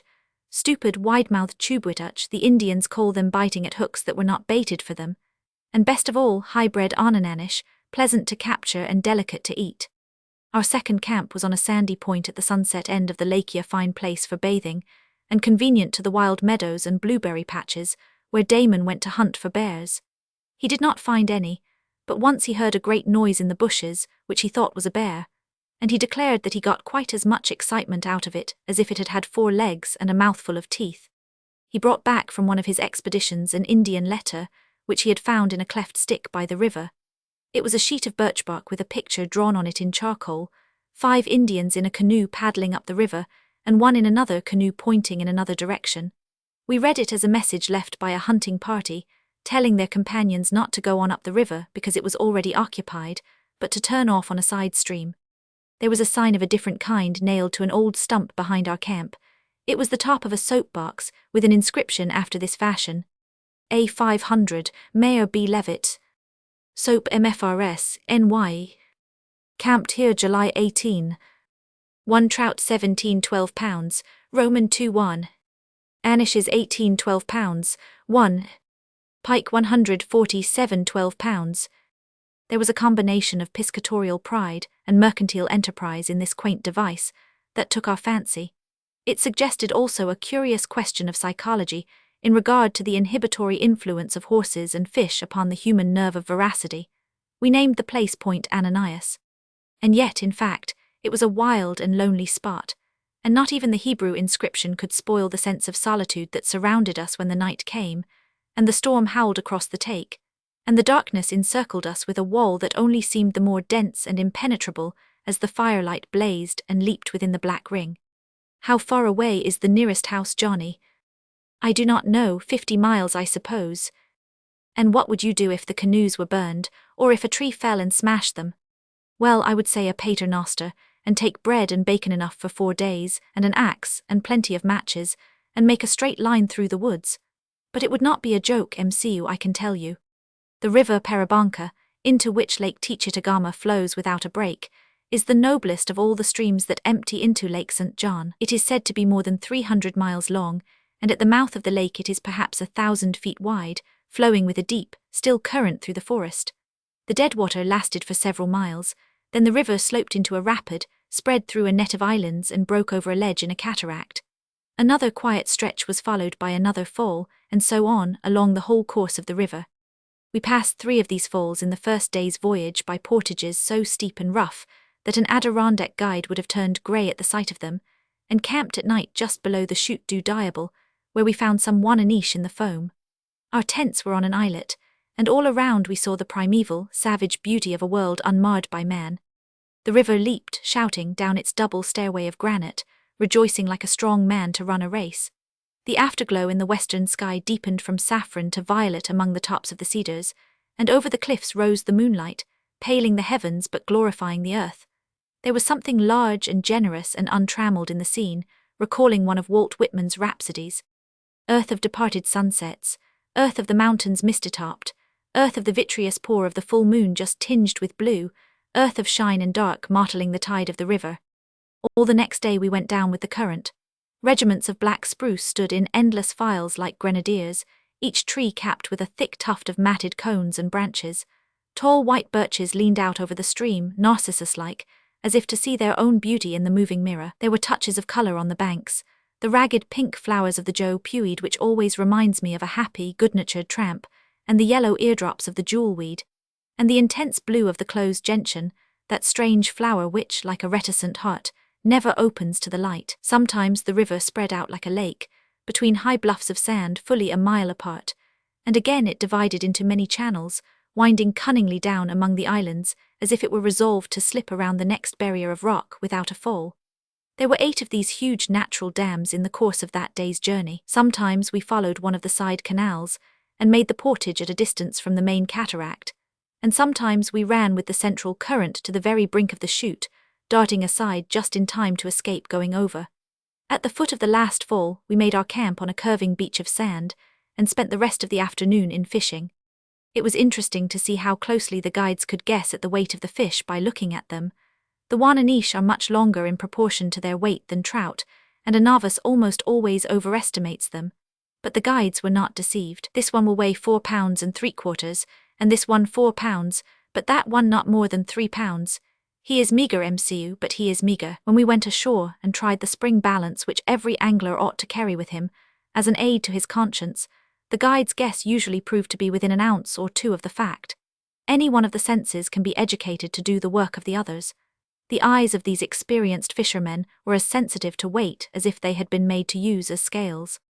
Below the last fall the Parabanca flows for a score of miles with an unbroken, ever-widening stream, through low shores of forest and bush and meadow. Near its mouth the little Parabanca joins it, and the immense flood, nearly 2 miles wide, pours into Lake St. John. Here we saw the first outpost of civilization, a huge unpainted storehouse, where supplies are kept for the lumbermen and the new settlers. Here also we found the tiny, lame steam launch that was to carry us back to the Hotel Roberval. Our canoes were stowed upon the roof of the cabin, and we embarked for the last stage of our long journey. As we came out of the rivermouth, the opposite shore of the lake was invisible, and a stiff nor'wester was rolling big waves across the bar. It was like putting out into the open sea. The launch laboured and puffed along for 4 or 5 miles, growing more and more asthmatic with every breath. Then there was an explosion in the engine room. Some necessary part of the intestinal machinery had blown out. There was a moment of confusion. The captain hurried to drop the anchor, and the narrow craft lay rolling in the billows. What to do? The captain shrugged his shoulders like a Frenchman. Wait here, I suppose, but how long, who knows? Perhaps till tomorrow, perhaps the day after. They will send another boat to look for us in the course of time.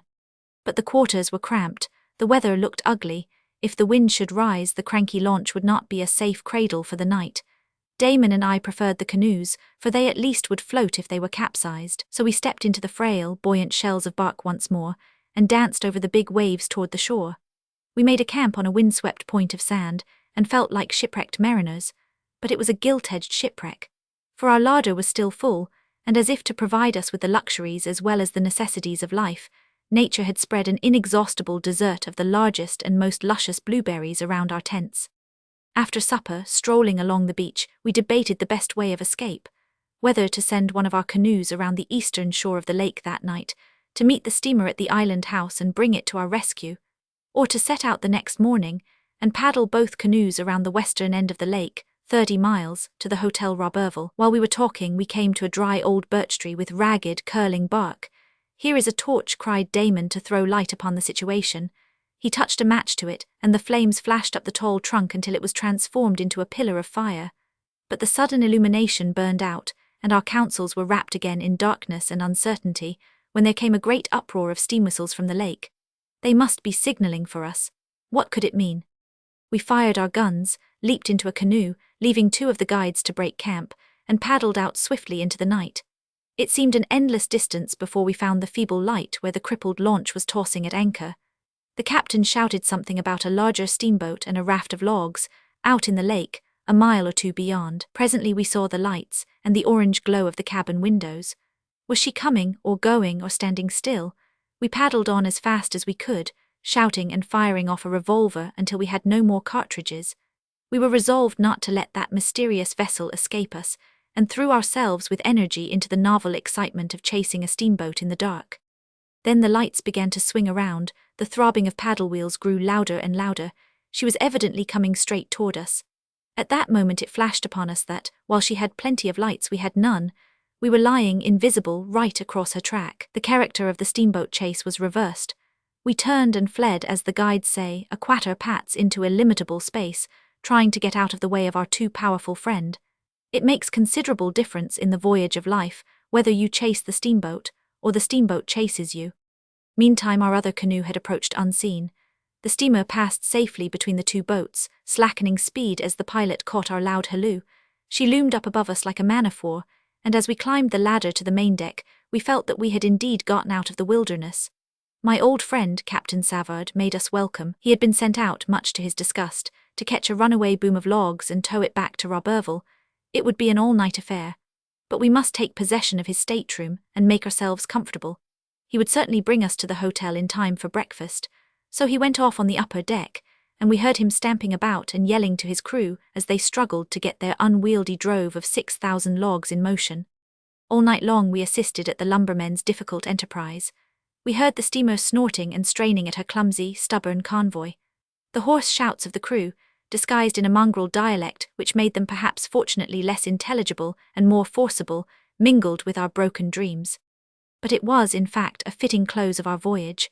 For what were we doing? It was the last stage of the woodman's labour. It was the gathering of a wild herd of the houses and churches and ships and bridges that grow in the forests, and bringing them into the fold of human service. I wonder how often the inhabitant of the snug Queen Anne cottage in the suburbs remembers the picturesque toil and varied hardship that it has cost to hew and drag his walls and floors and pretty peaked roofs out of the backwoods. It might enlarge his home, and make his musings by the winter fireside less commonplace, to give a kindly thought now and then to the long chain of human workers through whose hands the timber of his house has passed, since it first felt the stroke of the axe in the snow-bound winter woods, and floated, through the spring and summer, on far-off lakes and little rivers, au large. Trout fishing in the Tron. Those who wish to forget painful thoughts do well to absent themselves for a time from the ties and objects that recall them, but we can be said only to fulfill our destiny in the place that gave us birth. I should on this account like well enough to spend the whole of my life in travelling abroad if I could anywhere borrow another life to spend afterwards at home. William Hazlitt, on going a journey. The peculiarity of trout fishing in the Tron is that one catches principally grayling. But in this it resembles some other pursuits which are not without their charm for minds open to the pleasures of the unexpected. For example, reading George Borrow's The Bible in Spain with a view to theological information, or going to the opening night at the Academy of Design with the intention of looking at pictures. Moreover, there are really trout in the Tron, rari nant in Gurgite, and in some places more than in others, and all of high spirit though few of great size. Thus the angler has his favourite problem, given an unknown stream and two kinds of fish, the one better than the other, to find the better kind and determine the hour at which they will rise. This is sport. As for the little river itself, it has so many beauties that one does not think of asking whether it has any faults: constant fullness and crystal clearness and refreshing coolness of living water, pale green like the jewel that is called aqua marina, flowing over beds of clean sand and bars of polished gravel, and dropping in momentary foam from rocky ledges, between banks that are shaded by groves of fir and ash and poplar, or through dense thickets of alder and willow, or across meadows of smooth verdure sloping up to quaint old-world village soul. These are features of the ideal little river. I have spoken of these personal qualities first, because a truly moral writer ought to make more of character than of position.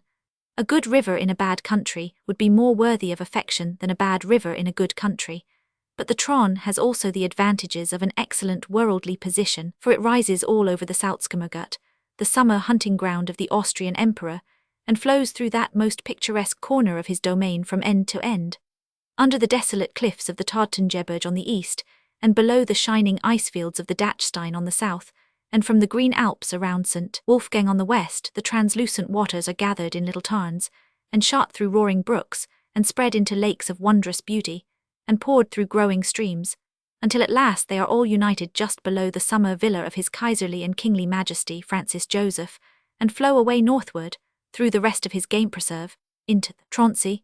It is an imperial playground, and such as I would consent to hunt the chamois in, if an inscrutable providence had made me a kingly Kaiser, or even a plain king or an unvarnished Kaiser. But failing this, I was perfectly content to spend a few idle days in fishing for trout and catching grayling, at such times and places as the law of the Austrian Empire allowed. For it must be remembered that every stream in these over-civilized European countries belongs to somebody, by purchase or rent, and all the fish in the stream are supposed to belong to the person who owns or rents it. They do not know their master's voice, neither will they follow when he calls, but they are theoretically his. To this legal fiction the untutored American must conform. He must learn to clothe his natural desires in the raiment of lawful sanction, and take out some kind of a license before he follows his impulse to fish. It was in the town of Aussy, at the junction of the two highest branches of the Tron, that this impulse came upon me, mildly irresistible. The full bloom of mid-July gaiety in that ancient watering place was dampened, but not extinguished, by 2 days of persistent and surprising showers. I had exhausted the possibilities of interest in the old Gothic church, and felt all that a man should feel in deciphering the mural tombstones of the families who were exiled for their faith in the days of the Reformation. The throngs of merry Hebrews from Vienna and Budapest, amazingly arrayed as mountaineers and milkmaids, walking up and down the narrow streets under umbrellas, had Cleopatra's charm of an infinite variety, but custom staled it. The woodland paths, winding everywhere through the plantations of fir trees, and provided with appropriate names on wooden labels, and benches for rest and conversation at discreet intervals, were too moist for even the nymphs to take delight in them. The only creatures that suffered nothing by the rain were the 2 swift, limpid Trons, racing through the woods like eager and unabashed lovers, to meet in the middle of the village. They were as clear, as joyous, as musical as if the sun were shining. The very sight of their opalescent rapids and eddying pools was an invitation to that gentle sport which is said to have the merit of growing better as the weather grows worse. I laid this fact before the landlord of the hotel of the Erzherzog Johann as poetically as I could, but he assured me that it was of no consequence without an invitation from the gentleman to whom the streams belonged, and he had gone away for a week. The landlord was such a good-natured person, and such an excellent sleeper, that it was impossible to believe that he could have even the smallest inaccuracy upon his conscience. So I bade him farewell, and took my way 4 miles through the woods, to the lake from which one of the streams flowed. It was called the Grundlsee. As I do not know the origin of the name, I cannot consistently make any moral or historical reflections upon it, but if it has never become famous, it ought to be, for the sake of a cosy and busy little inn, perched on a green hill beside the lake, and overlooking the whole length of it, from the groups of toy villas at the foot to the heaps of real mountains at the head. This inn kept a thin but happy landlord, who provided me with a blue license to angle, for the inconsiderable sum of 15 cents a day. This conferred the right of fishing not only in the Grundlsee, but also in the smaller tarn of Toplitz, a mile above it, and in the swift stream which unites them. It all coincided with my desire as if by magic. A row of a couple of miles to the head of the lake, and a walk through the forest, brought me to the smaller pond, and as the afternoon sun was ploughing pale furrows through the showers, I waded out on a point of reeds and cast the artful fly in the shadow of the great cliffs of the Dead Mountains. It was a fit scene for a lone fisherman, but 4 sociable tourists promptly appeared to act as spectators and critics. Fly fishing usually strikes the German mind as an eccentricity which calls for remonstrance. After one of the tourists had suggestively narrated the tale of 7 trout which he had caught in another lake, with worms on the previous Sunday, they went away for a row, with salutations in which politeness but thinly veiled their pity, and left me still, whipping the water in vain. Nor was the fortune of the day much better in the stream below. It was a long and wet wade for 3 fish too small to keep. I came out on the shore of the lake, where I had left the rowboat, with empty bag and a feeling of damp discouragement. There was still an hour or so of daylight, and a beautiful place to fish where the stream poured swirling out into the lake. A rise, and a large one though rather slow, awakened my hopes. Another rise, evidently made by a heavy fish, made me certain that virtue was about to be rewarded. The 3rd time the hook went home, I felt the solid weight of the fish against the spring of the rod, and that curious thrill which runs up the line and down the arm, changing, somehow or other, into a pleasurable sensation of excitement as it reaches the brain. But it was only for a moment, and then came that foolish, feeble shaking of the line from side to side, which tells the angler that he has hooked a great, big, leather-mouthed tuba fish, which Isaac Walton says the French esteem so mean as to call him un vilain. Was it for this that I had come to the country of Francis Joseph? I took off the flies and put on one of those phantom minnows which have immortalized the name of a certain Mr. Brown. The minnow swung on a long line as the boat passed back and forth across the current, once, twice, 3 times, and on the 4th circle there was a sharp strike. The rod bent almost double, and the reel sang shrilly to the first rush of the fish. He ran, he doubled, he went to the bottom and sulked, he tried to go under the boat. He did all that a game fish can do except leaping. After 20 minutes he was tired enough to be lifted gently into the boat by a hand slipped around his gills, and there he was, a Latz forel of 3 pounds weight, small pointed head, silver sides mottled with dark spots, square, powerful tail, and large fincer fish not unlike the landlocked salmon of the Saguenay, but more delicate. Half an hour later he was lying on the grass in front of the inn. The waiters paused with their hands full of dishes to look at him, and the landlord called his guests, including my didactic tourists, to observe the superiority of the trout of the Grundlsee. The maids also came to look, and the buxom cook, with her spotless apron and bare arms akimbo, was drawn from her kitchen, and pledged her culinary honour that such a pratchkul should be served up in her very best style. The angler who is insensible to this sort of indirect flattery through his fish does not exist. Even the most indifferent of men thinks more favourably of people who know a good trout when they see it, and sits down to his supper with kindly feelings. Possibly he reflects also upon the incident as a hint of the usual size of the fish in that neighbourhood. He remembers that he may have been favoured in this case beyond his deserts by good fortune, and resolving not to put too heavy a strain upon it, considers the next place where it would be well for him to angle.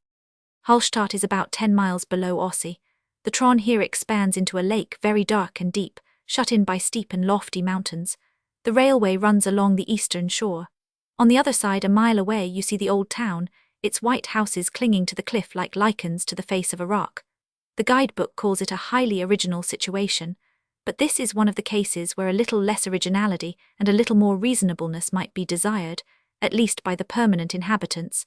A ledge under the shadow of a precipice makes a trying winter residence.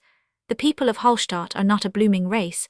One sees many dwarfs and cripples among them, but to the summer traveller the place seems wonderfully picturesque. Most of the streets are flights of steps. The highroad has barely room to edge itself through among the old houses, between the window gardens of bright flowers.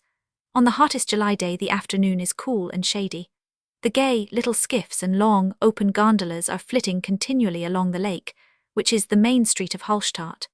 The incongruous but comfortable modern hotel has a huge glass veranda, where you can eat your dinner and observe human nature in its transparent holiday disguises. I was much pleased and entertained by a family, or confederacy, of people attired as peasants, men with feathered hats, green stockings, and bare-kneed women with bright skirts, bodices, and silk neckerchiefs who were always in evidence, rowing gondolas with clumsy oars, meeting the steamboat at the wharf several times a day, and filling the miniature garden of the hotel with rustic greetings and early Salzkammergut attitudes.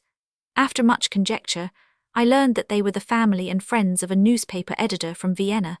They had the literary instinct for local color. The fishing at Hallstatt is at Obertron. There is a level stretch of land above the lake where the river flows peaceably, and the fish have leisure to feed and grow. It is leased to a peasant, who makes a business of supplying the hotels with fish. He was quite willing to give permission to an angler, and I engaged one of his sons, a capital young fellow, whose natural capacities for good fellowship were only hampered by a most extraordinary German dialect, to row me across the lake, and carry the net and a small green barrel full of water to keep the fish alive, according to the custom of the country. The first day we had only 4 trout large enough to put into the barrel. The next day I think there were 6. The third day I remember very well there were 10. They were pretty creatures, weighing from half a pound to a pound each, and coloured as daintily as bits of French silk, in silver grey with faint pink spots. There was plenty to do at Hallstatt in the mornings. An hour's walk from the town there was a fine waterfall, 300 feet high. On the side of the mountain above the lake was one of the salt mines for which the region is celebrated. It has been worked for ages by many successive races, from the Celt downward. Perhaps even the men of the Stone Age knew of it, and came hither for seasoning to make the flesh of the cave bear and the mammoth more palatable. Modern pilgrims are permitted to explore the long, wet, glittering galleries with a guide, and slide down the smooth wooden rollers which join the different levels of the mines. This pastime has the same fascination as sliding down the balusters, and it is said that even queens and princesses have been delighted with it. This is a touching proof of the fundamental simplicity and unity of our human nature. But by far the best excursion from Hallstatt was an all-day trip to the Zwieselalpe mountain, which seems to have been especially created as a point of view. From the bare summit you look right into the face of the huge, snowy Dachstein, with the wild lake of Garsau gleaming at its foot, and far away on the other side your vision ranges over a confusion of mountains, with all the white peaks of the Tyrol stretched along the horizon. Such a wide outlook as this helps the fisherman to enjoy the narrow beauties of his little rivers. No sport is at its best without interruption and contrast. To appreciate wading, one ought to climb a little on odd days. Isil is about 10 or 12 miles below Hallstatt in the valley of the Traun. It is the fashionable summer resort of Austria. I found it in the high tide of amusement. The shady esplanade along the river was crowded with brave women and fair men in gorgeous raiment. The hotels were overflowing, and there were various kinds of music and entertainments at all hours of day and night. But all this did not seem to affect the fishing. The landlord of the Königin Elizabeth, who is also the burgomaster, and a gentleman of varied accomplishments and no leisure, kindly furnished me with a fishing license in the shape of a large pink card. There were many rules printed upon it. All fishes under 9 inches must be gently restored to the water. No instrument of capture must be used except the angle in the hand. The card of legitimation must be produced and exhibited at the polite request of any of the keepers of the river. Thus duly authorized and instructed, I sallied forth to seek my pastime according to the law. The easiest way in theory was to take the afternoon train up the river to one of the villages, and fish down a mile or 2 in the evening, returning by the 8 o'clock train. But in practice the habits of the fish interfered seriously with the latter part of this plan. On my first day I had spent several hours in the vain effort to catch something better than small grayling. The best time for the trout was just approaching, as the broad light faded from the stream. Already they were beginning to feed, when I looked up from the edge of a pool and saw the train rattling down the valley below me. Under the circumstances, the only thing to do was to go on fishing. It was an even pool with steep banks, and the water ran through it very straight and swift, some 4 feet deep and 30 yards across. As the tailfly reached the middle of the water, a fine trout literally turned a somersault over it, but without touching it. At the next cast he was ready, taking it with a rush that carried him into the air with the fly in his mouth. He weighed 3/4 of a pound. The next one was equally eager in rising and sharp in playing, and the third might have been his twin sister or brother. So after casting for hours and taking nothing in the most beautiful pools, I landed 3 trout from one unlikely place in 15 minutes. That was because the trout's supper time had arrived. So had mine. I walked over to the rambling old inn at Goisern, sought the cook in the kitchen and persuaded her, in spite of the lateness of the hour, to boil the largest of the fish for my supper, after which I rode peacefully back to Iskall by the 11 o'clock train. For the future I resolved to give up the illusory idea of coming home by rail, and ordered a little one-horse carriage to meet me at some point on the highroad every evening at 9 o'clock. In this way I managed to cover the whole stream, taking a lower part each day, from the lake of Hallstatt down to Ischl. There was one part of the river near Laufen, where the current was very strong and waterfully, broken by ledges of rock. Below these it rested in long, smooth reaches, much beloved by the grayling. There was no difficulty in getting 2 or 3 of them out of each run. The grayling has a quaint beauty. His appearance is aesthetic, like a fish in a Preraphilite picture. His colour in midsummer is a golden grey, darker on the back, and with a few black spots just behind his gills, like patches put on to bring out the pallor of his complexion. He smells of wild thyme when he first comes out of the water, wherefore St. Ambrose of Milan complimented him in courtly fashion: quid specie tua gratius, quid odora fragrantius, quad mela fragrant, hoc tu corpor spiras. But the chief glory of the grayling is the large, iridescent fin on his back.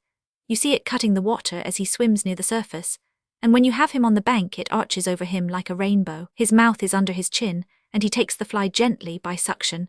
He is, in fact, and to speak plainly, something of a sucker, but then he is a sucker idealized and refined, the flower of the family.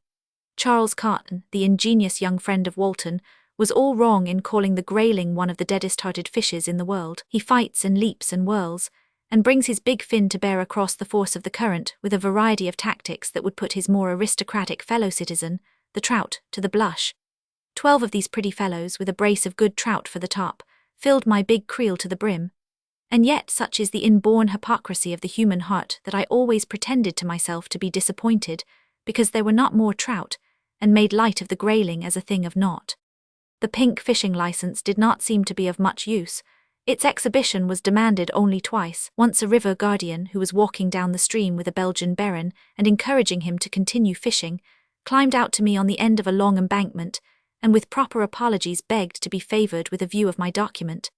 It turned out that his request was a favour to me, for it discovered the fact that I had left my flybook, with the pink card in it, beside an old mill, a quarter of a mile up the stream. Another time I was sitting beside the road, trying to get out of a very long, wet, awkward pair of wadding stockings, an occupation which is unfavourable to tranquillity of mind, when a man came up to me in the dusk and accosted me with an absence of politeness which in German amounted to an insult. "Have you been fishing? Why do you want to know? Have you any right to fish? What right have you to ask? I am a keeper of the river. Where is your card? It is in my pocket, but pardon my curiosity, where is your card?" This question appeared to paralyze him. He had probably never been asked for his card before. He went lumbering off in the darkness, muttering, "My card, unheard of, my card." The routine of angling at Ischl was varied by an excursion to the lake of St. Wolfgang and the Schafberg, an isolated mountain on whose rocky horn an inn has been built. It stands up almost like a birdhouse on a pole, and commands a superb prospect, northward across the rolling plain and the Bavarian forest, southward over a tumultuous land of peaks and precipices. There are many lovely lakes in sight, but the loveliest of all is that which takes its name from the old saint who wandered hither from the country of the furious Franks and built his peaceful hermitage on the Falkenstein. What good taste some of those old saints had! There is a venerable church in the village, with pictures attributed to Michael Wohlgemuth, and a chapel which is said to mark the spot where St. Wolfgang, who had lost his axe far up the mountain, found it, like Longfellow's arrow, in an oak and still unbroke. The tree is gone, so it was impossible to verify the story, but the saint's well is there in a pavilion with a bronze image over it, and a profitable inscription to the effect that the poorer pilgrims, who have come unprovided with either money or wine, should be jolly well contented to find the water so fine. There is also a famous echo farther up the lake, which repeats 6 syllables with accuracy. It is a strange coincidence that there are just 6 syllables in the name of Der Heilige Wolfgang, but when you translate it into English, the inspiration of the echo seems to be less exact. The sweetest thing about St. Wolfgang was the abundance of purple cyclamens, clothing the mountain meadows, and filling the air with delicate fragrance like the smell of lilacs around a New England farmhouse in early June. There was still one stretch of the river above Ischl left for the last evening's sport. I remember it so well. The long, deep place where the water ran beside an embankment of stone, and the big grayling poised on the edge of the shadow, rising and falling on the current as a kite rises and falls on the wind and balances back to the same position, the murmur of the stream and the hissing of the pebbles underfoot in the rapids as the swift water rolled them over and over, the odour of the fir trees and the streaks of warm air in quiet places, and the faint whiffs of wood smoke wafted from the houses, and the brown flies dancing heavily up and down in the twilight, the last good pool where the river was divided, the main part making a deep, narrow curve to the right, and the lesser part bubbling into it over a bed of stones with half a dozen tiny waterfalls, with a fine trout lying at the foot of each of them, and rising merrily as the white fly passed over him surely. It was all very good, and a memory to be grateful for. And when the basket was full, it was pleasant to put off the heavy wadding shoes and the long rubber stockings, and ride homeward in an open carriage through the fresh night air. That is as near to sybaritic luxury as a man should care to come. The lights in the cottages are twinkling like fireflies, and there are small groups of people singing and laughing down the road. The honest fisherman reflects that this world is only a place of pilgrimage, but after all there is a good deal of cheer on the journey, if it is made with a contented heart. He wonders who the dwellers in the scattered houses may be, and weaves romances out of the shadows on the curtained windows. The lamps burning in the wayside shrines tell him stories of human love and patience and hope, and of divine forgiveness. Dream pictures of life float before him, tender and luminous, filled with a vague, soft atmosphere in which the simplest outlines gain a strange significance. They are like some of Millet's paintings, The Sower, or The Sheepfold. There is very little detail in them, but sometimes a little means so much. Then the moon slips up into the sky from behind the hills, and the fisherman begins to think of home, and of the foolish, fond old rhymes about those whom the moon sees far away, and the stars that have the power to fulfill wishes if the celestial bodies knew or cared anything about our small nerve-thrills, which we call affection and desires. But if there were someone above the moon and stars who did know and care, someone who could see the places and the people that you and I would give so much to see, someone who could do for them all of kindness that you and I fain would do, someone able to keep our beloved in perfect peace and watch over the little children sleeping in their beds beyond the sea, what then? Why then, in the evening hour, one might have thoughts of home that would go across the ocean by way of heaven, and be better than dreams, almost as good as prayers. At the sign of the balsam bough, come live with me and be my love, and we will all the pleasures prove that valleys, groves, or hills, or field, or woods and steepy mountains yield. There we will rest our sleepy heads, and happy hearts on balsam beds, and every day go forth to fish in foamy streams for one aniche. Old song with a new ending. It has been asserted on high philosophical authority that woman is a problem, she is more, she is a cause of problems to others. This is not a theoretical statement, it is a fact of experience. Every year when the sun passes the summer solstice, the two souls with but a single thought, of whom I am so fortunate as to be one, are summoned by that portion of our united mind which has at once the right of putting the question and of casting the deciding vote, to answer this conundrum. How can we go abroad without crossing the ocean, and abandon an interesting family of children without getting completely beyond their reach, and escape from the frying pan of housekeeping without falling into the fire of the summer hotel? This apparently insoluble problem we usually solve by going to camp in Canada. It is indeed a foreign air that breathes around us as we make the harmless, friendly voyage from Point Levis to Quebec.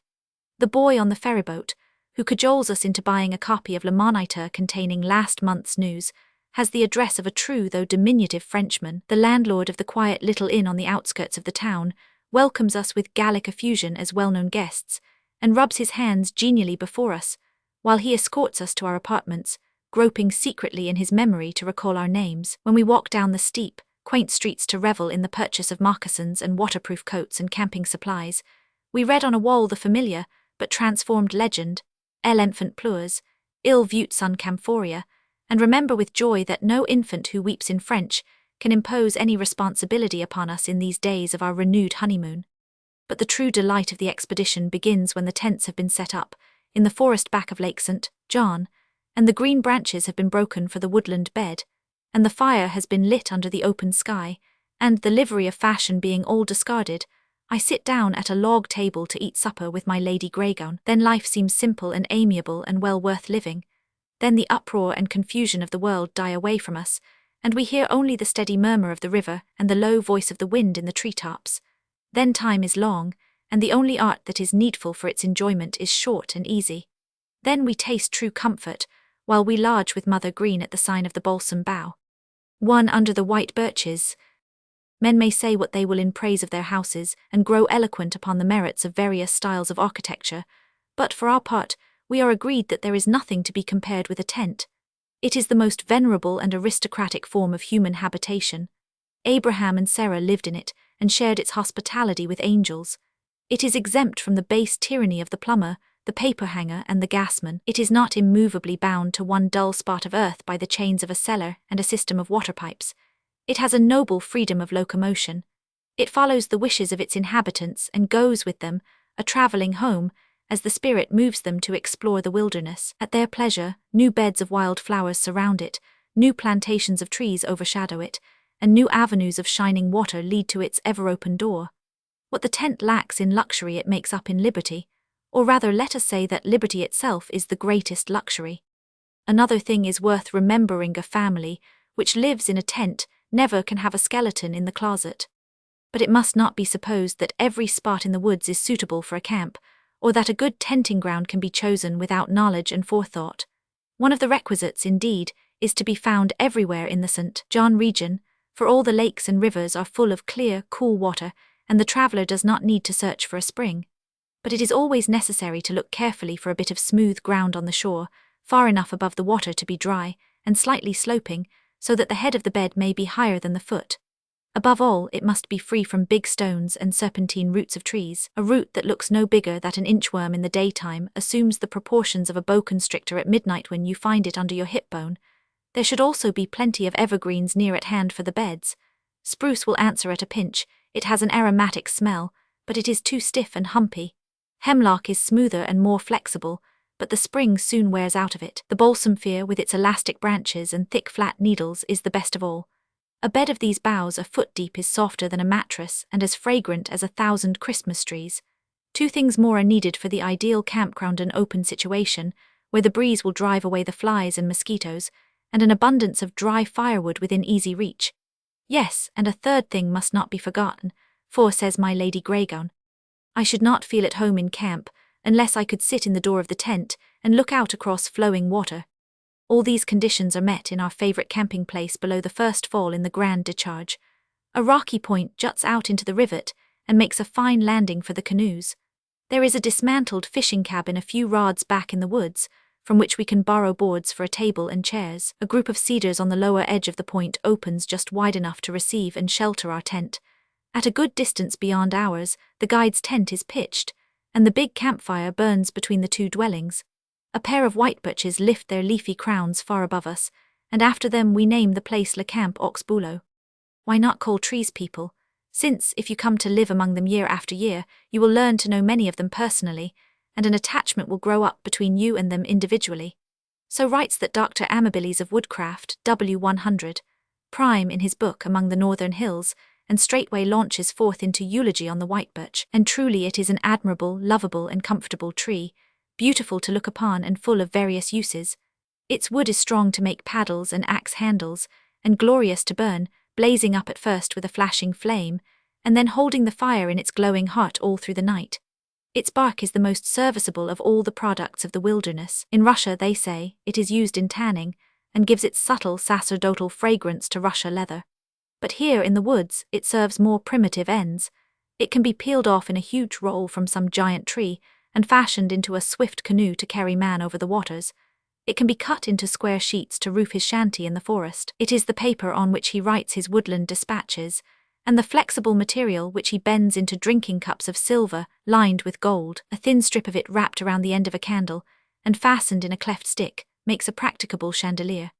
A basket for berries, a horn to call the lovelorn moose through the autumnal woods, a canvas on which to draw the outline of great and memorable fish, all these, and many other indispensable luxuries, are stored up for the skilful woodsman in the birch bark. Only do not rob or mar the tree, unless you really need what it has to give you. Let it stand and grow in virgin majesty, ungirdled and unscarred, while the trunk becomes a firm pillar of the forest temple, and the branches spread abroad a refuge of bright green leaves for the birds of the air. Nature never made a more excellent piece of handiwork, and if, said my Lady Greygown, I should ever become a dryad, I would choose to be transformed into a white birch.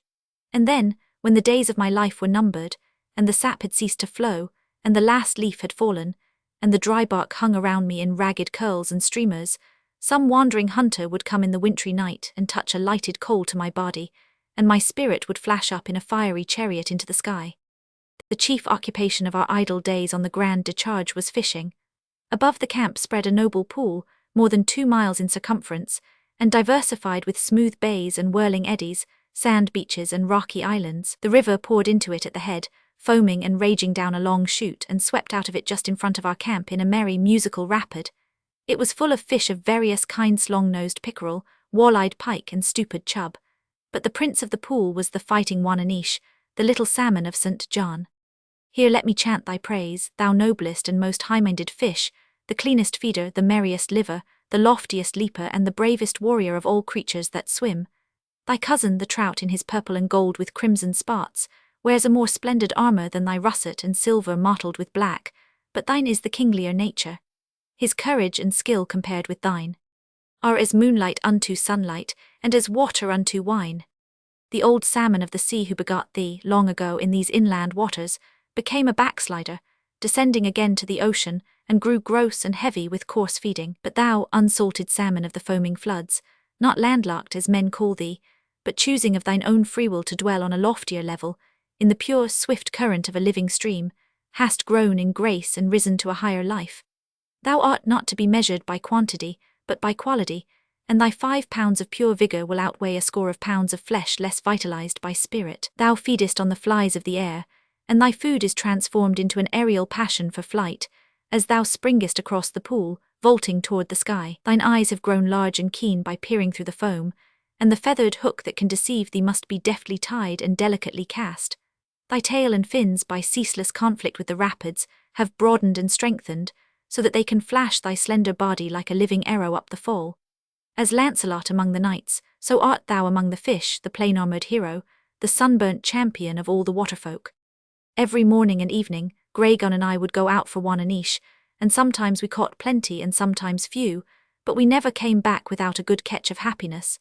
There were certain places where the fish liked to stay. For example, we always looked for one at the lower corner of a big rock, very close to it, where he could poise himself easily on the edge of the strong downward stream. Another likely place was a straight run of water, swift, but not too swift, with a sunken stone in the middle. The Wananiche does not like crooked, twisting water. An even current is far more comfortable, for then he discovers just how much effort is needed to balance against it, and keeps up the movement mechanically, as if he were half asleep. But his favourite place is under one of the floating islands of thick foam that gather in the corners below the falls. The matted flakes give a grateful shelter from the sun, I fancy, and almost all gamefish love to lie in the shade.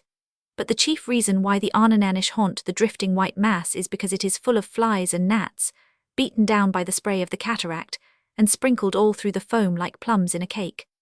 To this natural confection, the little salmon, lurking in his corner, plays the part of Jack Horner all day long, and never wearies. "See that bell brew down below there," said Ferdinand as we scrambled over the huge rocks at the foot of the falls. "There ought to be salmon there en masse." Yes, there were the sharp noses picking out the unfortunate insects, and the broad tails waving lazily through the foam as the fish turned in the water. At this season of the year, when summer is nearly ended, and every Wananiche in the Grand Decharge has tasted feathers and seen a hook, it is useless to attempt to delude them with the large gaudy flies which the fishing tackler maker recommends. There are only 2 successful methods of angling now. The first of these I tried, and by casting delicately with a tiny brown trout fly tied on a gossamer strand of gut, captured a pair of fish weighing about 3 pounds each. They fought against the spring of the 4-ounce rod for nearly half an hour before Ferdinand could slip the net around them. But there was another and a broader tail still waving disdainfully on the outer edge of the foam. "And now," said the gallant Ferdinand, "the turn is to Madame, that she should prove her fortune. Attend but a moment, Madame, while I seek the sauterelle." This was the second method. The grasshopper was attached to the hook, and casting the line well out across the pool, Ferdinand put the rod into Graygun's hands. She stood poised upon a pinnacle of rock like Patience on a monument waiting for a bite. It came. There was a slow, gentle pull at the line, answered by a quick jerk of the rod, and a noble fish flashed into the air, 4 pounds and a half at least. He leaped again and again, shaking the drops from his silvery sides. He rushed up the rapids as if he had determined to return to the lake, and down again as if he had changed his plans and determined to go to the Saguenay. He sulked in the deep water and rubbed his nose against the rocks. He did his best to treat that treacherous grasshopper as the whale served Jonah, but Graygun, through all her little screams and shouts of excitement, was steady and sage. She never gave the fish an inch of slack line, and at last he lay glittering on the rocks with the black St. Andrew's crosses clearly marked on his plump sides, and the iridescent spots gleaming on his small, shapely head. "Une belle," cried Ferdinand as he held up the fish in triumph, "and it is Madame who has the good fortune. She understands well to take the large fish, is it not?" Greygown stepped demurely down from her pinnacle, and as we drifted down the pool in the canoe, under the mellow evening sky, her conversation betrayed not a trace of the pride that a victorious fisherman would have shown. On the contrary, she insisted that angling was an affair of chance, which was consoling, though I knew it was not altogether true, and that the smaller fish were just as pleasant to catch and better to eat after all. For a generous rival, commend me to a woman, and if I must compete, let it be with one who has the grace to dissolve the bitter of defeat in the honey of a mutual self-congratulation. We had a garden, and our favourite path through it was the portage leading around the falls. We travelled it very frequently, making an excuse of idle errands to the steamboat landing on the lake, and sauntering along the trail as if school were out and would never keep again. It was the season of fruits rather than of flowers. Nature was reducing the decorations of her table to make room for the banquet. She offered us berries instead of blossoms. There were the light coral clusters of the dwarf cornel set in whorls of pointed leaves, and the deep blue bells of the Clintonia borealis, which the White Mountain people call the bearberry, and I hope the name will stick, for it smacks of the woods, and it is a shame to leave so free and wild a plant under the burden of a Latin name. And the grey, crimson-veined berries for which the Canada mayflower had exchanged its feathery white bloom, and the ruby drops of the twisted stalk, hanging like jewels along its bending stem. On the three-leaf table which once carried the gay flower of the wakerbin, there was a scarlet lump like a red pepper escaped to the forest and run wild. The partridge vine was full of rosy provision for the birds. The dark tiny leaves of the creeping snowberry were all sprinkled over with delicate drops of spicy foam. There were few belated raspberries, and if we chose to go out into the burnt ground, we could find blueberries in plenty. But there was still bloom enough to give that festal air without which the most abundant feast seems coarse and vulgar. The pale gold of the loosestrife had faded, but the deeper yellow of the goldenrod had begun to take its place. The blue banners of the fleur-de-lis had vanished from beside the springs, but the purple of the asters was appearing. Closed gentians kept their secret in violet, and bluebells trembled above the rocks. The quaint pinkish-white flowers of the turtlehead showed in wet places, and instead of the lilac racemes of the purple-fringed orchis, which had disappeared with midsummer, we found now the slender braided spikes of the lady's tresses, latest and lowliest of the orchids, pale and pure as nuns of the forest, and exhaling a celestial fragrance. There is a secret pleasure in finding these delicate flowers in the rough heart of the wilderness. It is like discovering the veins of poetry in the character of a guide or a lumberman, and to be able to call the plants by name makes them 100-fold more sweet and intimate. Naming things is one of the oldest and simplest of human pastimes. Children play at it with their dolls and toy animals. In fact, it was the first game ever played on earth, for the Creator who planted the garden eastward in Eden knew well what would please the childish heart of man, when he brought all the new-made creatures to Adam, to see what he would call them. Our rustic bouquet graced the table under the white birches, while we sat by the fire and watched our 4 men at the work of the camp, Joseph and Raoul chopping wood in the distance, Francois slicing juicy rashers from the flitch of bacon, and Ferdinand, the chef, heating the frying pan in preparation for supper. "Have you ever thought," said Greygown, in a contented tone of voice, "that this is the only period of our existence when we attain to the luxury of a French cook?" "And one with the grand manner, too," I replied, for he never fails to ask what it is that Madame desires to eat today, as if the larder of Lucullus were at his disposal, though he knows well enough that the only choice lies between broiled fish and fried fish, or bacon with eggs and a rice omelette. But I like the fiction of a lordly ordering of the repast. How much better it is than having to eat what is flung before you at a summer boarding-house by a scornful waitress. "Another thing that pleases me," continued my lady, "is the unbreakableness of the dishes. There are no nicks in the edges of the best plates here, and oh, it is a happy thing to have a home without bric-a-brac. There is nothing here that needs to be dusted." "And no engagements for tomorrow," I ejaculated. "Dishes that cannot be broken, and plans that can't. That's the ideal of housekeeping."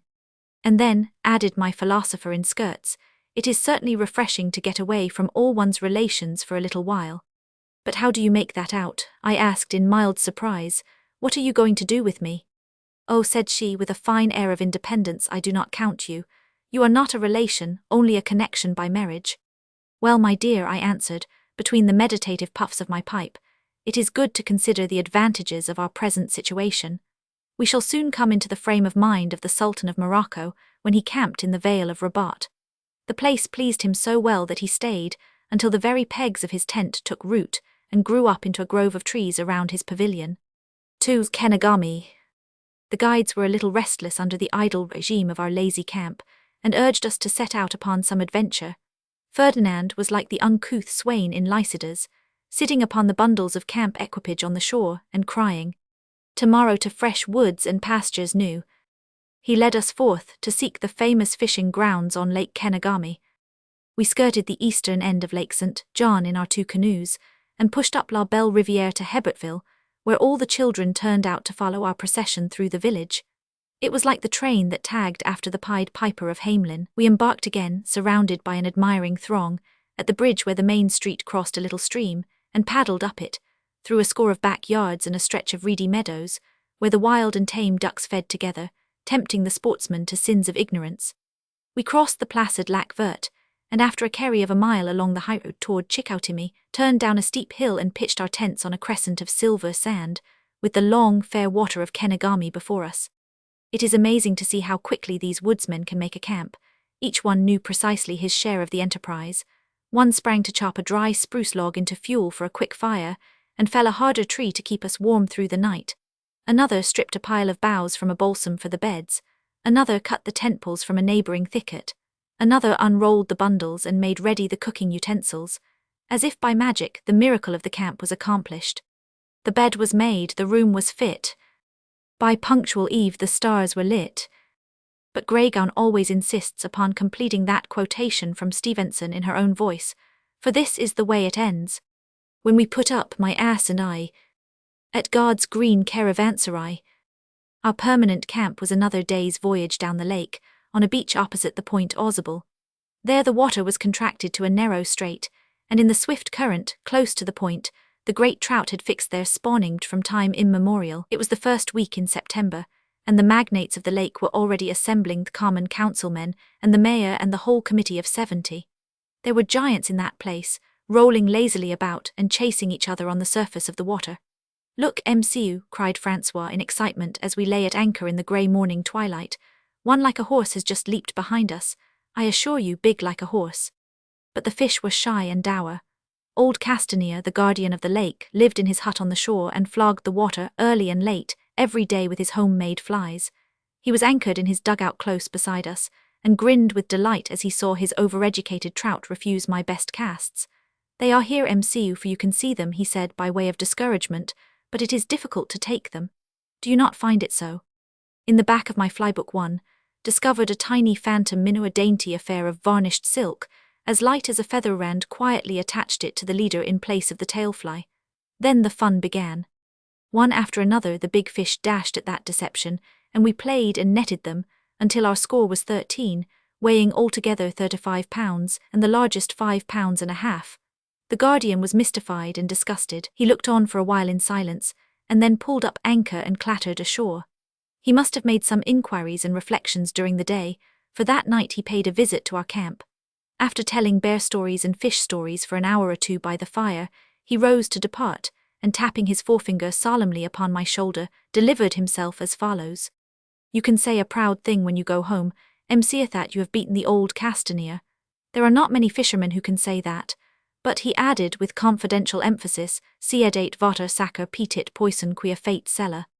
That was a touch of human nature, my rusty old guardian, more welcome to me than all the morning's catch. Is there not always a confounded little minnow responsible for our failures?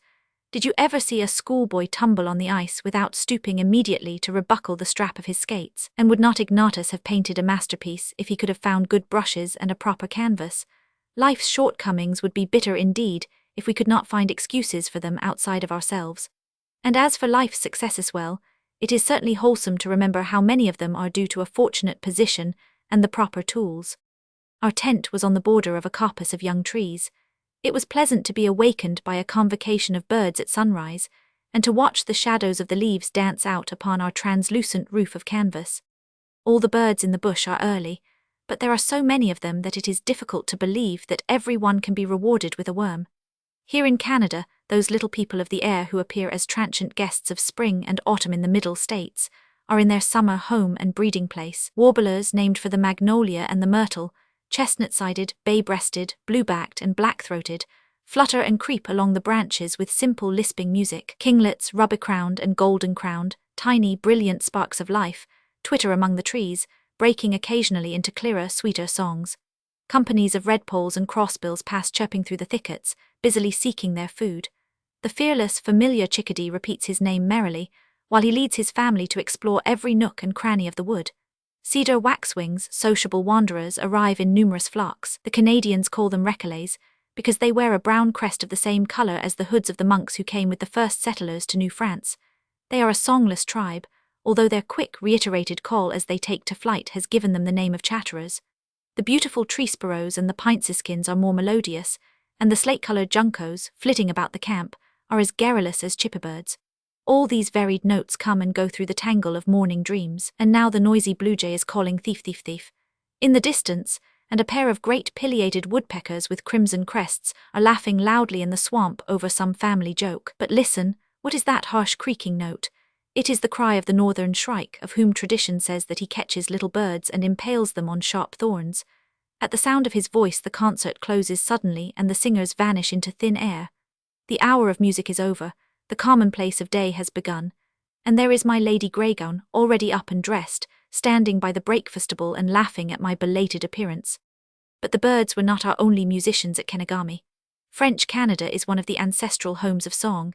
Here you can still listen to those quaint ballads which were sung centuries ago in Normandy and Provence. A la Claire Fontaine, Dans Paris y à brune plus belle que le jour, Sur le pont d'Avignon, En roulant ma boule, La Poulette Grise, and 100 other folk songs linger among the peasants and voyageurs of these northern woods.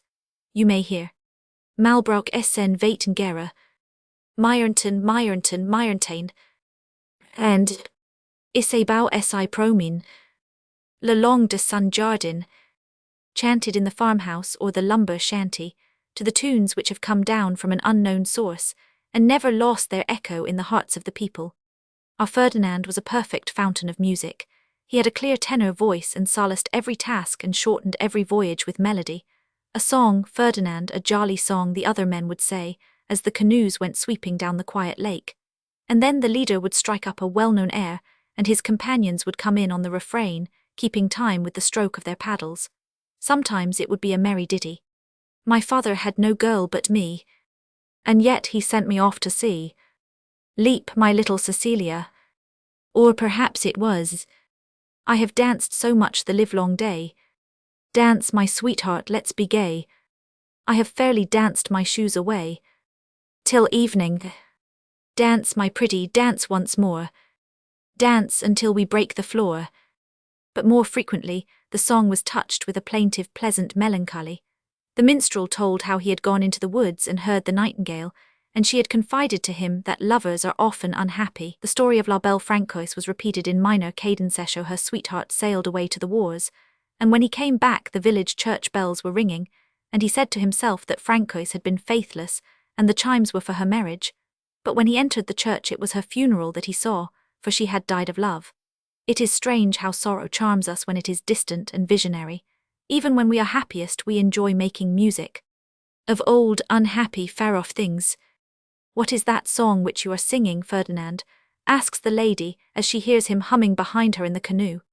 Ah, madame, it is the chanson of a young man who demands of his blonde why she will not marry him. He says that he has waited long time, and the flowers are falling from the rose tree, and he is very sad. And does she give a reason? Yes, Madameth, that is to say, a reason of a certain sort. She declares that she is not quite ready. He must wait until the rose tree adorns itself again. And what is the endo? They get married at last. But I do not know, madame. The chanson does not go so far. It ceases with the complaint of the young man, and it is a very uncertain affair. 'Tis affair of the heart, is it not? Then, as if he turned from such perplexing mysteries to something plain and sure and easy to understand, he breaks out into the jolliest of all Canadian songs. My bark canoe that flies, that flies. Ola, my bark canoe. 3. The island pool. Among the mountains there is a gorge, and in the gorge there is a river, and in the river there is a pool, and in the pool there is an island, and on the island for 4 happy days there was a camp. It was by no means an easy matter to establish ourselves in that lonely place. The river, though not remote from civilization, is practically inaccessible for 9 miles of its course by reason of the steepness of its banks, which are long, shaggy precipices, and the fury of its current, in which no boat can live. We heard its voice as we approached through the forest, and could hardly tell whether it was far away or near. There is a perspective of sound as well as of sight, and one must have some idea of the size of a noise before one can judge of its distance. A mosquito's horn in a dark room may seem like a trumpet on the battlements, and the tumult of a mighty stream heard through an unknown stretch of woods may appear like the babble of a mountain brook close at hand. But when we came out upon the bold forehead of a burnt cliff and looked down, we realized the grandeur and beauty of the unseen voice that we had been following. A river of splendid strength went leaping through the chasm 500 feet below us, and at the foot of 2 snow-white falls, in an oval of dark topaz water, traced with curves of floating foam, lay the solitary island. The broken path was like a ladder. How shall we ever get down? Sighed Greygown as we dropped from rock to rock, and at the bottom she looked up sighing, I know we never can get back again. There was not a foot of ground on the shores level enough for a tent. Our canoe ferried us over, 2 at a time, to the island. It was about 100 paces long, composed of round, cogly stones, with just one patch of smooth sand at the lower end. There was not a tree left upon it larger than an alder bush. The tent poles must be cut far up on the mountain sides, and every bough for our beds must be carried down the ladder of rocks. But the men were gay at their work, singing like mockingbirds. After all, the glow of life comes from friction with its difficulties. If we cannot find them at home, we sally abroad and create them, just to warm up our metal. The Wananiche in the island pool was superb, astonishing, incredible. We stood on the cobblestones at the upper end, and cast our little flies across the sweeping stream, and for 3 days the fish came crowding in to fill the barrel of pickled salmon for our guide's winter use. And the score rose, 12, 21, 32, and the size of the biggest fish steadily mounted for pounds, 4.5, 5, 5 3/4. Precisely almost 6 pounds, said Ferdinand, holding the scales, but we may call him 6 MCU, for if it had been tomorrow that we had caught him, he would certainly have gained the other ounce. And yet, why should I repeat the fisherman's folly of writing down the record of that marvellous catch? We always do it, but we know that it is a vain thing.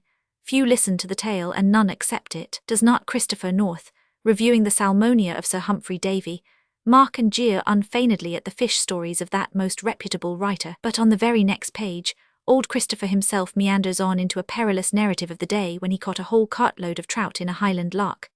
Incorrigible, happy inconsistency. Slow to believe others, and full of sceptical inquiry, fond man never doubts one thing that, somewhere in the world, a tribe of gentle readers will be discovered to whom his fish stories will appear credible. One of our days on the island was Sunday, a day of rest in a week of idleness. We had a few books, for there are some in existence which will stand the test of being brought into close contact with nature. Are not John Burroughs' cheerful, kindly essays full of woodland truth and companionship?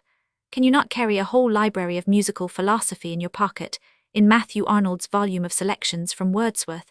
And could there be a better sermon for a Sabbath in the wilderness than Mrs. Slausson's immortal story of Fishin' Jimmy? But to be very frank about the matter, the camp is not stimulating to the studious side of my mind. Charles Lamb, as usual, has said what I feel.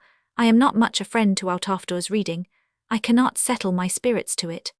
There are blueberries growing abundantly among the rock-huge clusters of them, bloomy and luscious as the grapes of Eshkol. The blueberry is nature's compensation for the ruin of forest fires. It grows best where the woods have been burned away, and the soil is too poor to raise another crop of trees. Surely it is an innocent and harmless pleasure to wander along the hillsides gathering these wild fruits, as the Master and his disciples once walked through the fields and plucked the ears of corn, never caring what the Pharisees thought of that new way of keeping the Sabbath. And here is a bed of moss beside a dashing rivulet, inviting us to rest and be thankful. Hark! There is a white-throated sparrow on a little tree across the river, whistling his afternoon song. In linked sweetness long drawn out. Down in Maine they call him the Peabody bird, because his notes sound to them like old man Peabody, Peabody, Peabody. In New Brunswick, the Scotch settlers say that he sings Lost Kennedy, Kennedy, Kennedy. But here in his northern home I think we can understand him better. He is singing again and again, with a cadence that never wearies, sweet, sweet Canada, Canada, Canada. The Canadians, when they came across the sea, remembering the nightingale of southern France, baptized this little grey minstrel their rossignol, and the country ballads are full of his praise. Every land has its nightingale if we only have the heart to hear him. How distinct his voice is, so personal, how confidential, as if he had a message for us. There is a breath of fragrance on the cool shady air beside our little stream, that seems familiar. It is the first week of September. Can it be that the twin flower of June, the delicate Linnea borealis, is blooming again? Yes, here is the thread-like stem lifting its two frail pink bells above the bed of shining leaves. How dear an early flower seems when it comes back again and unfolds its beauty in a St. Martin's summer. How delicate and suggestive is the faint, magical odor. It is like a renewal of the dreams of youth. And need we ever grow old? Asked my Lady Greygown, as she sat that evening with the twin flower on her breast, watching the stars come out along the edge of the cliffs and tremble on the hurrying tide of the river. Must we grow old as well as grey? Is the time coming when all life will be commonplace and practical, and governed by a dull of course? Shall we not always find adventures and romances, and a few blossoms returning, even when the season grows late? At least, I answered, let us believe in the possibility, for to doubt it is to destroy it. If we can only come back to nature together every year, and consider the flowers and the birds, and confess our faults and mistakes and our unbelief under these silent stars, and hear the river murmuring our absolution, we shall die young, even though we live long. We shall have a treasure of memories which will be like the twin flower, always a double blossom on a single stem, and carry with us into the unseen world something which will make it worthwhile to be immortal. A song after sundown. There's no music like a little river's. It plays the same tune, and that's the favorite over and over again, and yet does not weary of it like men fiddlers. It takes the mind out of doors, and though we should be grateful for good houses, there is, after all, no house like God's out of doors. And lastly, sir, it quiets a man down like saying his prayers. Robert Louis Stevenson, Prince Otto. The wood notes of the Veery. The moonbeams over Arno's vale in silver flood were pouring, when first I heard the nightingale a long-lost love deploring. So passionate, so full of pain, it sounded strange and eerie. I longed to hear a simpler strain, the wood notes of the Veery. The laverock sings a bonny lay above the Scottish heather, it sprinkles from the dome of day like light and love together. He drops the golden notes to greet his brooding mate, his dearie. I only know one song more sweet, the Vespers of the Veery. In English gardens green and bright and rich in fruity treasure, I have heard the blackbird with delight repeat his merry measure. The ballad was a lively one, the tune was loud and cheery, and yet with every setting sun I listened for the Veery. Oh, far away and far away the tawny thrush is singing, New England woods at close of day with that clear chant a-ringing. And when my light of life is low, and heart and flesh are weary, I fain would hear, before I go, the wood notes of the Veery.